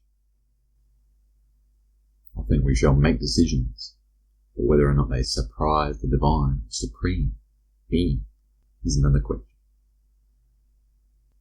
We choose to do one thing or another, but whether or not this is influenced or powered by whatever's beyond our grasp, control or an unknown factor is a different issue. It also makes me consider the function of the world or our surroundings with respect to adaptive decisions performed by an individual, shaping itself or themselves around one's choices, over being stagnant, sterile, or static. Hylozoism support. Yet another way, vacuum, wherein the environment's identical or minimally and maximally interrelated to ourselves or the inner person, instead of being remote, secluded, or dissociated. Nevertheless, is a recognition of faith through decision, as well as an acknowledgement of limitation. Faith, because committing oneself to a certain decision demands from one an amount of trust, at least in oneself and their choices, but also in the sense they're liable or defenseless to whichever course of action has been chosen, the consequences of one's actions. This is why one must make wise decisions. They're looking out for themselves. There's an appreciation of one's limitations because someone has to admit, by virtue of their not being able to do everything or go in any direction, to not be able to have or do whatever they think they want to, could have done, may have otherwise been granted access to. Decisions, thus, require humility and maturity, at least good or right decisions, ones which are worth standing behind, ones worth their weight in gold. They send or set you on a certain path, and this is why people claim to be in charge of their own destiny. One's the boss in proportion to the worker, in my view. Our fate can still be somewhere or something reached at the end of all of one's decisions, though. So in a way, it is inescapable. Such is as what's fatal. But if we assume one's kismet to have divine intentions, the objective will lay in the hands of a higher order, we can be safe in regarding ourselves as all okay, since the divine lots will be exceptional. We can trust the divine. Moreover, we wouldn't be able to do anything about the objective of what's reliant upon the transcendent powers. To me, this exists whether or not a person does, whether or not they approve of it, like the truth or fatality. One's destiny could be considered unaffected by the individual and their actions. It is the unyielding future for the person. It is what happens where they end up, predetermined or set, no matter what they do or choose. Maybe it is always there, pre-established or accounted for, but the type of destiny, flavour changes, being sweet or sour, depending upon how life's lived. Ultimate form of karma. So it may be right, us not having complete control over where the destiny itself exists, where we end up. But it doesn't mean that we should give up or lash out. It means we should respect higher powers and capacity of being beyond our say or control. I think this approach will have someone respect what they do and don't do, the decisions they'll make. They still have a say in how situations, times, etc. pan out through the present moment and in the near future. Where they end up, though, like dying or death, is out of one's or our control, or exceeding their knowledge, leastwise according to the calculated access granted by time. All the person can do is act well accordingly within the present moment. For this, we shall consider soft or moderate fatalism. One's got no choice but to die or experience events in existence. So much is predetermined or unavoidable, though they can live in a manner where in some sense a sort of control is harnessed. They may take different paths to reach the same kind of destination, place, death, having lived or destiny, in whichever fashion. Howbeit, they'll be sure to die peacefully or rest easy if they live their lives well, having been a good person. Such an amount of control or say over our destiny or fates, over our lives and deaths, we have. Maybe a destiny accounts for all of this, but we needn't worry about it. We're living with the best intentions and gladly accepting that we shan't know everything about ourselves and our own lives, ultimately. We make mistakes or bad decisions. But what will you do about them now? This is what my dad said. It's not what happens that you'll be judged upon, but on your reaction to the previously done. In this sense, it is what it is. And such is fatality or life. Strategic risks also are especially involved decisions. One could call these plain or straight risks, but calculated risks, more specific to what I'm trying to express or define. one can risk something without any apparent reward. It's about weighing up the dangers with the possible benefits of committing oneself to whatever act. Whatever good or bad may come from what one's exposed themselves to. Risk it for the biscuit, many of us would have heard. And this is a popular saying for a reason. There's harm, loss, and more involved in numerous avenues that offer guerdon. This seems to be part of life. But someone can choose to risk more or less for far more or less of a reward. Hence a smart risk as opposed to a reckless risk. A better one or one that's worse. We don't have much of a choice in whether or not we risk or take risks in our lives. But we often get to choose how much we risk and what for.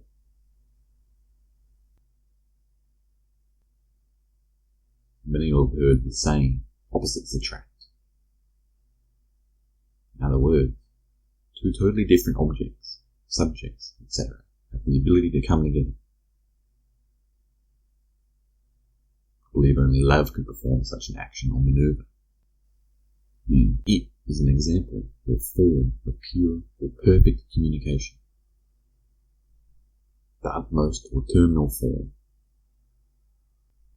Love could be what we tend to communicate or what allows us to, meaning it is the driving force, driver, catalyst, ignition, or means, reason, whereby we're able to do so in the first place. Communication is more the commemoration, recognition, or honouring of such an ability. The doing of what's allowed to occur initially and or finally. Love or loving itself. One's an act, the upholding or contributor, whereas the other's the principal, instigator, or master. Can you guess which is which? Love must transcend both understanding and the practical. It is unmatched and unaccountable. Love, or the source of all, shall transcend its own space. Yet such is how we're able to interpret and practice this or whatever else. And say so, for it is as much of a complex concept or subject as one that's simple. It is both what we find the real upon and what's assuredly or entirely unreal, the practical and the impractical, the real and the unreal, what unites people to be able to reproduce, contributing to one of the more or most complicated processes someone can in this life. There will then be the expected and critical love of said child, made out of love, in love, and sustained by love. It is the start, the middle, and the end, one may say. It is overcome or possessed by the subject in response to someone or something else. And it is what may well produce creation to begin with, inspired by or inspiring one's individual act. It is supporting and supportive, nurture and nurturing. It is the call and the response, the question and the answer. If not for love, I'm convinced everything would fall apart. Take away any crucial component and there will be a collapse. Indeed, but love must be cardinal, the strongest, the softest too, in the sense it will help someone to reveal one's insecurity to the person they love, trust and admire. It's hard to say if love exists within oneself, due to those who love you, having had it instilled into oneself or brought out of you, or if such is outside of or surpassing the individual. Needless to say, it is a Brobdingnagian affair, and is utterly entangled with the individual. We likely detect and or direct its energy, being receptive to and reflective or representative of the radiation. One may see it from the point of view of the sun in that way. A gigantic, ardent star, as far as we know, giving us everything available to offer at no charge, only charging. Or it could ask that you do the same one day to the person, people, things you adore. A no-lose situation in that sense, since one won't take issue in giving or showing love to somebody they do. Undoubtedly a factor in what makes it such an immense, powerful gift, coming naturally to us, but somehow or somewhat unnatural, preternatural, or supernatural in the way it impels, influences, or is omnipotent. It is beyond our gauge, knowledge, or senses. It is what pushes or compels us to begin a relationship with someone. Continue the very same fight. Thus, both attracting and repelling, pushing and pulling us in certain and or every direction. Love is a guiding and moving force of humanity, nature, and probably the universe. It may, as well, be why we exist, to love, and how, by love. What's stopping it from being what we exist as? What if we're love itself? We exist due to the love of partners, so is there something more important than what was and is the spark in the flame? Was love at the time? What preceded this coming together of individuals, circumstances, etc., and now proceeds as a consequence or via intentional coincidence? Without love, what would be the point of life? It might not only be what gives life meaning, but it might be what gives life the potential to exist. One will give love and make love, but where does it end up? Certainly not where we started. Way too much comes from love for it to be sluggish, simplified, or limited, even when coming right from the centre of mass means it never measurably or definitively arrives, left, went, goes anywhere, or traverses, giving us the motivation and the will to continue to move or give. Love brings out the best in us and sometimes the worst, and such as helplessly and happily forgiven by its unseen, pervasive persistence. I say communication is what brings us all together, what's striven for or done by virtue. But what would communication be? What would anything be without the purest form of understanding this love? Perhaps nothing special. No, I certainly would be nothing.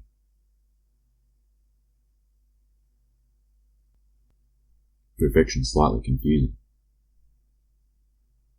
I'm not sure if it's because we're incapable of such ourselves, or if it's since we're constantly interacting with the presence of the perfect state, but it is always in the back of one's mind. Whether we're aware of its being there somewhere, or if we're aware it will be, perfection tends to influence or affect us. The striving for perfection, or the idea of the perfect, could be why we seek to reveal so, imitate this, akin to the imitation of the divine, ideal. I also think it is what makes the beautiful such. Beauty, both representing the perfect, made in its image, and being made to be perfect by perfection itself. Furthermore, a recognition of beauty is an acknowledgement of the perfection that's circumambient. Beauty, in the name of perfection, is what sustains or inflames attraction, serving as the basis for such. We consider God, or whatever one swears God to be, to have faultless love for its own creations, or God itself to be perfect. We find ourselves trying to replicate, reproduce, or return to this quality or property, especially since it would be better and or good. On the way to the perfect, or en route to perfection. Eaten way, heavy in our hearts to know there's this existence, to know one isn't satisfying or fulfilling the task. As much of an ask as it is to expect one who's innately imperfect to be flawless. This is what the perfectionist can't help but know or head for, although I think there's a bit of perfectionism in us all. There's a part of all of us that knows what to aim for, as it is provably or essentially the context or content behind our lives or selves. Perfect protuberance. Perhaps we're made in by love with in mind what perfection is. Love certainly the perfect structure, in the sense it is expressed or formed by the divine forms. But what is it in practice, application, or reality? What's perfect? Has love successfully mined or mined the speckless? Does the truth, as us, it, opt for the better or best way to proceed? It must be along the lines of what I said earlier, how we're striving for an optimum amount, position, etc. The imperfect incarnations we are, such as God not stomping out evil. Why wouldn't the imperfect be revoked and made to become more perfect? Why let what isn't up to standards become standard? It could be due to a visceral notion of what's limitless or infinite, what's complete or absolute, lacking imposed limitation or incompleteness. We're the best answers for the puzzle of flawlessness. Ne plus ultra, a completely incomplete iteration of the done, the completed. An ongoing quarrel or quandary that's continuously finding or offering solutions via the occurrence of issues, feedback or loop, giving us the result of their interactions. What we experience every day. Conflict and resolution. In cycles between the problematic and the idyllic. A constant dialogue shared amongst the perfect and its summoning, and the state of the faulty or corrupt. Truth may indeed be in the middle somewhere.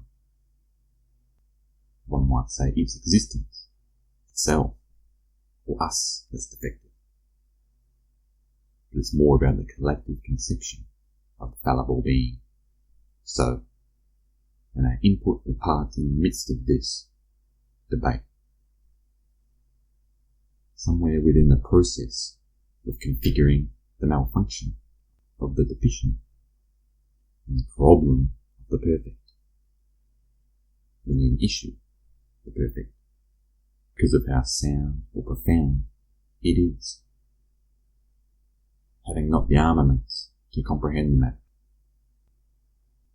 We definitely need lots of time or tries to do so, but you know the saying, practice makes perfect, and good things take time. This, our practice, our perfect, relatively speaking. In other words, one can consider it all to be fine. One's mistakes and hassles, but it is, additionally, part of the grand plan or heading in that direction. And before we know so, we'll be in the place of the perfect, if we aren't already. The transition should be seamless in the same way, such as unnoticeable, gradation, fine-tuned in a way which may not be appreciated. So, fully itself, the totally different arises or becomes. Otherness, or forced past supreme, superb or sublime, the we day out. This would be the task for the vestiges we are and were, in the case of current perfection, versus the confusing reasoning for such imperfect specimens. This relationship is yet another shape of the condition of our everyday lives, presenting as a consequence of the communication between two such extremes, opposites, or states. As with us in words, the inanimate and the animate, etc. Also known as the unity of opposites, coincidentia oppositorum, or tertium quid, and syzygy.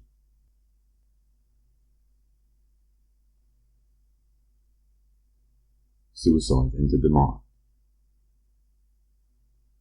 Being ungrateful and selfish, I thought it to be a plan of attack when it came to this life. Ceasing such. Especially hard to say now, considering how lucky I know I am. How much many people love and support me. Some of the thinking came from how strangely I saw myself, and how out of place I felt within the world. A common reason for people to off themselves. It's not as if it got to the point of having a blade at the ready, but there were considerations or fantasies about it. Quite strange calling them suicidal fantasies, because what's fantastic or magical about dying? Prematurely or by one's own hand at least. It would be different to die after having lived a blessed life. This is the exception. Life wasn't very appealing to the past me that was observing these thoughts, though. I must have lacked the courage to end up going through with it, which, if accurate, I'm happy for. Although I don't know if courage would be the right word in my situation. It was probably more courageous to continue to live, battling my or the inner demons, versus throwing in the towel. Ever since that moment in time, has also been the reminder of these scenes, almost taunting me in a way. If so, I never let them get to me. Nothing could get worse than where I was to be going through such emotions. It got as advanced as thinking about how I'd go about it, which is characteristic or indicative of suicidal fantasy. One could say someone who's seriously thinking about doing so wouldn't merely ponder. They'd do it. Maybe that's true, but I'm just glad I wasn't one of those people. I'm still, thankfully, me. Alive. You could call it a near-death experience, at least figuratively, though nowhere near as cool. Regardless, it's what happened, and it's important to acknowledge or address, particularly if it might help someone else to know they aren't alone going through this kind of stuff. However, that doesn't register as a possibility or thought when one's depressed. You feel alienated, as surrounded as one can be by friends and family. It's as if there's nothing anyone can do to help you, as hard as they'll try to, and as much as they care about you. This is part of the problem. Reaching rock bottom was pretty much a natural conclusion after such a rich childhood. Indeed an only child, at the best time of my life, up until the moment of feeling totally defeated and devoid of spirit and meaning. You see, getting so low can go one of two ways. Either you stay low, indulging in the sadness and the misery loves company, or you bounce back, as if to be unbeatable once or if one recovers. I'm not sure repair would have taken place in isolation, as for most things. But luckily I wasn't. Physically or person-wise, nor spiritually or vice-wise. I ended up deciding the fast and hard method wasn't for me. Taking my life painfully or quickly? No, not for me. I wasn't brave or desperate enough. Although I was desperate or low enough to find solace in a substance. Cannabis. I remember saying these exact words, grief-stricken. I'm just going to smoke myself silly. Tears travelling. It makes me laugh now as I write and think about this, especially because of the word selection. If only I'd had a sense of humour in that moment, maybe I could have snapped myself out of it. That's how miserable I was, though. Nothing would get through to me. Only the tragic, the wretched, the toxic. But in such time, cannabis, one of nature's many great gifts, helped me to learn a lot about what life and myself had to offer to it. Some of my most wonderful insights were gained in the midst of her use. Some of the best times of my life were shared with my dog Chloe, thanks to it. Like an important person. I'm not sure I could have done it without her. Spirit. Cannabis. And without herself. Up until that moment I'd been cruel and abusive to her, too. Taking out my own anger and issues on the essence of innocence. This is or was worse yet, for she's a her. But if it were a male, I was being terrible too. It wouldn't have been made much better. All it does is make me feel even weaker when I look back on those times. Anyway, since then our relationship changed dramatically. Her giving me the chance to redeem myself. There's no fixing what I did, like there's no not doing or having done so. But I've made sure to change my actions from that point on, treating her my best, having as many good times together as possible. As an early teenager I had the idea of giving up, so somewhat similar to being suicidal. This wasn't able to fully manifest itself yet, nor was I able to fully comprehend or recognise such, but the basic premise was there, having been established. It is weird to think about, especially when you're a kid, because you don't have any idea of what life's truly about. I was a kid by the time I entertained the idea, being around 14 the first, and 19 the second. These are pretty distinct times or memories in my life, particularly the second or later time, but they aren't memorable for the right reasons. without a good memory, the juncture in the story. The only good which came from them is that they got the worst they could get for me. The closest I got to taking my own life. As far away as I may have been from doing so.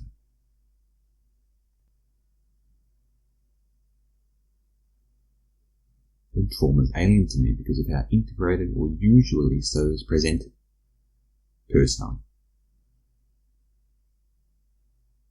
One might say I'm desensitized to the degree of how much it changed me. Marshall Mathers III, Eminem, sit on his feature with Kyle Thomas Cloud, grip, walk through. Sometimes I wonder really what did my closed head injury do? It's odd, because what happens in this area of injury regarding the brain becomes normal, worked into the resting or regular state, to the extent that recognition is unlikely, particularly when an injury happens at a young age, from experience.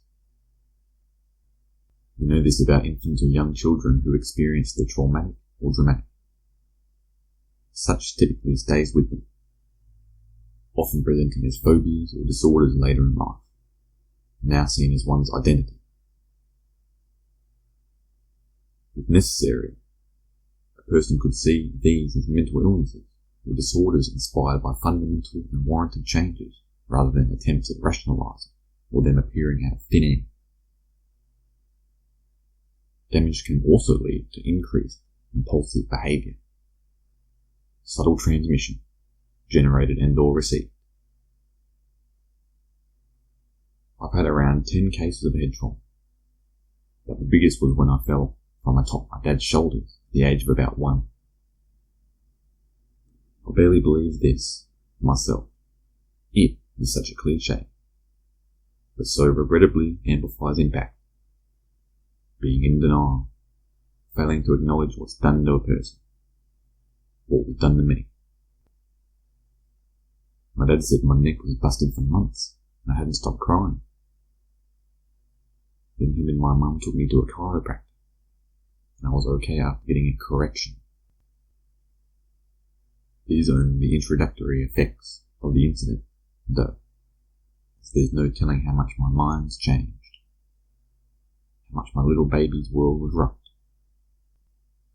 Maybe that's why I've turned into a weirdo, as I'm sure is to be deduced.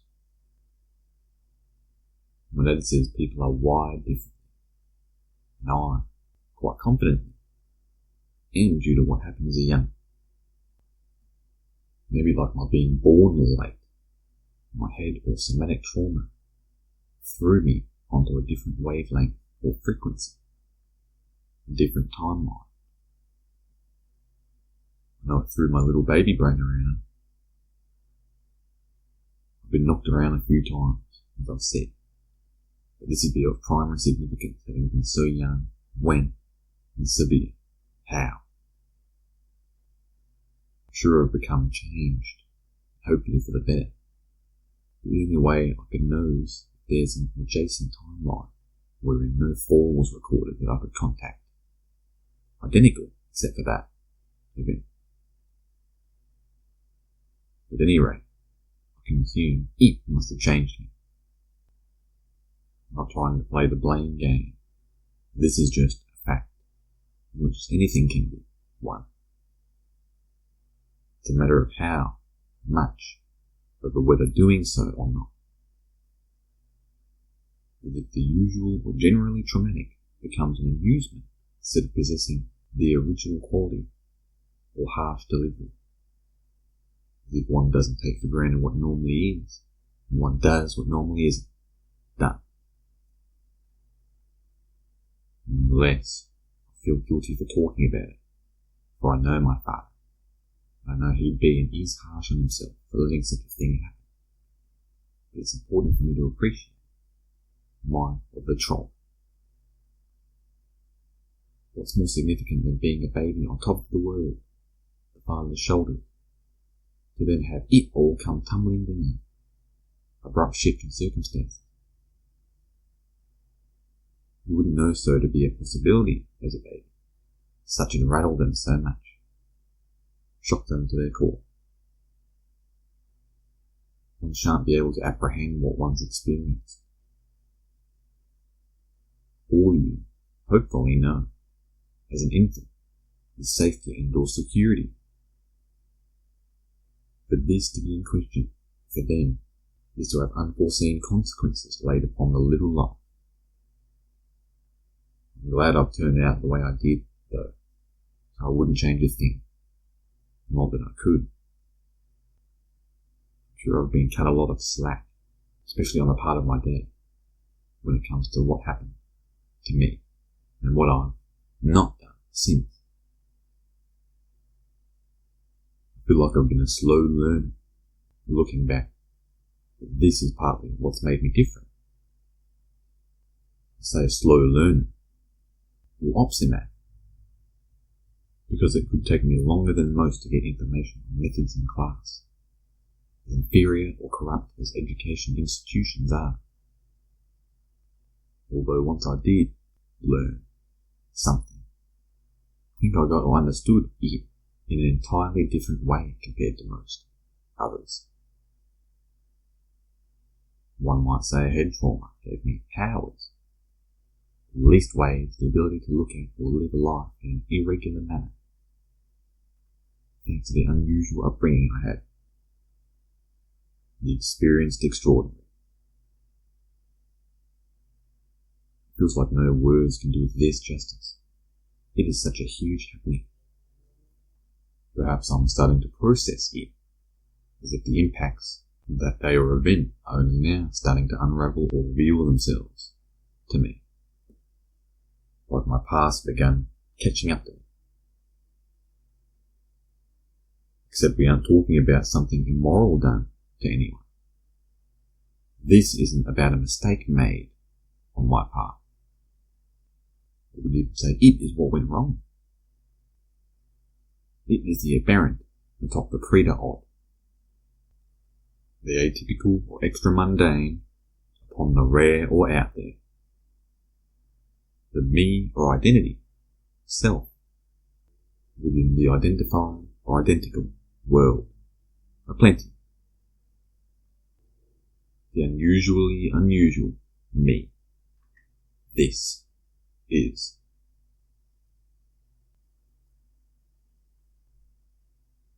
Time we've touched upon a few times with regard to how it oversees or coordinates an occasion. It in terms of the past, present and future, and the sleek personality of such. These are but a few ways it has been mentioned throughout this.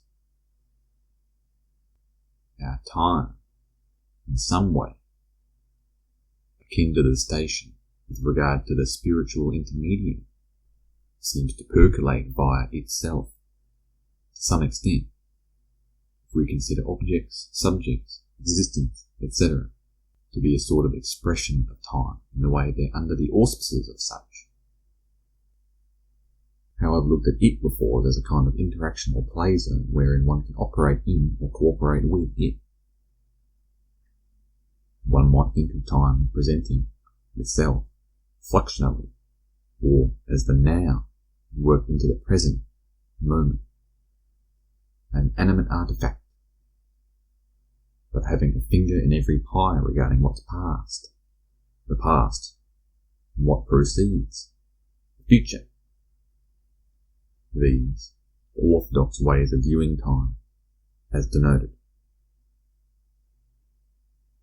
The headquarters wherein everything we know of or are familiar with, and not, must take into account its influence. Its terms and conditions whereof non-stop update themselves, being reconfigured or readjusted, forming. It could also be seen as a conduit. What have you, again, passing through or entering the interstitial time fluid, albeit it's not clear there's any exit or termination. There's a solid element to or of time, but it is quicksilver or slippery as well, at least concerning how it moves or alters what's roped in. Time's somewhat dependable, so it isn't necessarily slippery in a deceitful way. The problem's more of how hard it is to grasp both time's presence and effects. If we look at time as the currency, not only regarding its value, but how there's a speaking through, for, or of the present moment, the current, we shall see how adaptable it is in some adroit or legerdemain manner. There's the unfading or unrelenting part of time, but there's also how much dancing around takes place. Possibly more to do with what's done to the subjects or data made to work for it, rather than such interacting itself. We think time to be an efficient and effective standalone entity. Superimposition could become expansive, but I'll address such in these terms, as it serves as a decent explanation for how time presents itself, as well as transposition and or juxtaposition, and is apt to the text. We view one image of so, notably the secure or fixed part, equivalent to eternity, to be an underlay, superincumbent, relative or kinetic motion via time. Foreshortened conception of this. They'll both give us a synthesized, spliced, or congruent portrait of it. Both prospects are visible, although each blend together or merge as one to give us a finer finish. This is indicative of non-duality in that way, too. We're dealing with a morphing or melding of two or many more components, objects, etc., with respect to a true state of affairs. What they exist as or for, and what they shall obtain or are perceived to be like.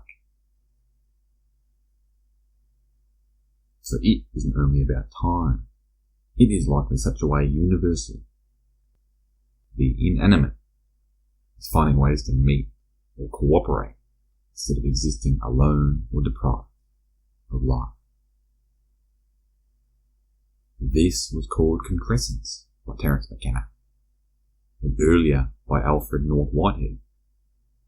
But it can also be referred to as accretion, or seen as a part of symbiosis, what nature both is, itself, and strives for, is well versed in.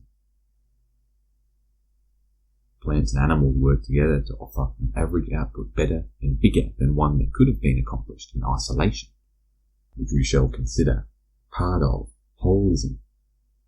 But maybe we're all working towards something together, whether we know or like it or not. I think we are, but that's for something good's an extended discussion. As long as we're all doing our best, being good while we're at it, which, as you know, I think's what makes something its best. We should trust nature, and what or where she derives helps to form and provide, to do the rest.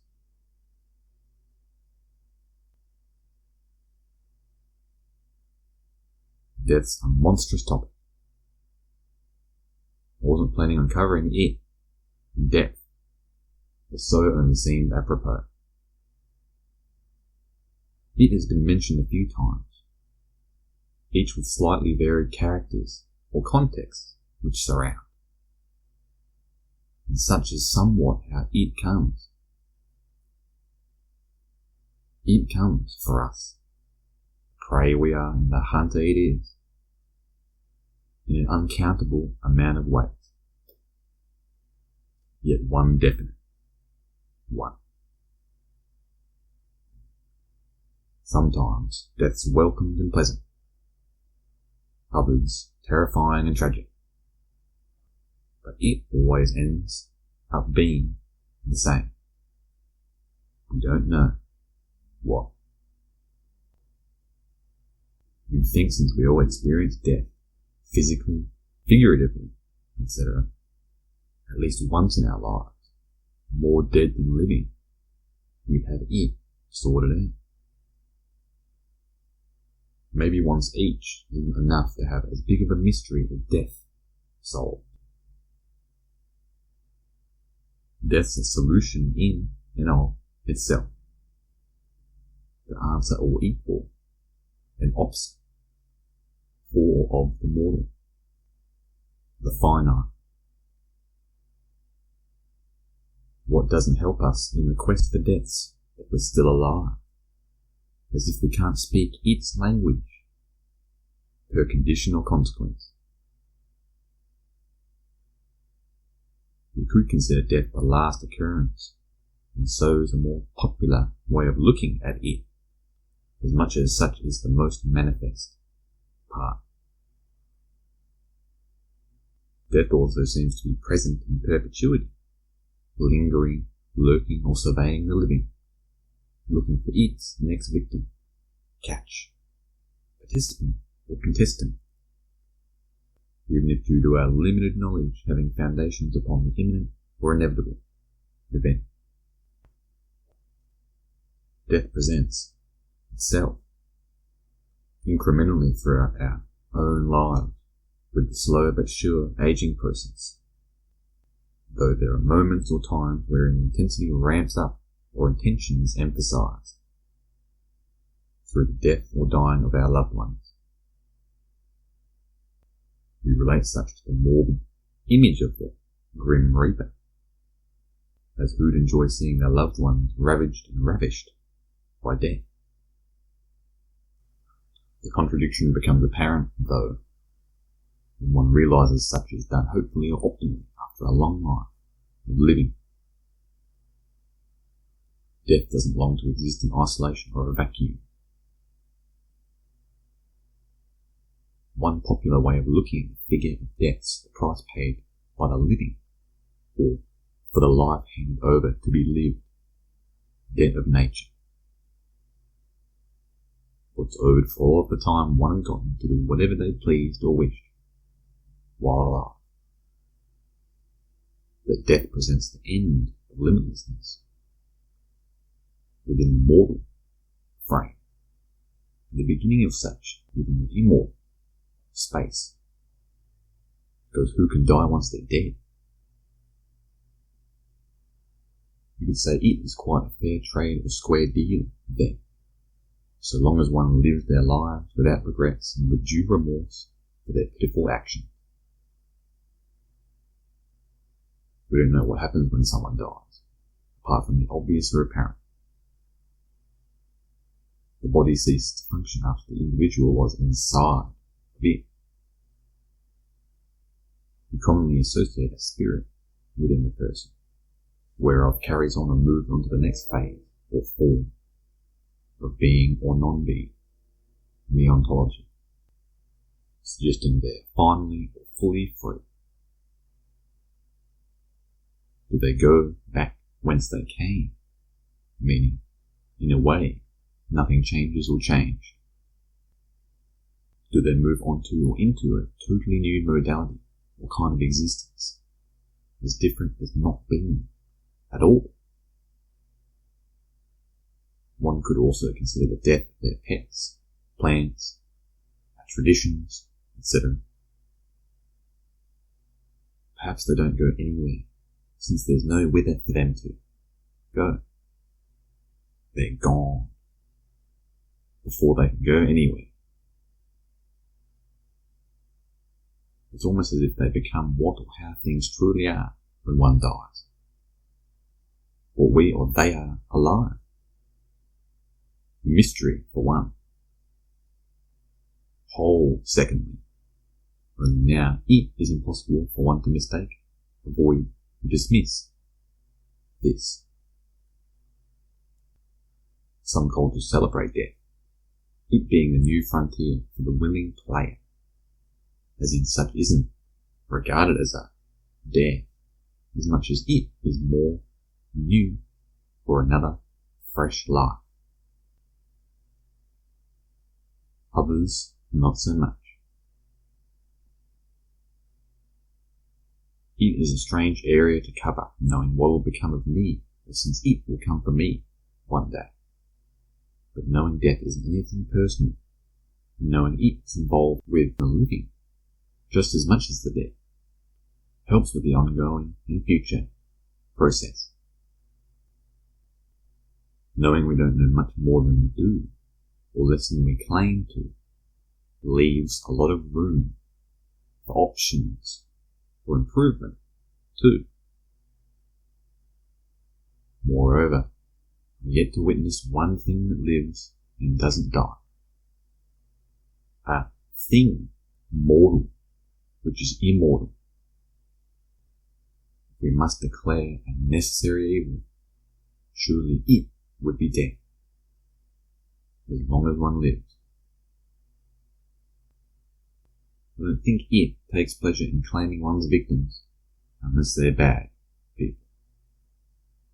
Though it may enjoy inducting into the hall of the dead, Valhalla or Elysium, a new noble servant of the living.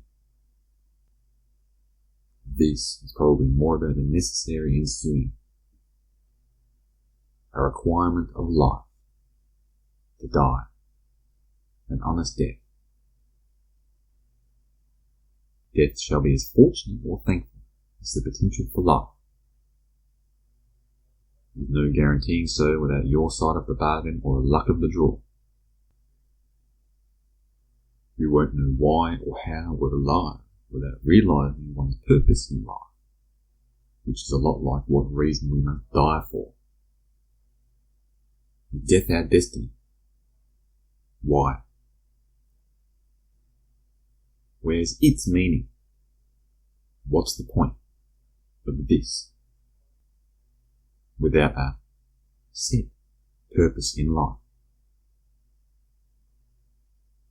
could death be as empty or cruel as one's life lived vain? Does gratitude for life equal one's happy or peaceful departure? Or does this make it all the more painful to say goodbye once life's over and death begins?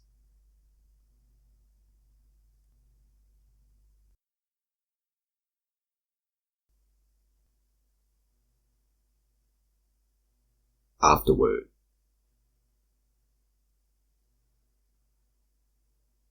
Lots of ground's been covered, in a sense. So's how it appears or feels, at least. All that's been done, though, is there's been an addition made to the mystery. This isn't a bad thing. I don't exactly have a scientific approach, and you could say nothing got done as a result. The rigour of scholars isn't always accounted for throughout my logic, nor is analysis with one's white coat sported consistently going to provide us with the answers we're looking for. Perhaps we benefit from each kind of perspective in this existence, along with all of the rest. Maybe there's a place for the uncertain or unconventional, as well as the proven or conventional. Maintenance of balance must be attained and retained through such means. What tips the scales in the way of the rightful victor or well adjusted?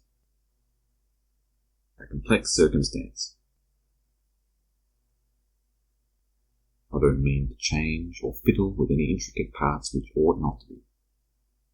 I instead look to inspire change, individual to individual, through the sharing of my point of view.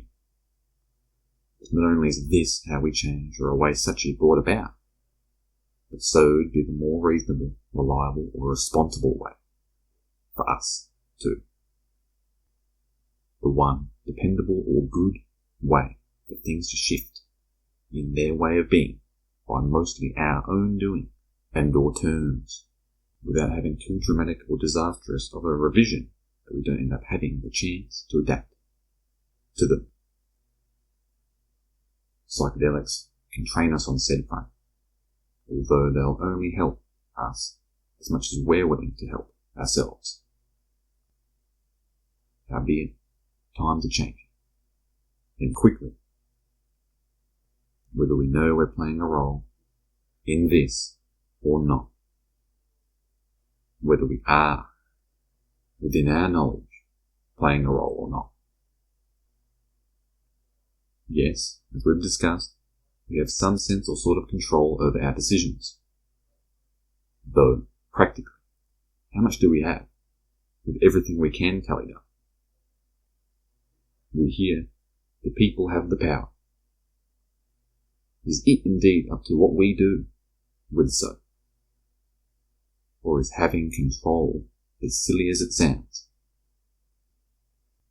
I think the most convincing control or freedom we have is the amount or kind afforded via our decision and the individual.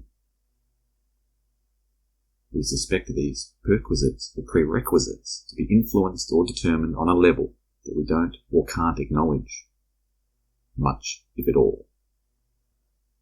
But there persists a semblance or significance of power and worth via decision and personhood. They might be made upon Lilliputian matters, or they can be tremendous or pivotal, or the control we have or need over our lives, shall be accessed using these portals. Maybe my views will evolve or change over time, but such change will be in and out of my control, as much as any decision, made or not made. The absence of a choice is one in and of itself, in some way, granting further credence to there being more to what's going on than solely our say or input. Greater intricacy or involvement present than we can know of or account for. That I understand. To know you don't know is perturbing, best case. Knowing there's nothing you can do will petrify and can disable. Such may be likened to powerlessness or disempowerment. Applicable to a degree, potentially to a major one, and I think it is a splendid thing. I think we're lucky to not have full or much control. Not only that be because we're not ready or mature enough as a species for the duty, but since there are more pertinent issues or practical facets or functions for us to tend to, than to be pulling every string. There are prime, proficient, or prominent means or intellects which have the tools for these roles. Besides, our limitations what makes life serviceable, and what allows for discernible meaning. It is what provides leeway or leverage for our purpose. If we lack limitation, we'd be without direction or motivation. It's being convinced we're going to die, which makes us get out there and face the music. There are, howbeit, omnipotent powers at play or work that orchestrate our dimension or world to whatever extent. One can call it, them, or these, anima mundi, divine, spirits, gods. But the truth that we don't know precisely what they are. I'm not only fine with this, love it. I love that I don't know what's going on. And I love knowing or hoping something, somewhere, out there does, being its role or purpose, to look out for us in some or any mystical and mythical manner. I'm not merely comfortable with this, the not knowing individual, and the knowing impeccable, but I'm most comfortable. Perhaps I wouldn't be able to process what's going on, indubitably losing one's marbles upon revelation. But this is likely the way that's intended. Daedalian abstrusity. An inability to get what's happening, as one just so has it. What life is. Many of us don't seem to be happy about such an outline or headline, or even try to, inconsiderately or unwisely, challenge. I'd say they'd be falling right into the trap which is both human nature or self-induced hubris, and laid out or set up by said peerless peer. I believe this to be the proper positioning or relationship between the individual and the entity or extra, between oneself and the transcendental, above or unmatched. I don't dare challenge or compete with the complete. I already seek enough adversity in constantly putting myself back in my place. If that's not done beforehand, as a given. To each his own, but I know where I stand. I don't. Only much, much below or lower, if anywhere remotely close or comparable. We aren't in the same galaxy, let alone shared categories. We're talking about the creme de la creme versus someone who's started milking ruminants. A farmhand, recruit or novice, in contrast to the owner and originator of all of the farmlands and any other property for that matter. Nevertheless, think you get me. Perhaps only or metaphorically, but this is all that may lie at its base, core or heart, a form, symbology or symbolism, abstraction. It is so that the fleshly and the figurative are convergent, consolidated, or mutually inclusive, similar to what's real and what's unreal, what's material or corporeal, alongside what's spiritual or incorporeal, so on. Significant of our lack of knowledge and one's reasonable apprehension, it is that we make of this what we do, when what's happening's beauty or the beautiful, confounding belief and comprehension. As sublime as the tangible or reified form is, it is, after all, a representation, manifestation, or imitation of the immaterial.